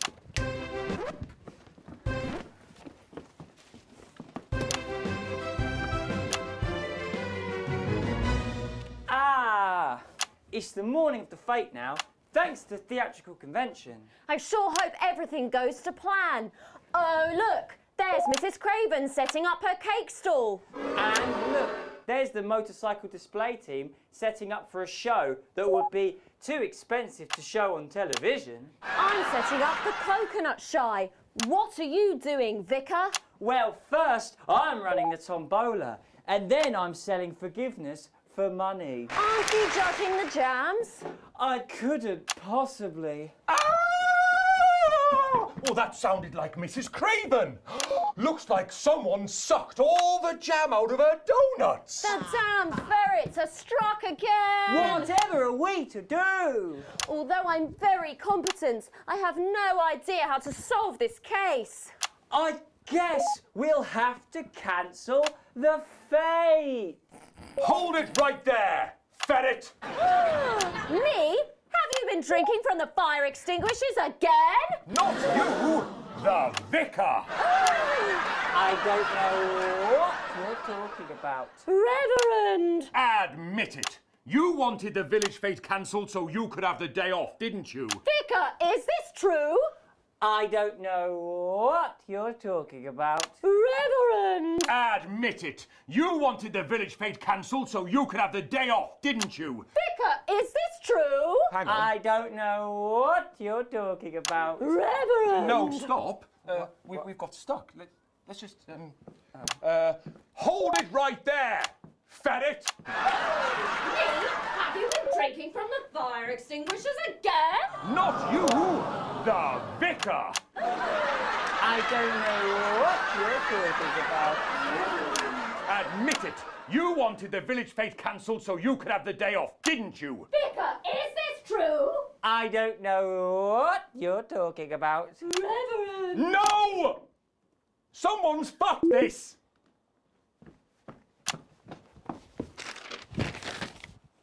Here. Admit it, you wanted the fete cancelled so you could have a day off, didn't you? Vicar, is this true? Yes. I already have to work Sundays. I already have to work Sundays. I shouldn't have to work 2 days a week. Vicar, is this true? I don't know what you're talking about. Reverend! Fuck! Okay, sorry, we're just going to have to cut short the final episode of the notice board there. What? Yeah, yep, it's really sad, but I think it really has run its course. No, there's a good bit coming up where I solve the whole thing. It is a shame. It's a real shame. We would like to thank you all. Look, very let's much. just go on with the last bit. Tommy, for fuck's sake, you late! Right, fine. I already have to work Sundays. It's something about, God fucking damn it! So thanks again to the cast of the notice board. So much But for... how did you know?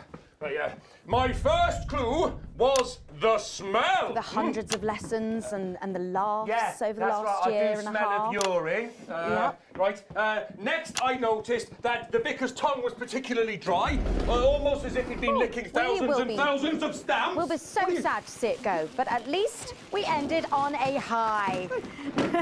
It's almost time to take a break there. When we come back, we'll be seeing the opening number of a brand new musical. You'll fucking regret this! That's coming up after these messages. That's it. Alex, this is important. Tonight is our one chance. Please play our ad.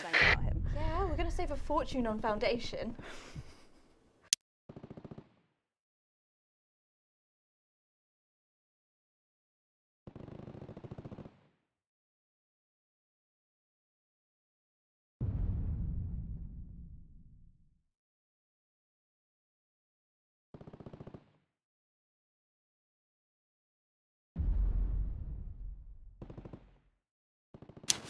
Please, Sarah, anything. Hey, Mum, I'm really not supposed to say. Are we safe? Hi, I'm Maddie. Jenny just said to ask if you need a touch-up. Did she? That's my shade, is it?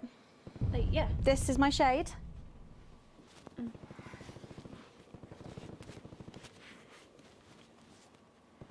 can run back to Jenny now. Sorry about that, Sarah.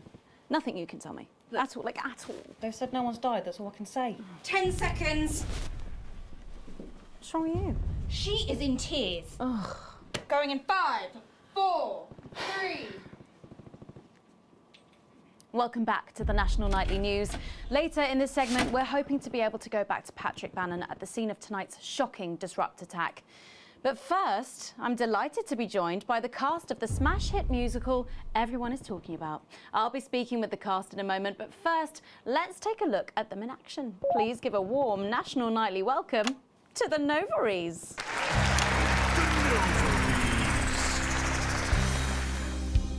Hello? Doctor? Yes, I see. Thank you for letting me know. I have a decent life. I'm a happy, loving wife. And my job is well paid and fulfilling. I have a husband, John. He's due home soon, won't be long. And I have to tell him something that is absolutely chilling. We share coffee in the morning, and we make love every day. We take time alone together to talk and laugh and play. We prioritize our needs. We do charitable deeds. But the flowers of a happy life are now beset by weeds. I'm home. Oh, darling John. Oh, dearest John. There's something very wrong. I've just had a conversation with our doctor, David Wong, so please be seated. This news will make you feel defeated. The scans revealed a lump. You poor unlucky chump. Is it cancer? Worse, oh, John. We're having a baby. How can this be? Oh, woe is me. Why has this happened to me? I always wear 2 condoms for the maximum of Safety in our tiny flat. We built a peaceful habitat. Now our lives are fucked. We're having a baby. Now you can't have any wine at book club. And there won't be any time for foot rubs. Now your hair will stink of weed. And you'll start to disagree. And forget about that holiday in Territory 3. No more waking up at 10:30. In fact, you're never going to get a good night's sleep again. No more snap decisions to go on to a club. You'll be lucky if you even make it out to the pub.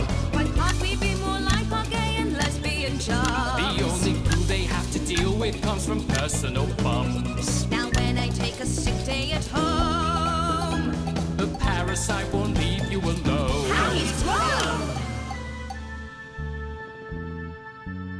We're our top priority. I look after you, and you look after me. Ain't no trouble and strife, we got a childless life. No one wails and no one walls. No one draws things on the walls. A happy husband, A wonderful wife, we got a childless life. We're having a baby. We're having a baby. Changing nappies daily. We're having a baby. No more weekends by the coast. Now your kid is uppermost. It's more than a passing craze to have childless days. we're having a baby. Food and drink thrown everywhere. Death trap toys at the top of the stairs. Every parent prays to have childless days. We're having a baby. No more smiles and no more. We're having a baby. 18 years on bills and leaves.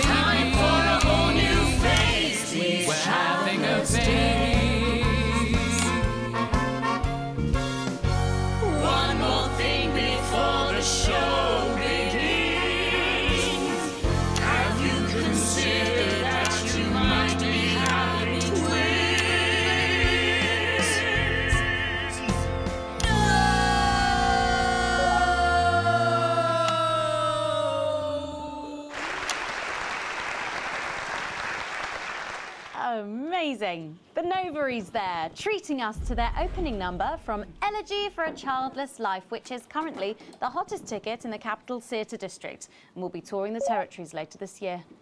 Right then, come on you lot, come on down, let's go, don't be shy. Hello. Hi, Megan. Hi. It's an honour to be here. Oh, really? Are you fans of the show? Yes, used to be. Well, listen, let's get stuck in. Your amazing musical. Now, I mean, not only do you perform this show every single night... With matinees on Wednesday and Saturday. Right, but you're also the show's creators, am I right? Well, everyone contributed their ideas, and then some of us went away and did the actual work on the script. But no, it's very much a team effort. Oh, that's fantastic. How rude of me. I've not introduced any of you. I'll be the one being replaced next. Let's go down the line, shall we? Hi, I'm Jack. Jim Blunt. Pleasure to be here. Jennifer Boram Woodley. Hello, I'm John Sapley. Used to be in the business professionally. My name's Jill, with a J. And I'm Janet. I'm the youngest. That's incredible. And you were all friends previously. I mean, what a coincidence, right? With your names beginning with a J. Oh my goodness, guys! Our names all begin with J. How have we never noticed that? Because you haven't typed them out 1,000 times, maybe? You knew? Why didn't you say anything? I thought we all knew. It's bloody obvious, isn't it? I just thought we were doing a funny thing where we never mentioned it. And I believe, as well as being friends, you're also couples, you know, in real life as well as in the show. Well, not exactly. No. I'm not married to him. I'm with Janet. And I'm with John, you lucky bean. Jim and I are married. 4 fabulous years. Well, that must make for some confusion in the rehearsal room. Well, you should have seen the first draft. Jen decided that Jack would play Jim, I would play Jack, Jen Janet, Jill Jen, Janet Jill. What about John? Well, my character was originally just called Man 1. It was allegorical. It was very confusing. Not for a professional. After much toing and froing. And gnashing and wailing. And gin and tonic. We decided that we'd just use our own names, which is less truthful. We're also less likely to go into the wrong dressing rooms. Oh, God, yeah, that would be very embarrassing, wouldn't it? Of course, when I first wrote it, we were only meant to run for a few nights at the Mimbley Village Hall, but when I registered it with the Department for Culture, it caught the eye of someone high up, and before you could say overnight sensation, we were transferring to the capital. It's all been a bit of a roller coaster, really. Yeah. I'm only 19. I'm the youngest. You really don't have to repeat that. I had to give up my job as a mortuary technician. Well, yes, we all had to move to the capital. Yes. I love that job. It's been a very turbulent time. So peaceful, no singing. This piece isn't.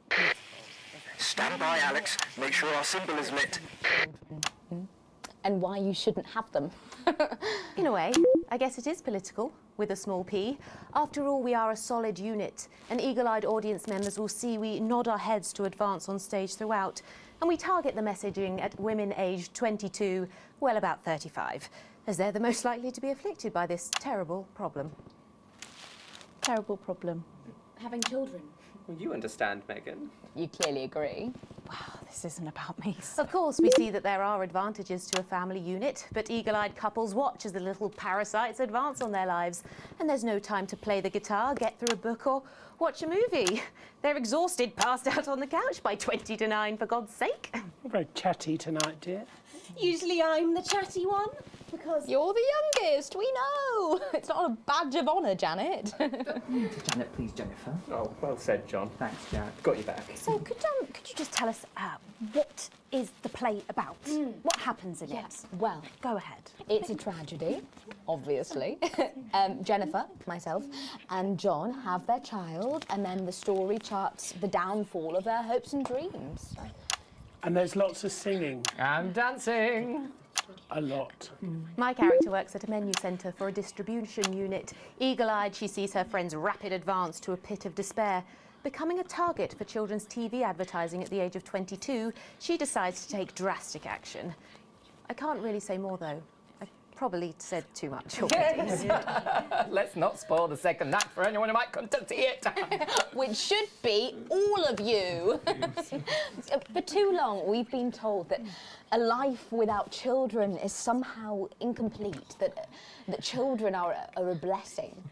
Well, I've done the research, and they're not. Besides, there's already loads of bastards running around all over the place, so... We just want people to have the option of a happy, child-free life without stigma.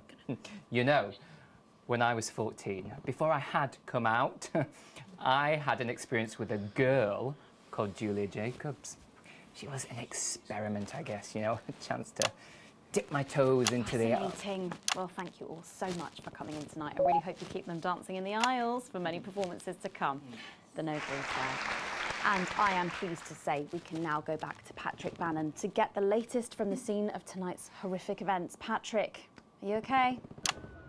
Thank you, Megan. This is Patrick Bannon reporting from the scene of tonight's devastating and symbolic attack tonight this evening. An attack which I myself have found myself caught up in.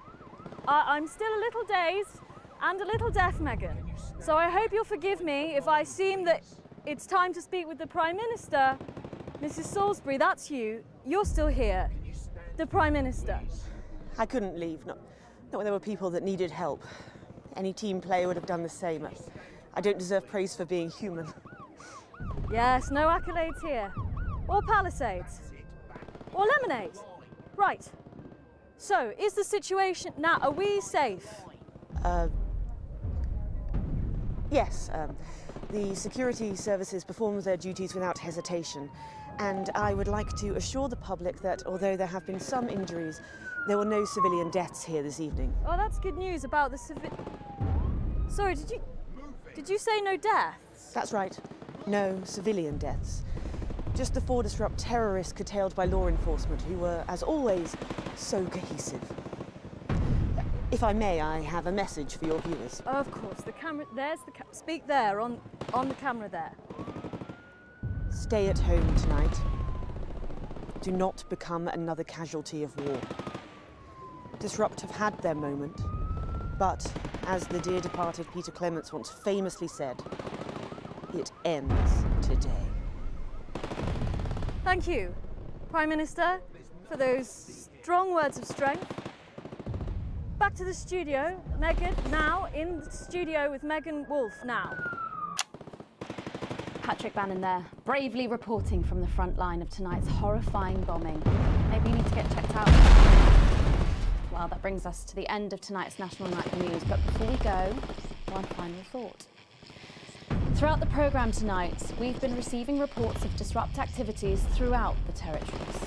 Through a series of coordinated attacks, these terrorists are attempting to undermine Advance's vital work. However, sources at team headquarters have told us that this flaccid revolution was not only predicted, but allowed to happen. Our government have lured Disrupt out from the shadows, and they are not the overwhelming force they would have you believe. The military have been actioned, and, well, it's pretty scary out there tonight, so stay at home and stay with Channel 1, because the team has assured this programme that the turbulence will soon be over, and we can once again focus our minds on building a new future with equality, fairness and resources for all. My name is Megan Wolf. Needed to be moved. Set up the rocket launcher. Let's silence the monster. Look out of the window, Alex. Watch the tower.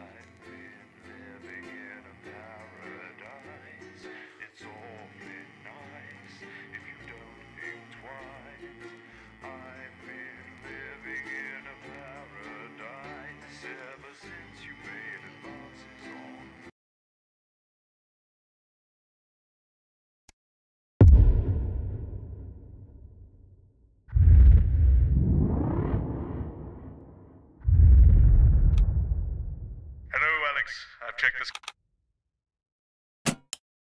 With Oh God, It's Triplets, a harrowing drama about a family cursed with financial ruin and emotional collapse after the birth of their unexpectedly large family.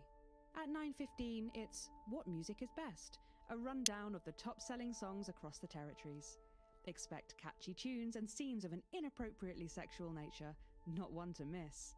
At 10 p.m, it's time for Julia's Diary, where the ever-popular Prime Minister reads extracts from her diary in front of a warm fire. Then, at 10:30, it's the latest episode of our drama series, Betterment, which tells the inspirational story of Emily Dennisworth and the brave doctors and technicians struggling. And this is Jenny. She's the floor manager. Hi, Stacey. That's Colin. He, do you know, just don't talk to Colin. Not getting involved and bring your daughter to work, eh, Colin? Nah, we don't believe in it. All right, come and sit next to Mum. Believe in what? Just days. How did it all go so right? That's followed by the territory Atta girl. advanced briefing. 10 seconds, everybody. Now Monday's a myth. That explains so much. Okay, we are going in 5, 4, 3. As we go over to Megan and the team. Good evening and welcome to the NNN. I'm Megan Wolf. And who's this, you might be wondering?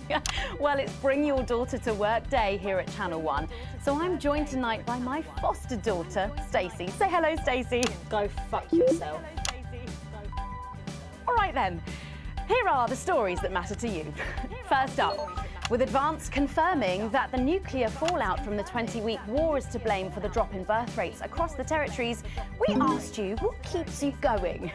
I know that I, for one, was quite deflated when I heard about this, but reading all your submissions has really put the smile back on my face. This is from Drew in Humberset. To take our minds off things, me and my partner have been building this house for our hamster. It really does distract us from thinking about the 85% sterility rate.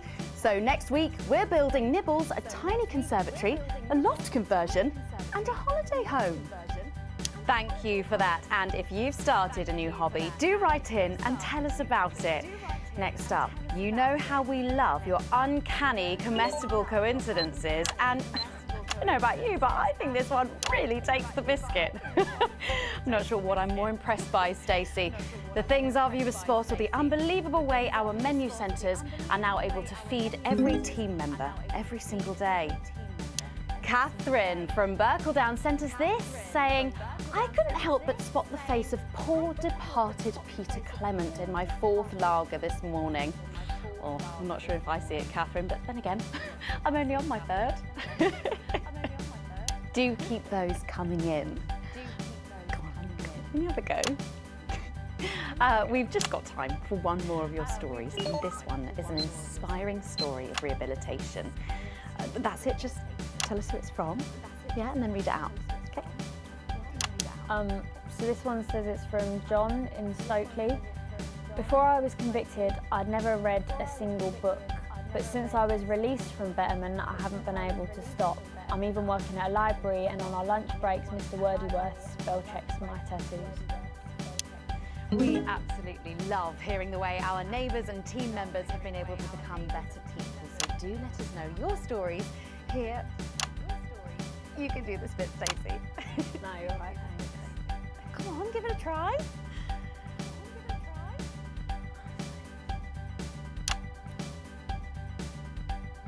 Let us know your stories here at the NNN.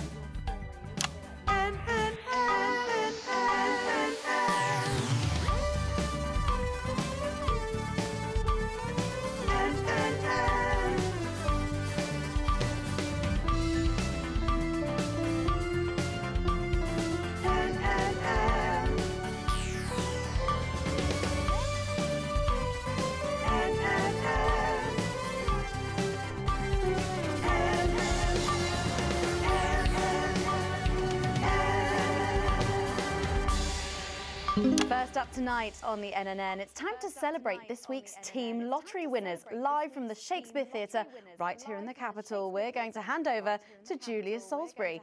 I suppose you don't think much of her either, eh, Stacey? She's got a lot more going for her than you wankers. Okay, surprising vote of approval there from Stacey. Let's go live to that right now. Let's go live to that. Good evening, everybody, and welcome to this week's Team Awards. Of all the many duties I have as team leader, this is by far the most pleasant. As I so often say to you, the uneven past is now, following the demise of Disrupt, firmly behind us. This is the new future. And I say to you, it's better now. I am delighted to be joined here tonight by one of the oldest people in Territory 1. He was born over 107 years ago. Please give a warm team welcome to Alfie Tatchbadger. So, Alfie, you must have seen so much in your lifetime. What have been some of the highlights? Alfie? Alfie? Is he all right? Is he all right?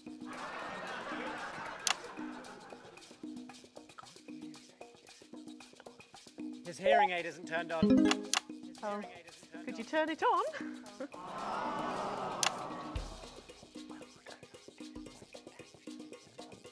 He says it drains the battery. Well, will you tell him that we'll buy him a brand new battery after the presentation?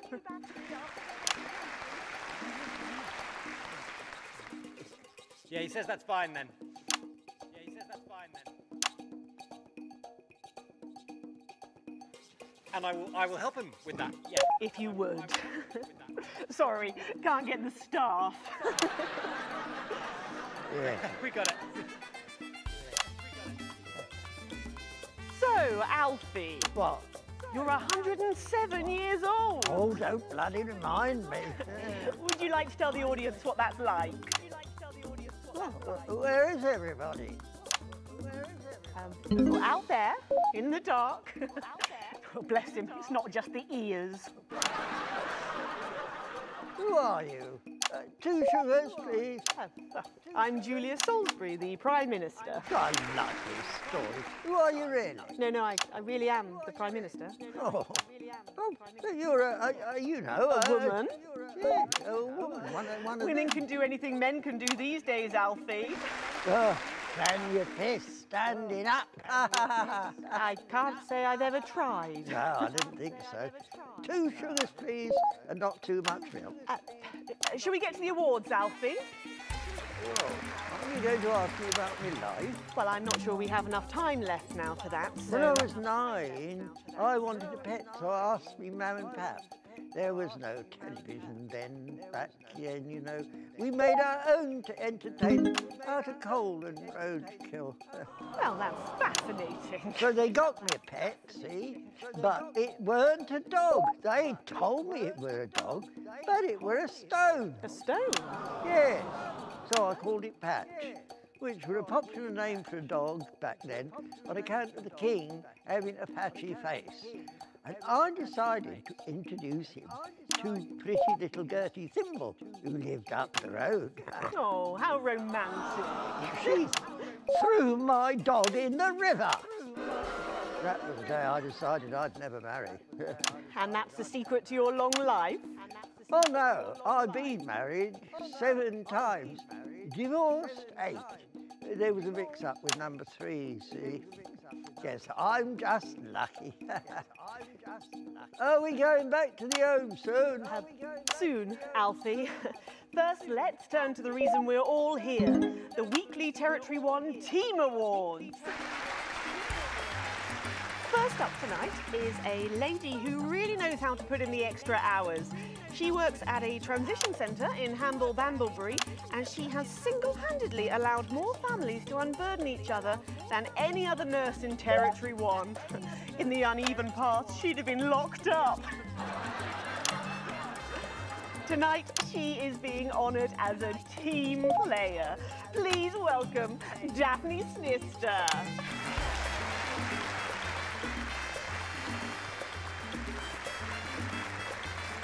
Are you here to change me? Just give her a medal, Alfie. There's a good boy. Doctor, 2 sugars, please. And don't let it steep too long.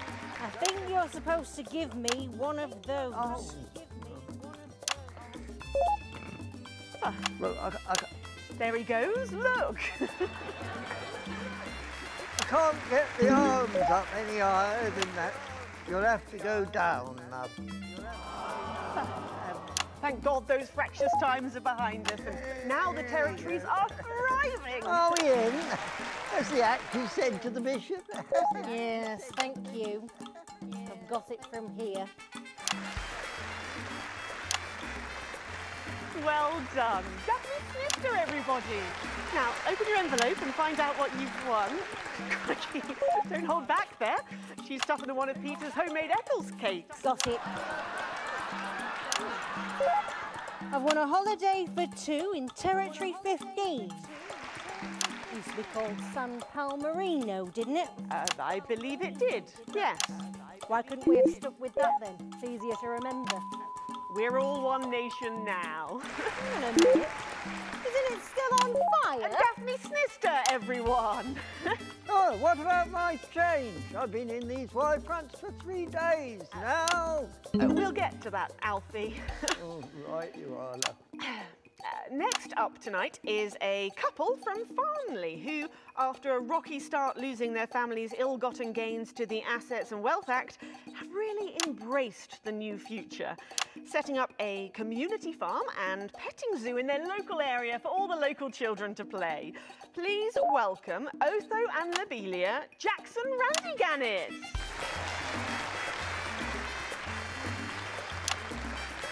Medals, Alfie.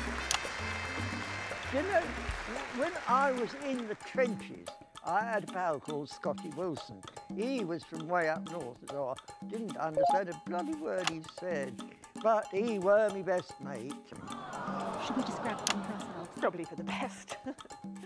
And his best mate was Smudger Ace. There was them two, Fiddly Eric, Unstable Terry, and of course, Leggy Sydney. She were a girl. But she had a boy's name, so they shipped her to the front anyway. First girl any of us has ever seen close up. She's dead now. They all are. Smudger and Scotty never made it home.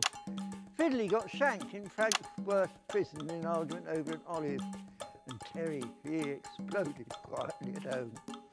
Sydney got a fatal skin condition. Scratched herself to death. It makes you think. Thanks, Alfie. Great contribution. So, Otho and Lobelia, a petting zoo. After we lost all our wealth, we discovered there were actually people who had never even owned a pony. I used to have 3. So we decided to do something about it. That's the type of people we are, you see. Advantage of a private education, probably. Well, I'm sure we could debate that all night, but there's no time. So, let's see what you've won. Yes, before we do, there's something I wanted to say to you. Oh, absolutely. Every citizen of the new future has my ear. When Advance came to power, you took all of our wealth. You took the shirts off of our backs. Quite literally, in my case, I used to collect shirts. Well, you might as well have the rest of it, too. Oh, security! Cool, blimey. We want our money back. One, my love. One wild, one free. Alfie Tadgebetter. And you are? Oh, nice. Got to go. Oh. It isn't right and it isn't fair. You tell him, girl. That's my wife, you know. Oh, no, you don't. You can't mix pearls with swine. It isn't right. We used to have 3 horses, Fenton, Defessel and Hunwell. And now what have we got? 2 mangy goats, 1 mongrel dog called Kenneth, and a rooster that won't bloody shut up! Can we get this over quickly with, please? As the actress said to the bishop. Oh, here we go again. Hello, Alfie Tadgebetter. Pleased to meet you. Stop them! Oh, don't worry, love. I'll protect you. Oh. You better don't know what he knows. You know This reminds me of when I was in my 20s and we go to the promenade at Shining-on-Sea and watch all the pretty girls on the beach. Everything was black and white then, of course. We'd visit the Penny Arcade and try to win a block of lard to take home for the family. You couldn't buy lard in those days. You had to win it. Oh, it was so much simpler back then. Boys were boys, girls were girls. Everyone else was recruited by the circuses. There were loads of them, you see, circuses, with their big tents and their candy floss. You'd hear the music, the pipe organ, drifting over the nearby fields. My mum used to call it the most magical sound in the world. This was before hearing after giving a particularly loud round of applause. Did you ever go to the circus? What's that, Alfie? The circus. Oh, never mind. Yeah, just the tea, Pet. Well, that was an unexpected dose of naked nostalgia. Some people simply can't let go of the past. That's why I look in joy and fervent admiration at the younger generation. So cohesive, such a team. And with fertility falling throughout the territories, we should value our fabulous new generation now more than ever. Our final winner tonight is a go-getter who really went and got 'em, helping to root out more than 170 Disrupt collaborators in his own neighbourhood. Since then, he's gone on to be a senior cohesion cadet leader and organised all of the entertainment at last year's Camp Cooperation. Our final winner tonight, Edwin Neverley. Oh, I'll congratulate you. You should be in a transition centre, you old non... Prime Minister. Yeah, it's an absolute pleasure to finally meet you. We're very similar, in my opinion. Well, I've never been much of a role model. Nonsense, Prime Minister. You have saved this country. You have fought enemies, foreign and domestic, with 9 fists. As with my own tiny fists have I. Well, let's open the envelope and find out what you've won. Maybe it'll be a fist enlargement.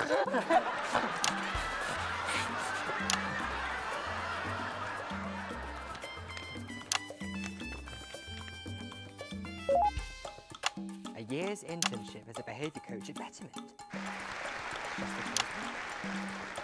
Let's show the fools where they went wrong, eh? Well, actually, Betterment is about rehabilitation, Edwin. Absolutely.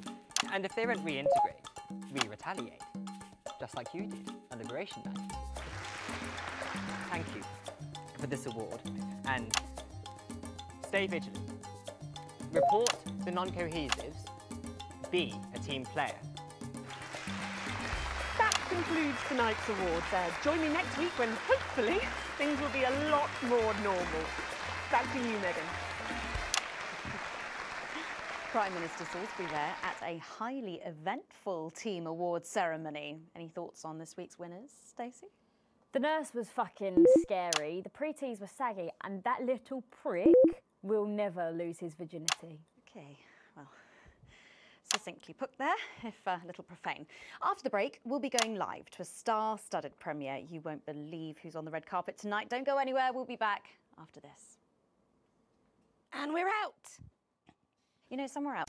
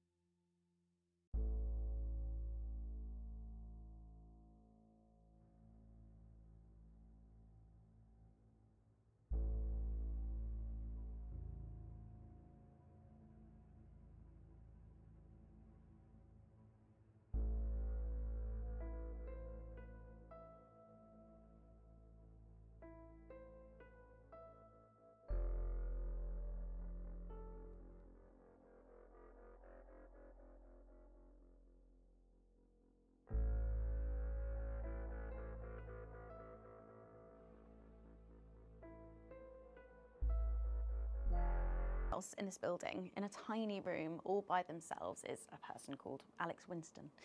Now, I would really appreciate it if you could get through one sentence tonight without making them reach for the bleep button every time you do. Do you think we could try that? Alex and Winston can go fuck themselves. Is it just me, or did that segment remind you of the good old days? Well, like everything's spiralling out of control into some kind of tragic-comic disaster. Yeah, that. It's just like having him back in the chair. Do you reckon he's watching us somewhere? Laughing. I think he is. Jeremy, are you watching us? Are you receiving us? Are you fucking with us? Oh, right. So she can swear.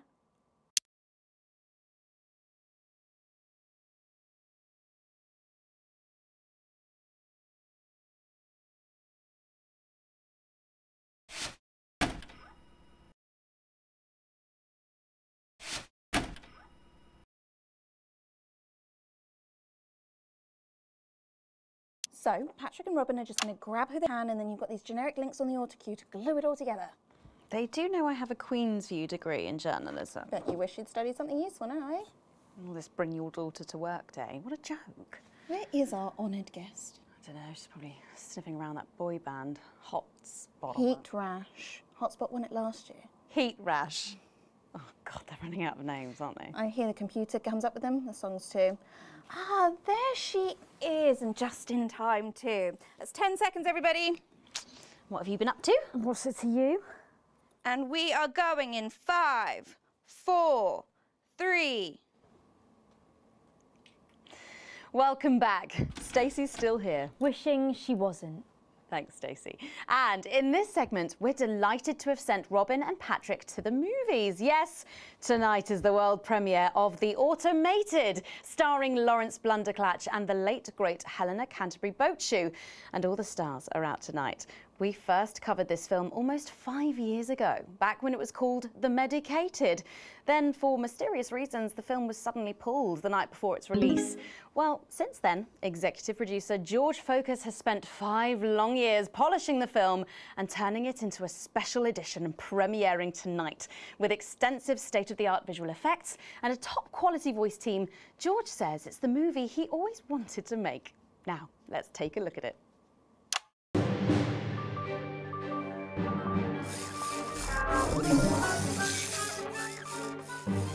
I can't deconstruct it. Captain? I can't deconstruct it. Robots!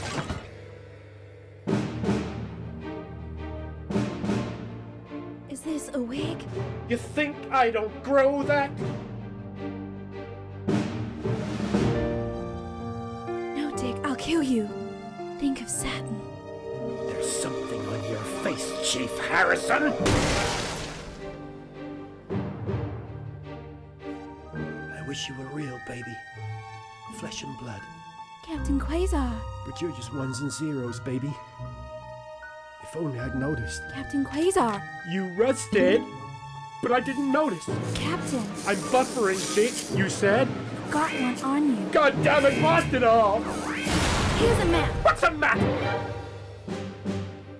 Okay, so head north on Interstellar Avenue, left at the asteroid belt, and a tricky 3-point turn at Uranus. What are these symbols? This corner. This is the key. We could shut it down. Yes, yes, we...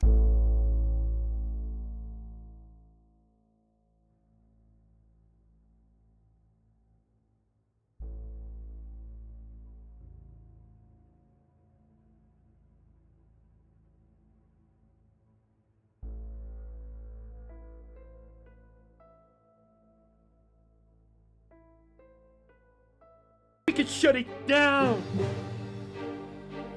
But we have to ask ourselves, who are we?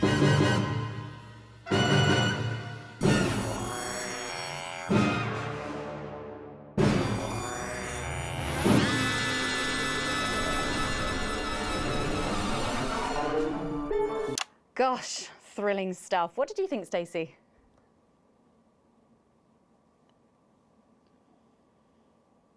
The robots were all right, I guess. They certainly were. Let's go over to Robin Short now in Western Square, who I believe has got the star of the show. Robin. Well, Megan, I'm joined by not one, but both of the stars, Lawrence Blunderclatch and Helena Canterbury-Bochu. Thank you so much. No, thank you. It's thanks to shows like yours that Helena and I are even here. Don't you agree? Well, I couldn't. Absolutely right, darling. And you two have both become absolutely huge in the past couple of years, haven't you? Even huger, yes, that's right. I feel very lucky, very, very lucky to be born, well, you know. And Helena is in massive demand too at the moment. She's still the face of a major cosmetics brand, and she's booked to do a one-woman Lear in the summer. Wow, it sounds like you're both very busy.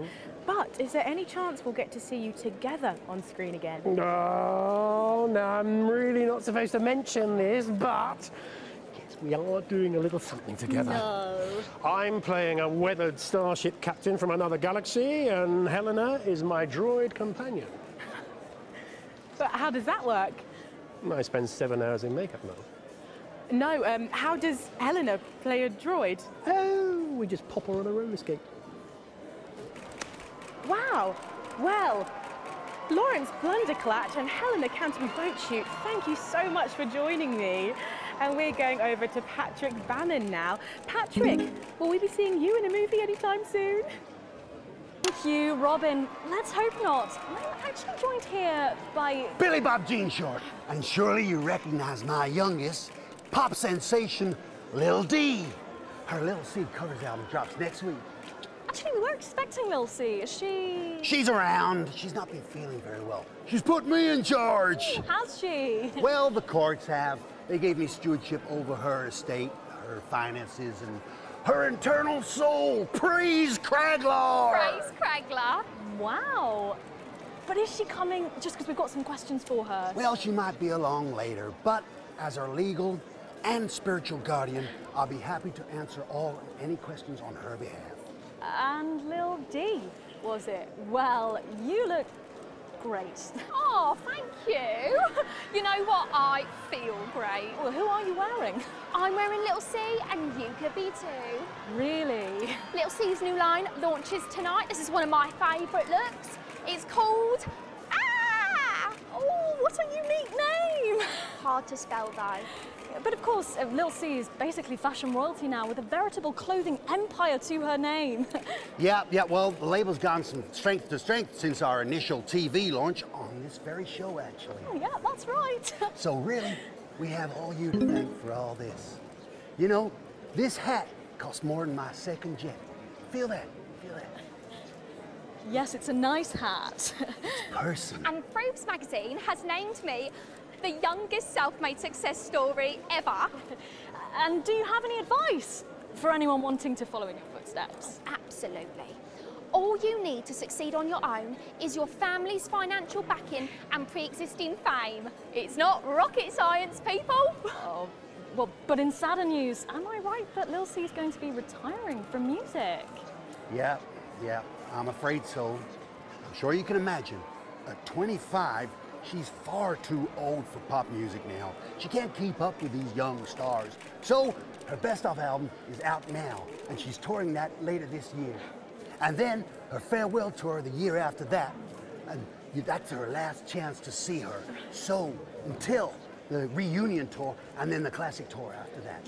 But it's been a long and varied career, as you can imagine. She's very, very proud of herself. Oh, and if her health's bad, then maybe it's for the best. What's wrong with her health? Oh, yes, her health. Her poor health. And it's surprisingly expensive treatments. Curse you, Zatan! Damn your intergalactic justice! Oh, yeah. Well, we better be letting you get back. Those babies aren't going to sell themselves, or possibly at all. Billy Bob, Lil C, D, thank you so much for joining me, and do pass our best wishes to Lil C. Who? Oh! Now, it looks like Robin is with a music legend who actually is irreplaceable. Is that who I think it is, Robin? It absolutely is, Patrick. Jesus, how are you? Yeah, you know, I'm good. I'm great. No thanks to you, silencing me, silencing the truth. Are you referring to your attempt to incite violence against the democratically elected leaders of this country on live TV? Yeah, exactly. And instead of being held a visionary, my management and agent, they all dropped me. Oh, no. But you can't break me when you didn't make me, you understand? See, I'm the voice, I'm the hope. You can lock me up, call the doctors, but only the moon can judge me. So, what have you been up to since your team cut ties with you? You know, keep building, keep moving. I'm actually working on a track right now. Written, recorded, directed, all by myself. Can we hear a bit of it? What now? Oh, I know I'd love to hear it, and I'm sure the people at home would love to as well. Yeah, sure, of course. Give me the mic. Yo. The news tried to shut my mouth, but it won't be long until they go south. Cause my name's Big J and you can't stop me. See, no censorship can stop me. Yeah, see, that's all I've got at the moment. Did you just rhyme me with me? No! Daddy promised this wouldn't happen again. You're supposed to clap and say, well done, Julian, well done. Well done, Julian. Thank you. Now, ask me a polite question and I'll walk away nicely. Okay, is it true that you're heir to a hotel chain? What? Where did you hear that? And that you're very much alive parent are currently on the run for massive financial hoarding. Oh, I'm sorry. Are you trying to censor me?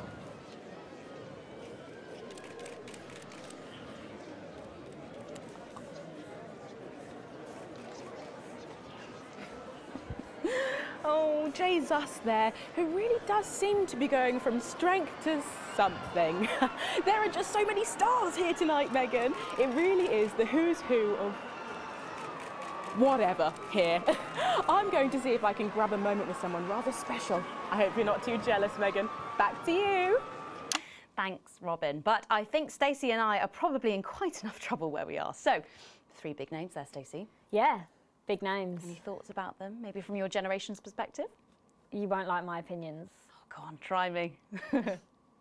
Well, Bumbanonk is so old he's like 1 week away from a transition centre, so who cares?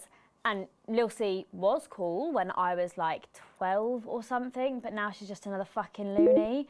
And Jesus is a disrupt-loving wanker who should have died with the rest of them 3 years ago. You're right. You agree with me? No, you're right, I don't like your opinions. But thankfully, we can go back to Patrick now, who has another familiar face to catch up with. Oh, Patrick, what's the atmosphere like there? We're on the edges of our seats, Megan, except we're standing. I apologise if I get overexcited, but any moment now, we're going to meet with the cast of the hottest new TV show. It's on every Saturday night. Have you guessed it? Yes, it's Big Chris's House of Chris's. And here's the man himself, Big Chris. Hello. Hey, hey. It's good to see you, Big Chris. We love your show. Oh, thanks, mate. It's really good to be here. And are you excited for the automated? Oh, yeah. I mean... Come on. All right, just 1 sec. Sorry, it's impatient Chris and rude Chris. Fuck off. Are the other Chris's here as well? Yeah, some of them couldn't make it, but some of the boys are here. Hello, we've got Push Chris, Quiet Chris and Remorseful Chris. Oh, my. Sorry. Pocket Chris is around here somewhere, but I haven't seen him in ages. What about Chris Reloaded? Oh, no, he's not. He couldn't make it, but Chris 2 Electric Boogaloo's here. Oh, Jesus Christ, it's more than Chris. Hello. Hi. Have you seen Cardboard Chris? There he is. Oi, oi.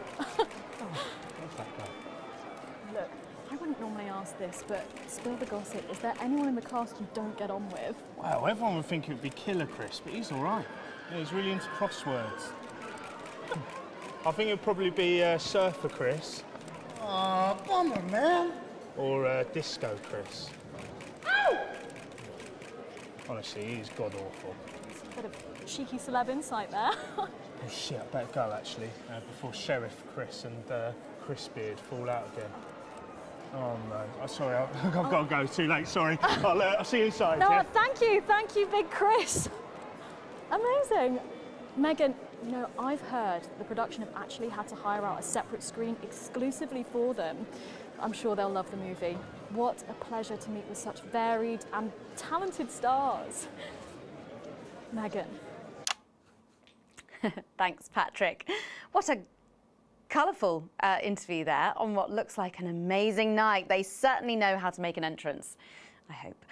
And the automated really does seem to have unstoppable written all over it, because despite Boris Horsey in Hours magazine calling it Lawrence Blunderclatch's overly long suicide note, in a review which ends with the words, "and he hasn't even had the decency to see it through," the film, which is free to all residents of the territories, has seen record pre-bookings and looks set to run for months and months. But let's go back to those lucky few seeing it tonight.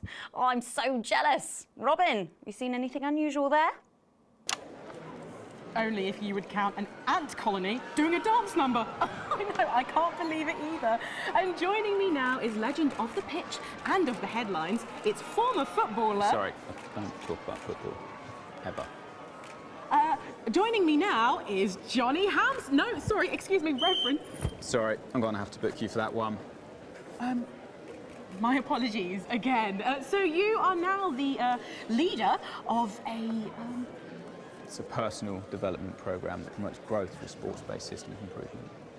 Right, and tell us about this program. How does it work? It's simple, really, Robin. New members start in Division 1 and through intensive 90-minute courses can accumulate enough points to get into the playoffs to gain promotion to a league.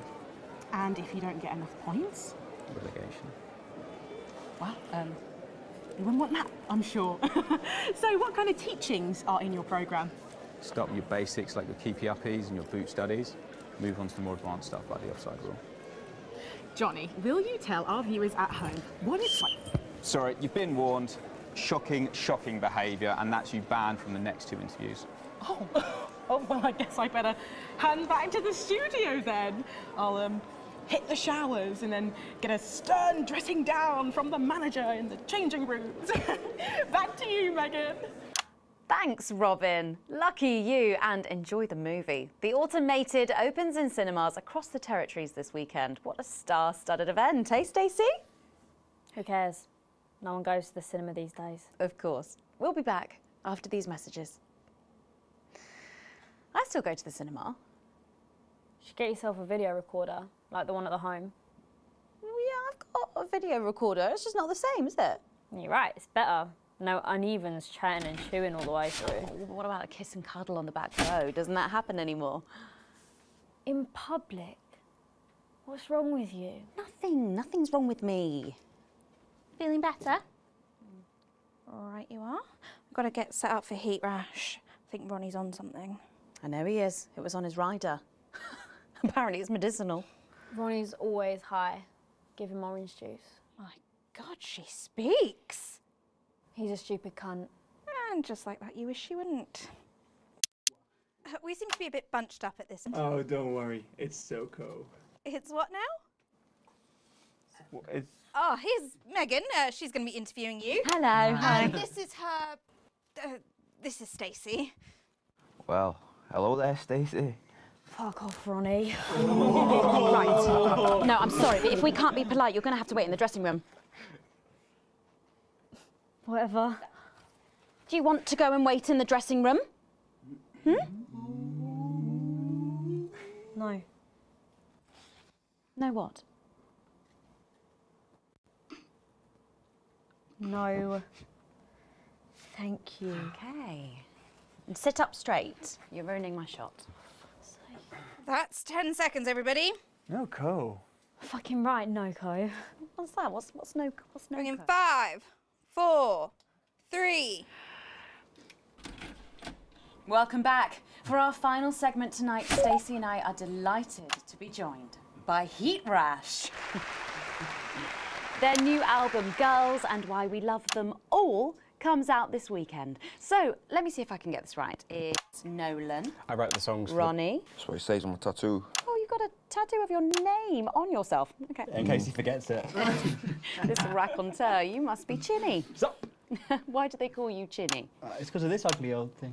I don't know what you mean. God, you're so fucking embarrassing. Dale, Crikey, Dale, you do not look old enough to be in a band. I get that a lot. I'm actually 23, the oldest one. I have a growth disorder. God, I'm so sorry. I didn't know that. It's so cool, Preeti. He's only messing with you. He's actually 58. Okay, right, I see. You're going to be a handful, aren't you, boys? Mum. And you must be TP. What does TP stand for? Tiny prick. It stands for team player. I see. How long have you had that nickname? Ever since Nolan decided Terry Prodance was a shit name for a member of a boy band. No co, Ronnie. Yeah, no co, Ronnie. Sorry, what does no-co mean? It's the opposite of SoCo. Ah. Fuck's sake. SoCo. Yeah. So cohesive. You pretees say cool. Right, okay. Thank you, Stacey. Sorry about her. Not your fault. She's uneven. So you guys met through a popular show on one of our rival channels, didn't you? Yeah, Team Players with a Z. So how did that work then? Well, actually, Dale and I knew each other from school. We were actually classmates, and... Fuck's sake, Nolan, mate. Give someone else a chance. We all went on Team Players. We all auditioned. The judges put us into bands. And, yeah, we went to their houses and they just put us into bands. Okay. It's an example of how we're greater than the sum of our parts when we work in harmony. And occasionally singing it. So every week on the show, they get these bands and they give them a song that the producer just found from under the bin somewhere. Actually, I write the songs. And the public would phone in and decide which song they like best. Right, and then the losers would be eliminated. Yeah? Mum. What? No-co. Preeti, so no-co. The band who get the most approval get to play their song again. Sure. So what happens to the losers then? Mum. What do I keep doing wrong? We don't use the L word anymore. What, you mean losers? Would you please stop saying that? That word is a pejorative. It's a word designed to diminish. At Go-Getters, I learned very early that we only win when everybody wins. But, sorry, that's not real life, is it? That's just sports board, no? Thought you were SoCo. Yeah, I am SoCo. Nah, you're a shrinker. Can't be friends with shrinkers. She doesn't know what you're talking about. She doesn't understand. So I do understand, actually, Stacey. What's a shrinker? Well, a shrinker. What's a preety, Mum? Well, I think it means someone who's older, doesn't it? Pre-territories. It's someone who turned 18 before the new future. We call you preeties. Unevens. Mimis. Nonks. It's not her fault she's old. She can't help it. I'm not that old. I'm trying to help you here. I don't think I need your help. See? Total Mimi. Is that so? Yes, obviously.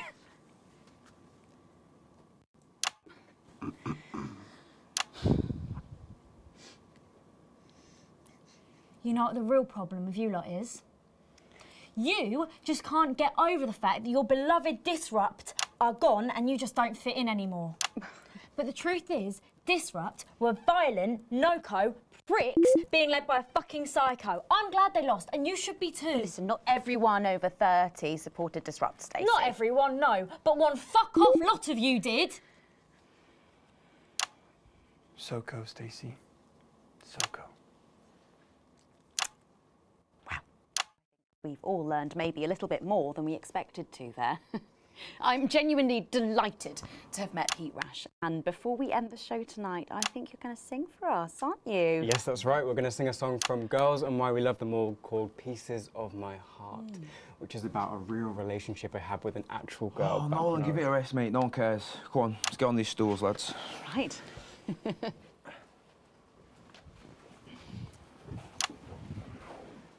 So, Stacey, can I get your contact? Oh, she's 15. Go on, piss off and sing your song, Terry. Christ. Right you are.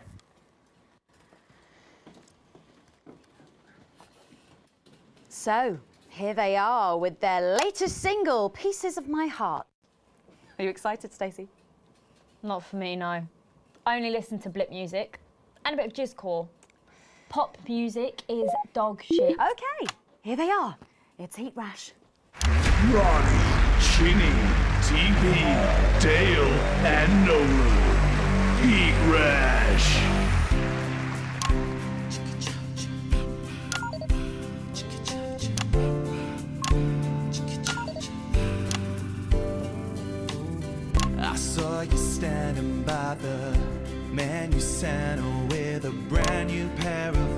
'Cause baby, do you remember? You took the first of the pieces of my heart. You wandered into a bush and grabbed a vodka and Stang. Took our assets and our wealth and drew them out of the bag. I gave you little pieces of my heart. I didn't know two hearts could ever feel like this, girl. It's like you were custom made for me by Remington's fist. I take all of the loves that didn't last and leave them in the uneven past. Share the new future as my bride. You snatch me inside. There's no need to hide all the times that you cried. As my old man used to say, you blow me away. I just want you to stay. I don't want you to pay. You make me crazier than Neil today. On Liberation Night, girl, I was sitting beside you. We sat there shaking all the way through incisors. We held each other as things fell apart. We took a train through all the territories and we threw away the rules and wrote our personal stories. You took a dozen pieces of my heart. I didn't know that life could ever feel like this, girl. It's like you were custom made for me by Remington's fist. I take all of the loves that didn't last. I leave them there, the uneven past. Share the new future as my bride. Snatch me inside. There's no need to hide all the times you have cried. As my old man used to say, blow me away. I just want you to stay. I just want you to play. You make me crazier than Neil. Make me crazier than Neil today. And now I'm staring at your membership card. There's your picture beaming brighter than a handful of flaws. I'm trying to find the pieces of my heart and leave them in the uneven parts. Share the new future as my bride. You snatch me inside.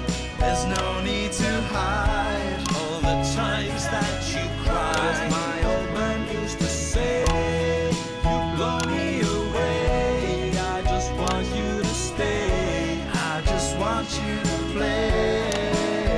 You make me crazier than Neil. Crazier than Neil. Crazier than Neil today.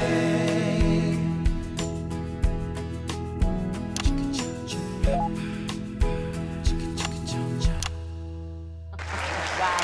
Oh, fantastic. Thank you, Flash. That was actually really good. Best of luck. Thank you for coming in. Now it's almost time for final thoughts tonight. And I've actually asked Stacey to write a few, and they're just being programmed onto the auto cue now. Now, I have no idea what she's going to say. So, fingers on that bleep button in the broadcast room, just in case. Take it away, Stacey. My name is Stacey. I guess you know that by now. Don't know why I put that in there. Anyway. I don't watch the news. There's no need. You hear all the important stuff from your mates, so I don't know what's considered important anymore. But I'm pretty sure that it's not rehashed movies and fucking boy bands, so anyway. I'm going to talk about what's important to me. When Advance were first elected 6 years ago, I was 9 and in a home. Not a family home like you call a home. This was a state children's home. It was fucking awful, actually. It was like a Charles Dickens book. The roof leaked and the walls were damp some mornings. The food was bad. Drugs and alcohol were everywhere. No one cared. You had to watch your back all the time because there weren't enough staff to manage us. And yes, as you'd imagine, there was a lot of... Some bad stuff went down there with some of the staff, okay? Not all of them, but the others knew, and they didn't stop it. And then Advance won the election. And like a miracle, things started to change. They got better. We had nicer food. The home was not just repaired, but redecorated and kitted out with books and sports stuff and musical instruments and video games. Most of the staff were fired, and the new ones, which there were more of, spent time talking and working with the bullies. And you know what? A second miracle. It worked. The bullying stopped. Life, my life, got better. Because finally, there was enough money to do the good things, and Advance had the guts to do it. I joined Go Getters, and on Liberation Night, that gave me a group of friends that I could talk with when the bombs went off and the power went out. Another miracle. I wasn't alone anymore. And that was the night I finally understood the importance of being in a team. So here's my final thought. I know the people who were doing better under the old system long to go back. You say, we were freer, but what you mean is, we were richer.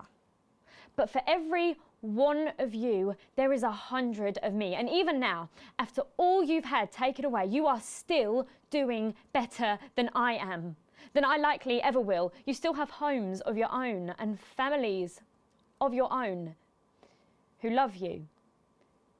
And I'll never have that. So maybe you should stop looking for the worst interpretation of everything this amazing government does and realise it's not for you. It's for the millions like me. And you can cry and bleat all you want, but you're never going to get your money back because it's already been spent on miracles.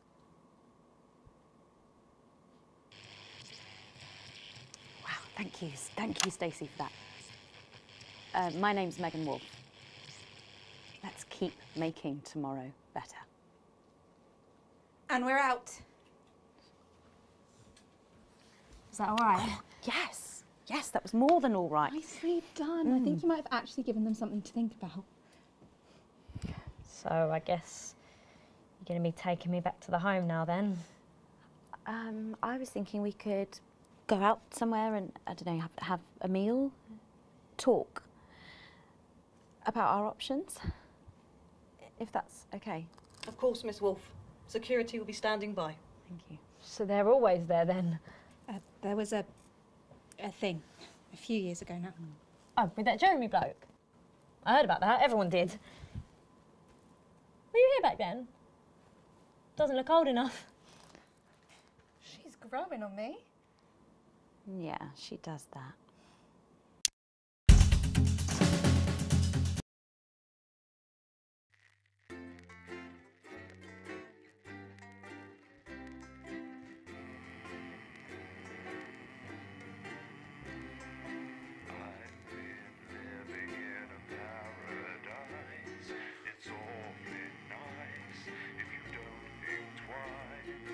I've been living in a paradise.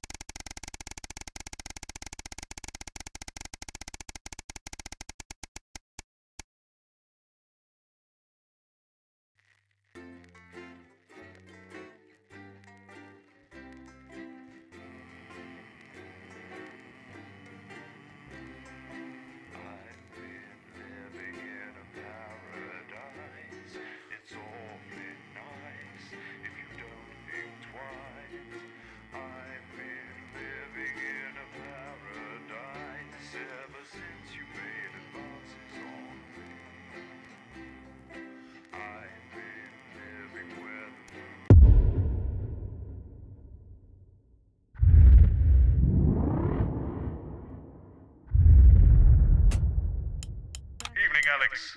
I know later. For tonight's episode of The Scritch. Expect depressed people not communicating properly and ending up in all kinds of no-co situations. At 7:30, it's movie time with the network television premiere of The Automated, last spring's smash hit movie from Lawrence Blunderclatch and the late Helena Canterbury Boatshoe. At 10:15, it's Julia Salisbury's Teen Talk, which tonight is on the subject of Gorders and the evils of their creative accounting.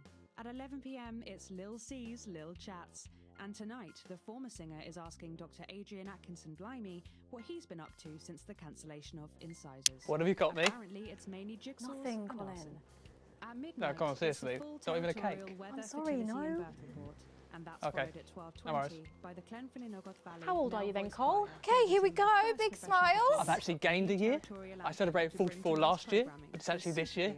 It's brilliant. You're 44. I'm going in 5, 4, 3.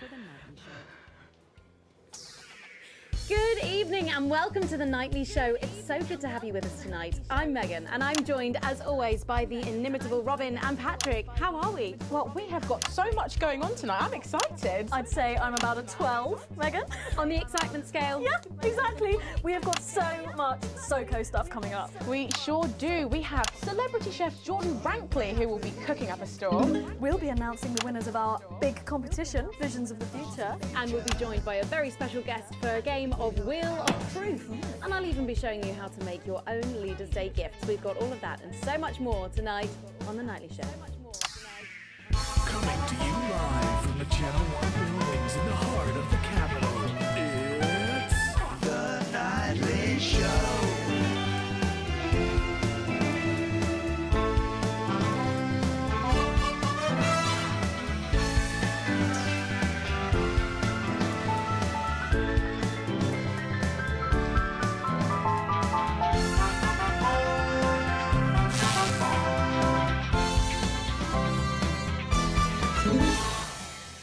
In a minute, our very own Patrick Bannon will be put through his paces by Chef Jordan Rankley. But first, we know you love them, so Robin's going to give us an update on our lovely Nightly Show pets in Pet Corner.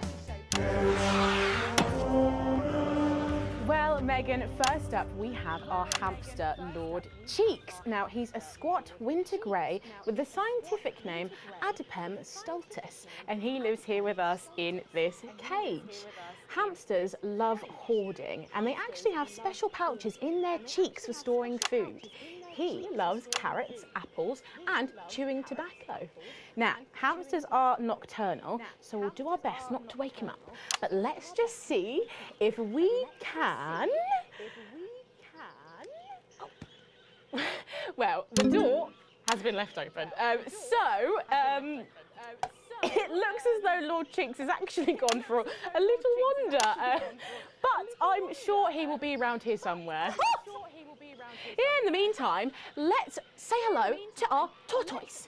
Now, after last month's viewer vote, she is now, of course, called Slow Barbara. And don't panic, even though it is December, Babs here doesn't actually hibernate. Let's say hello. Oh, she's sleeping. Oh, Babs. Oh. Oh. Those are our Nightly Show pets, Megan, both alive and well. Back to you. Thanks, Robin. We'll check in on them, or some very similar animals, at the same time tomorrow. Now then, I hope you're hungry, because if not, you're about to be. Patrick Bannon is with Chef Jordan Rankley, and they're going to be showing us how to knock up a delicious apple pie. It's time to go into the kitchen. Into the kitchen. That's right, and I'm joined here by Chef Jordan Rankley. Welcome to the Nightly Show kitchen. How does it compare to the kitchens you're used to? I love the colours. It's vibrant. It's fresh. It's fun about all the arseholes. Yes? Sorry? What?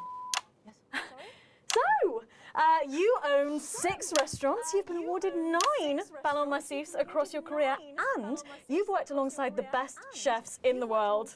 Tonight you've got me. Oh, are you worried? Am I fucking worried? Are you worried? Are you fucking worried? Yes. So, what are we making today, Chef? So, we've got a family over for Leaders' Day. They're hungry. We're going to make them a delicious apple pie. Ooh, lovely. It's got sweetness, it's got the acidity of the fruit, and then you get the richness of that pastry. Incredible. Wow, okay, so where do we start? So we've got to start by making our filling. So we've got about 1 kilogram of fresh cooking apples here. Fucking beautiful. And we're going to slice these up perfectly. And then straight into the pan. Your new show, Demon Kitchen Heart Eater, starts on Friday here on Channel 1. So, tell us about that. So, teams of young chefs come into my kitchen, and one by one I destroy them emotionally. And if there's time, I teach them some basic knife skills.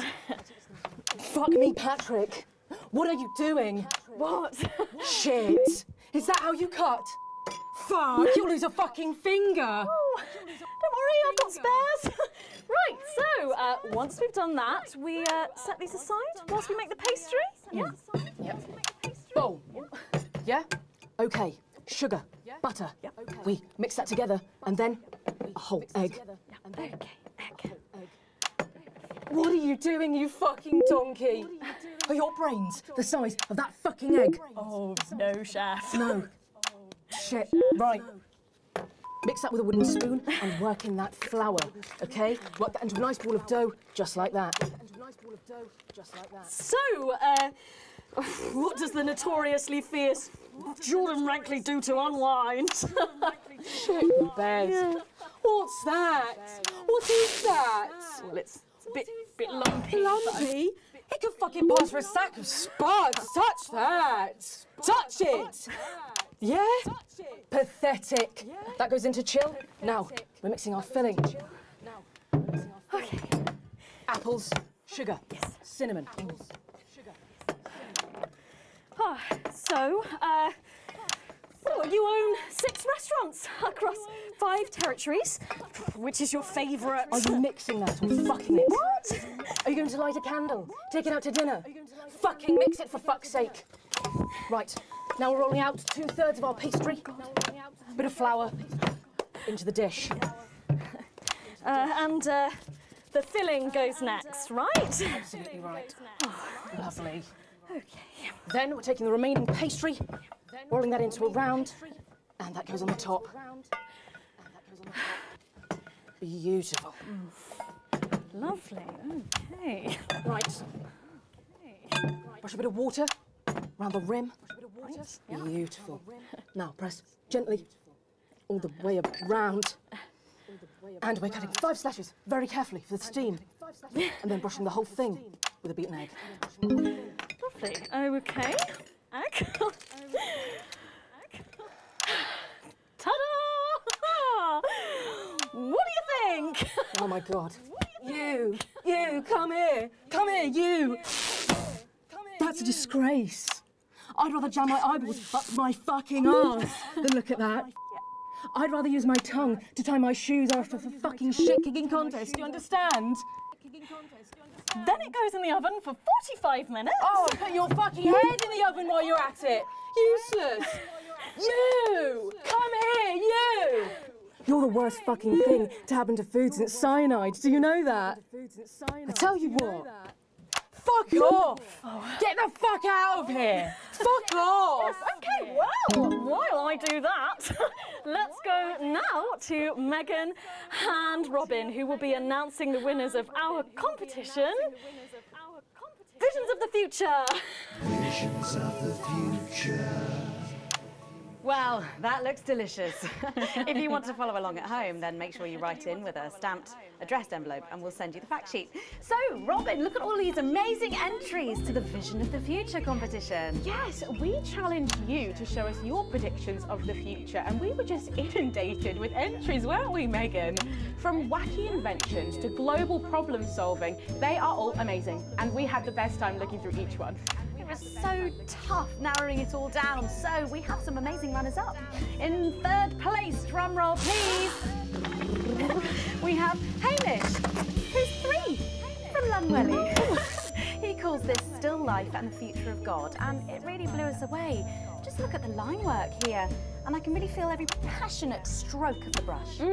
If you look here, you'll see a beautifully rendered, what I thought at first was a smiley face, or perhaps a cat. But I think if you really look, you'll see it's actually a representation of the seeming futility of death through the eyes of the living. Indeed. He's also chosen to just leave a lot of it blank, which I think is really interesting. If you know Hamish and his work, of course, he loves focusing on the negative space rather than the image itself. Stunning, absolutely stunning, and such talent from one so young, Megan. But next up we have our second place entry. So in second, drum roll please, we have Keith, 41 from Dungleys. Yeah, Keith, we were sort of aiming this towards our younger viewers, but still, he has sent in his idea of the future, which he's calling Ravaged Earth. Indeed, he says in his really rather detailed notes, deprived of basic resources, society will resort to a brutal system of weekly battles to the death where only the victor may breed.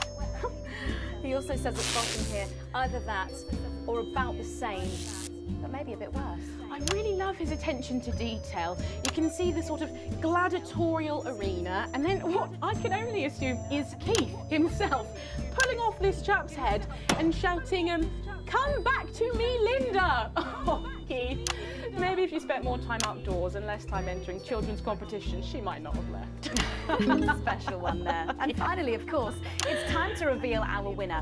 All our runners-up will receive a day out at an inflatable Happy Land on an industrial estate just off the A40. Sorry about that, Keith. But our lucky winner will win the chance to spend the day at the Department of Change to see how our teammates are actually making the new future a reality every day. And the winner is, drum roll please. Oh, happy with that. You're 8 years old and you are from Smugly. We absolutely love your picture here. People's Parade. You've got folks walking together, just really celebrating the diversity of our society. You've got people with all different flags, people celebrating their religion and their bodies, and there's even a game of sports board happening over here. That or some overzealous littering, it's hard to tell. I love these robots having a little bit of a dance, getting involved in the party, aren't they? This one seems to have gone a bit haywire in what I can only assume is an ominous sign of things to come. Lovely, Lola. Well, if our winners have inspired you to make some artwork of your own, do keep sending them in, and yours could be displayed in our gallery here. Well done again to everyone who took part. We're going to take a break now, but when we come back, we'll be playing the Wheel of Truth and making some lovely homemade gifts. Don't go away. We'll be back after this. Good evening. That's the break. 1 minute back. Let's lose all of this. What happens to these then? We just chuck them mostly. We've got so many. Warm because we've got lows of 5 or 6 degrees. How are you both getting home tonight? I usually walk. My flat's not far from here. I'm on the bus. Not tonight. I'll get cars arranged for you both. Find me when you're done and I'll take you out through the loading bay. Dwarfed, however, by a massive 9% fertility rate here in Territory 2, who saw an unbelievable 191 births today. Though a nasty cold snap brings bitter winds overnight, so not all sunshine and rainbows. No rainbows in sight over Territories 3 and 4, as a Category 2 storm warning means we advise our residents to spend their leaders' weekend indoors. Though we're sure the happy parents of the 12 new children in Territory 3 will be thanking their lucky stars for an excuse to stay home. Though, of course, nothing to do with stars, more of a hot air, cold air thing. Next, this front of warm smiles heads across Territory 5, who are still under a blanket of snow. Surely there'll be celebratory snowmen there tonight, as they also hit an impressive fertility peak of 23 new arrivals. And finally, Jenny, where's Glyn? Can we get him out here? I'm not sure about this grandma one. Oh, he's right with our other guests at the moment. I just wouldn't say grandma. And clear blue skies. Yes, grandmother's arsehole. That's much better. Okay, everyone, if I can have your attention, please. Sarah just needs a word. Apparently there's been some sort of disturbance near the studio. Now I'm sure it's nothing to worry about, but I wanted to let you know that I've asked for extra security and they're already on their way. Okay, 10 seconds, so positions and pose.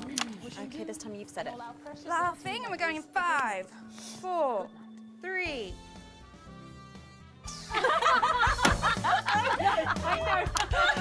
Welcome back to the Nightly Show. I'm sorry, we were just saying we can't wait to taste Patrick's pie. Oh, I don't know, I think I could wait.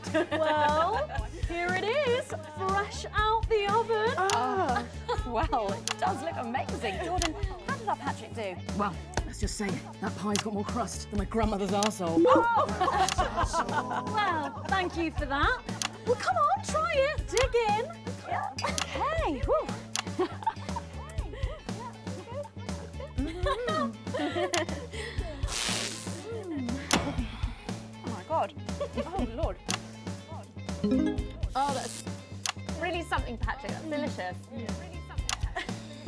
But now you better go and get ready for that next feature.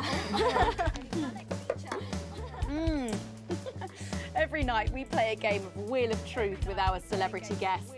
But I know what you're thinking. Megan, we've only got one celeb guest. Well observed, viewers, well observed. Well then, I better bring her out. Should I? The surprise guest? What do you think? Here she is, best-selling author, lawyer and thinker. I mean, she's only the blooming team leader. It's Julia Salisbury. Prime Minister Julia Salisbury. Oh, welcome, Julia.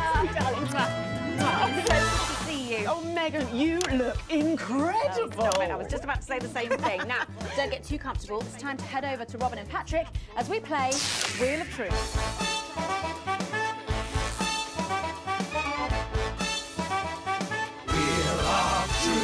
That's right, it's that part of the show where we pit our celebs against each other to see if we can break them. That's right, Robin. They're going to spin the wheel to pick a round, and it could be anything from box of flies to slap my face. They really have no idea what's in store. So, up first, we have Jordan. Oh. Let's give it a spin. Yeah, here we go.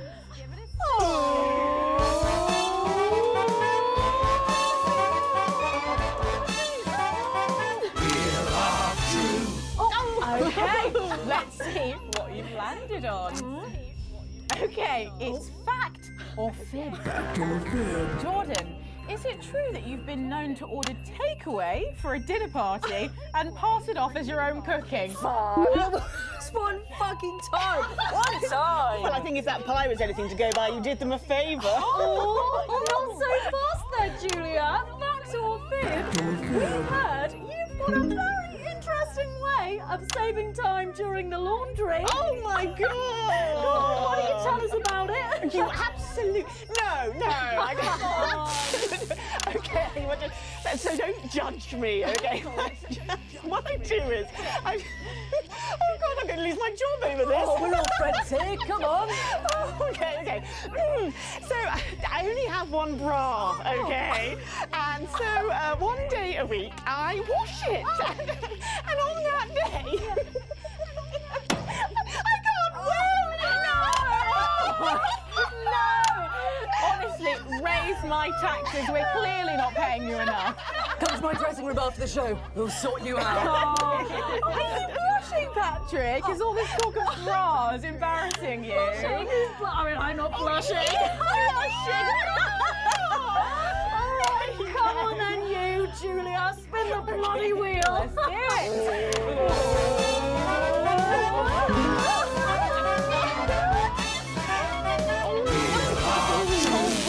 Okay, here we go. Oh, it's Guess That Face. I'm going to show you a picture and you simply have to guess that face. Okay, you ready? Here we go. Julia. Oh, who's that? Oh my God! Is that you? Yes! Look, it was a very difficult time fashion-wise. That hairdo is fucking hilarious. No, don't. I think it's sweet. The mullet is as popular now as it's ever been. Oh, well, don't get too ahead of yourself there. Jordan, who is this? Does that look familiar at all? Oh, wow! Well, I'm glad I was getting fashion advice from someone who managed to make 7 look like 85. Shit, hell. Where did you...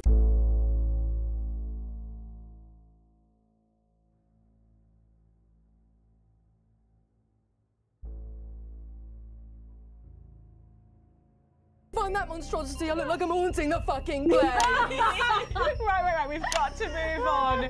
Jordan, let's have another spin. Okay, here we go.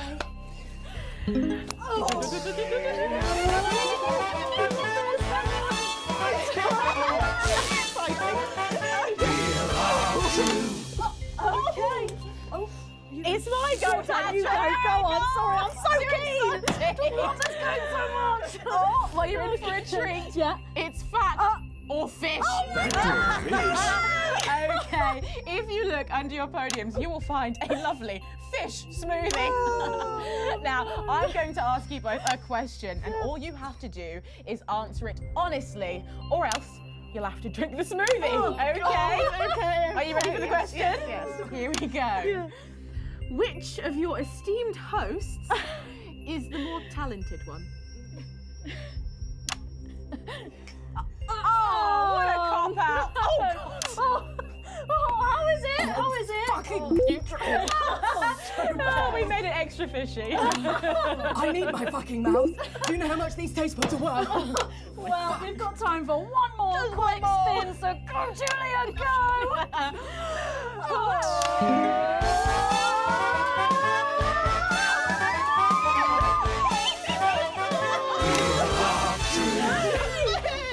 Here we go, my goodness. Okay, so, Julia, take a look in that box under your desk there.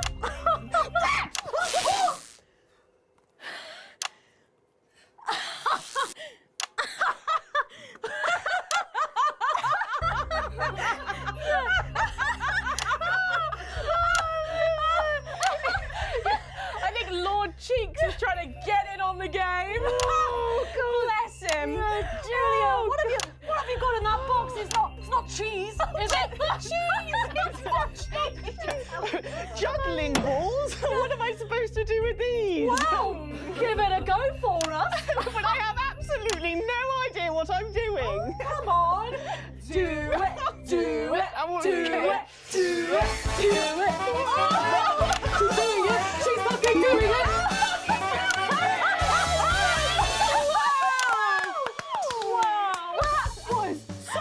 I have to say, unexpected. Well, gosh, that was our game of Wheel of Truth, and my God, wasn't that fun? Okay, it really was, wasn't it? But now it's time to head over to Megan in Crafty Corner. Crafty Corner. That's right, you join me in Crafty Corner, where today I'm going to be ably assisted by Julia. Come on over here. Goodness me, I don't know how you're keeping your dinner down. I can still smell that fish. Well, to be honest, I've had worse. I used to be at Peter Clement's house. Oh, well, I hope you've got your artsy hat on, because today we're going to be making something very close to my heart. It's our little studio. Look at that. Isn't it adorable? Oh. All of us there on the sofa. Wow. Oh, it's gorgeous. Oh, is that all you in there? Yeah, it is. If we can just get a little zoom in, there we are. Oh, I don't know about you, Julia, but I always leave my holiday shopping to the last minute. Oh, every year. I do it every year. Well, luckily these make amazing gifts. Shall we get cracking? Oh, yes, please. We're going to start with a shoe box here. And Julia, that's it. Grab those scissors. I just want you to get rid of this front panel here. Perfect. Will do.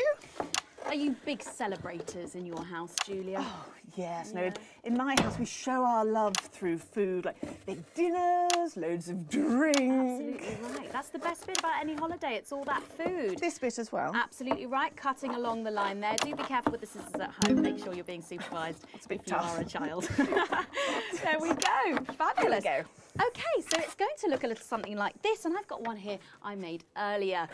We painted it with a bit of poster paint, white to match our lovely curtains here in the studio, but you can obviously have whichever backdrop you like. Like a nice shiny gold number. Well, exactly right. So we're going to make bits of our set now to put in the studio, perhaps a little desk. So I'm just going to grab this piece of card. I've just got it from a little cereal box packet. I think I'll give you this one, Julia. Shall I? Thank you so much. And all you need to do is cut along the lines there. Fabulous. So what's the best part of any Leaders' Day dinner, do you reckon? I don't even have to think about it. Really? I love the 3 potato pie. 3 potato pie? I don't know that one. You know, with the chips covered in the mash or wrapped up in a jacket potato. Is that just me that does that? I don't know, but that sounds starchy.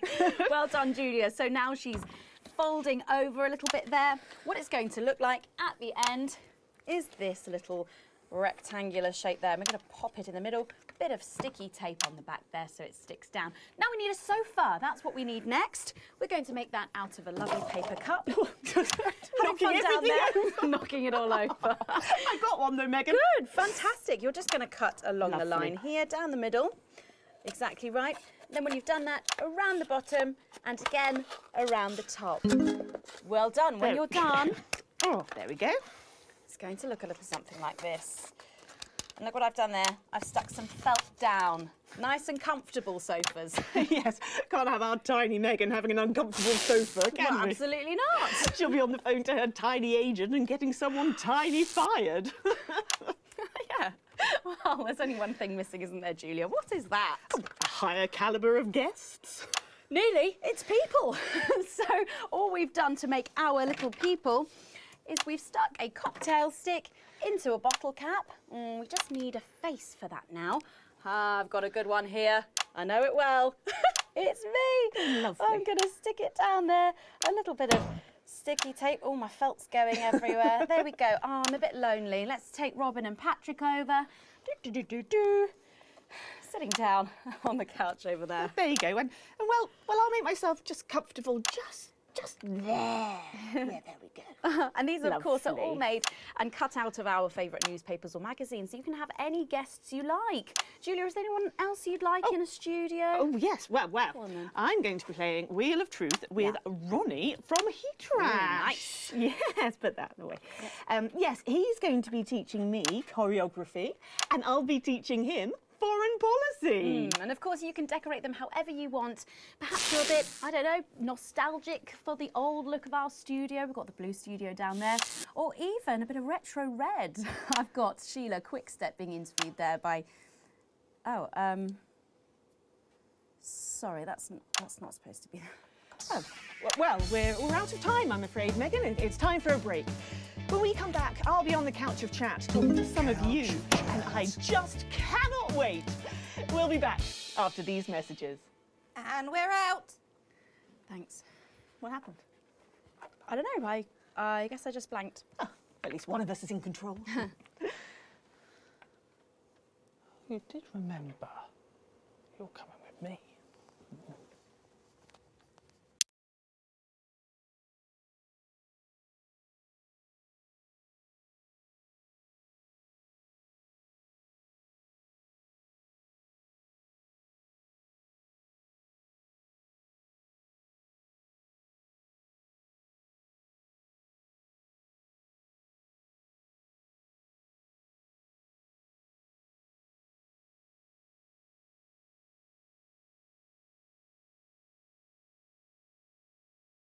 So we're not concerned with the resurgence of our friends? Thankfully, they're not strong enough to be a threat, Mum. Public opinion was never truly with them, even at their peak. Don't worry, I'll deal with it. Sarah, we've had a couple of the crew mention seeing suspicious activity in the loading bay. Men in balaclavas or some such. I'll check it out. I'll come with you. Thanks for letting me know. Just make sure we're not all about to get blown up, eh? I think that's unlikely. I'll go make sure everything's ready. Well, I hope when I take over as the new regular host, things become a little less chaotic. Sorry, what's that? Oh yes, didn't Bozeman tell you I'll be here every night? No, I missed that meeting. I was at an appointment.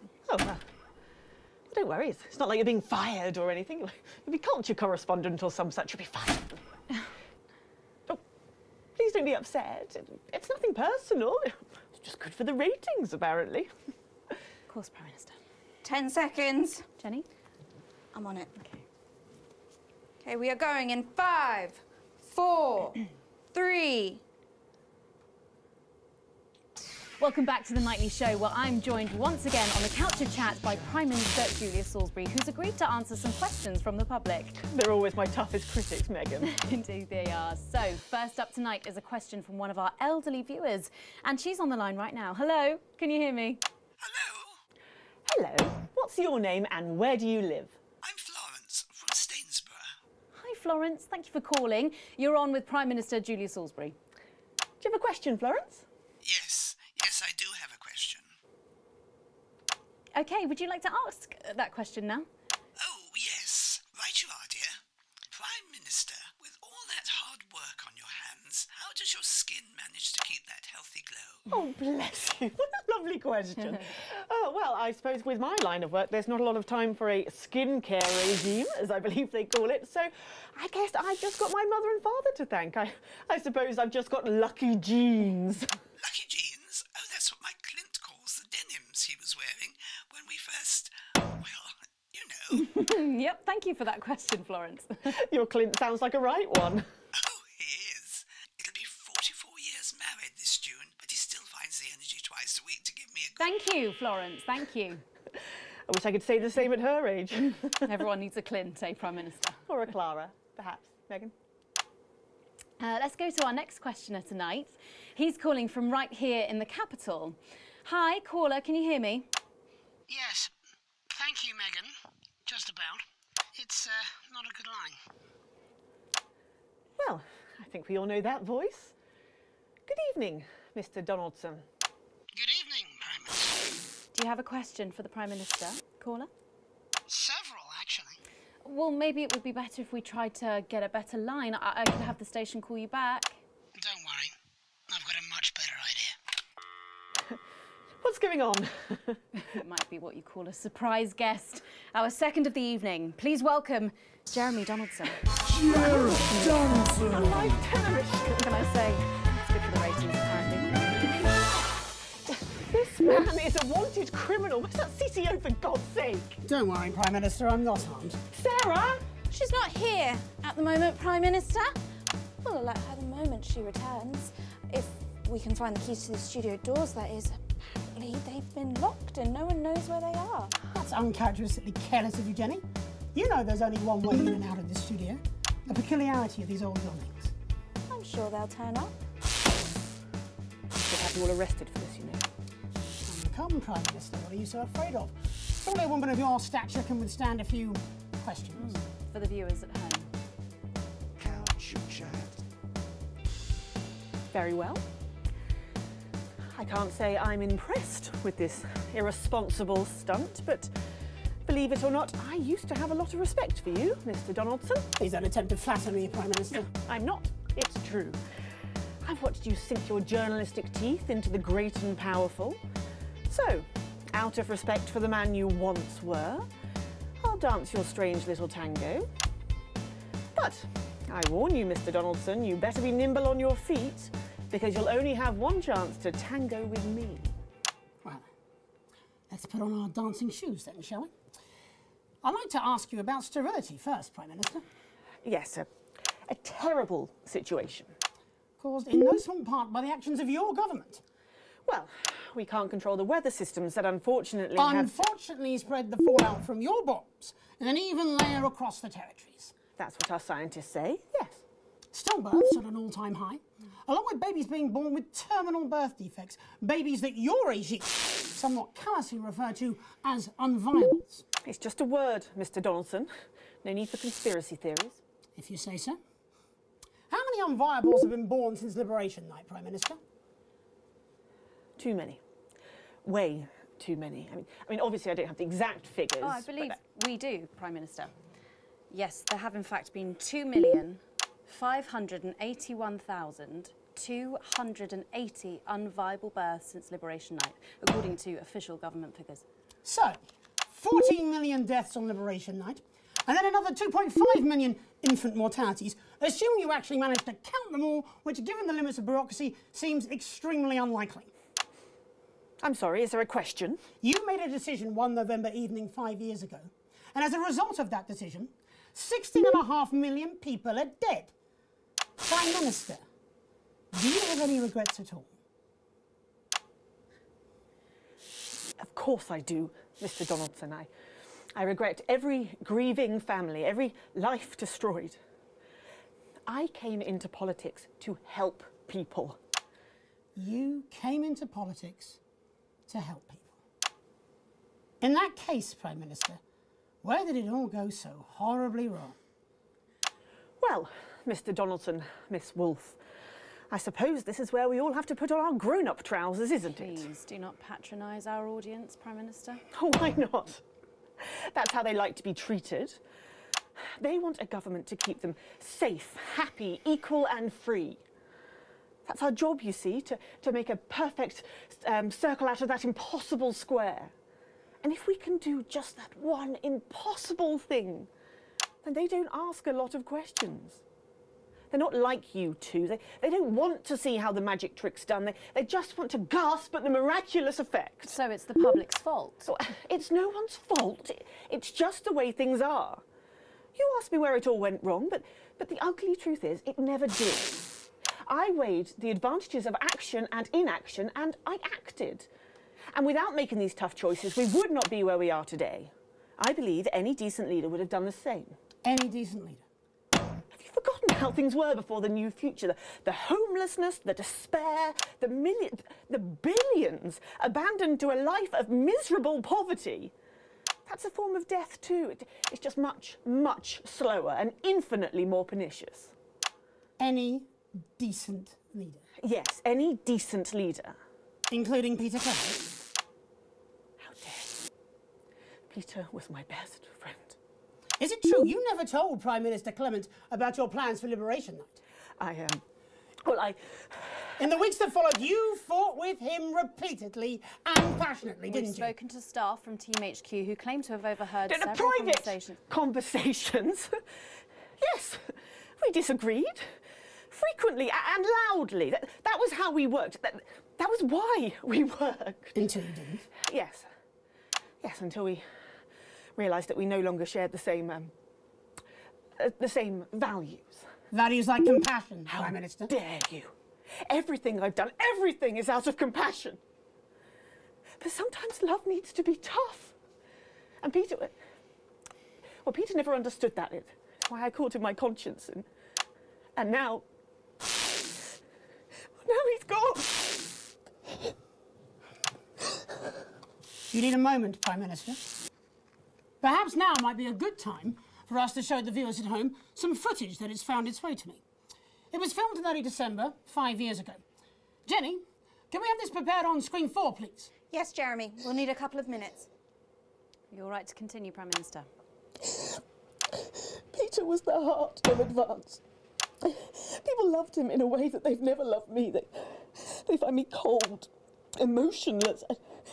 But I have to be strong. I'm a woman. I can't show tears. I can't show weakness. I can't show this. I would have thought that you would have understood that. Are you sure you don't need a moment to compose yourself, Prime Minister? I'm sure we can cut away to something about buttons. This is cruel. Advance are guilty of many things, but we were never cruel. Well, I think that's up for debate. Please, just I need a minute. Just point that camera away from me. I have a question, Prime Minister. Fine. Fine, just ask your question. Why are there no tears on your face?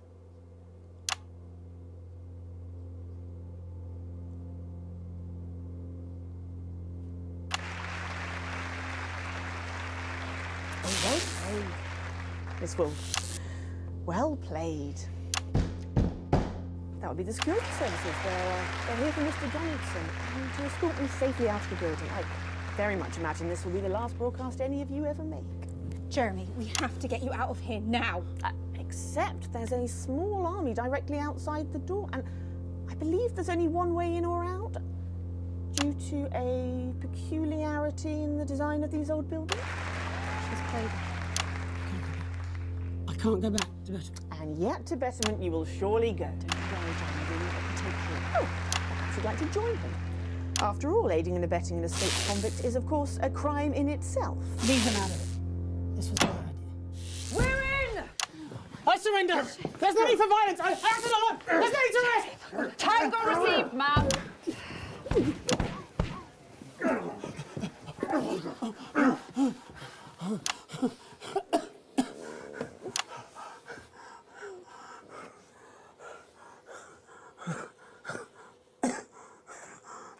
There. No serious damage. The footage. Alex, you have to play the footage. Don't let it all be in vain. If you play that footage, Alex, which I have no doubt is illegally obtained, you will be joining Mr. Donaldson in betterment. you have a family, Alex? Perhaps you'd like to think how well they'd cope without you. Take him away. The footage! Alex! You have to play the footage! Don't show them off! I want this shut down now. I want you to cut Alex Winston off. I don't care how you do it. Just lock them out. This is a matter of internal security, and lives could be put at risk if this footage is shown.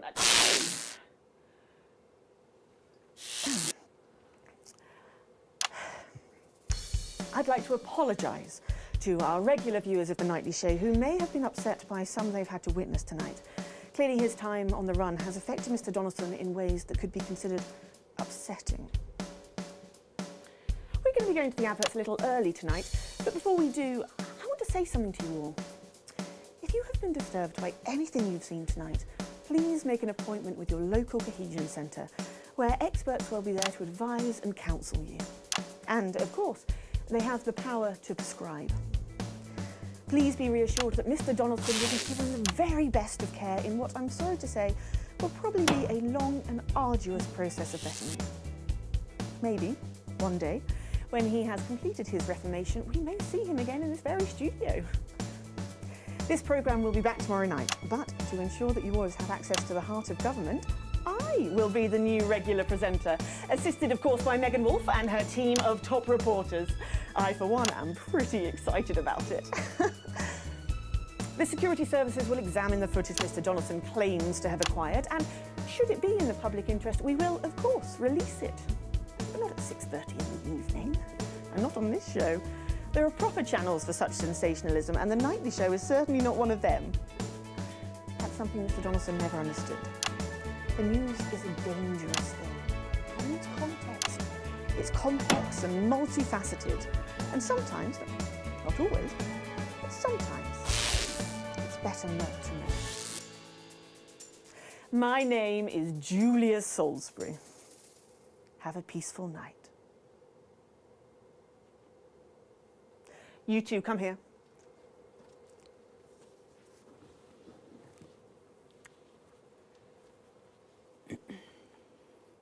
Please, don't arrest me. I need this job. I understand why you pulled this childish stunt. I can't say I wouldn't have done the same thing for a friend. Won't happen again. No, it won't.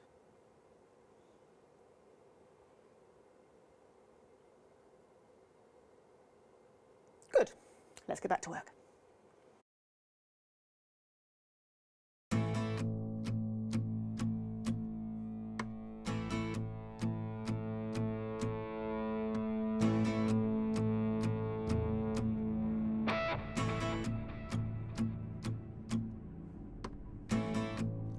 And when you fall, please let me down gently.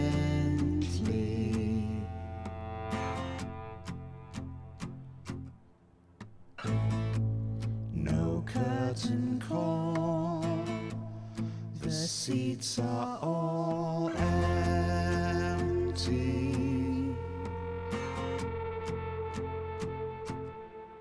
One stride on the water. One small slaughter.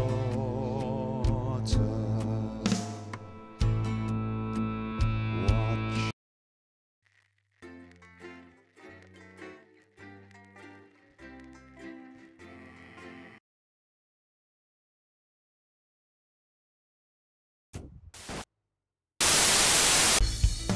That's right. Tonight on the Couch of Chat, we're discussing last weekend's Cat Football Championship.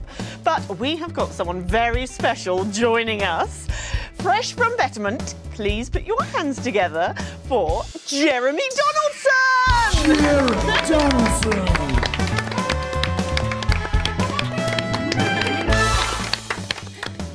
Jeremy, it's so good to see you. Hey! Welcome! So, what's it like to be back, Jeremy? It's so cold, Julia. Really so cold. Do you think you could give our topic tonight a bit of the old Donaldson spin? Our headlines tonight. They think it's all over. It is meow.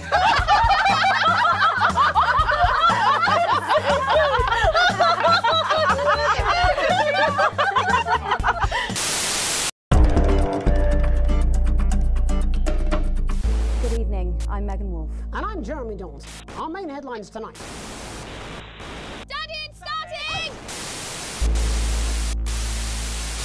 Every single one of you's a bit Jesus.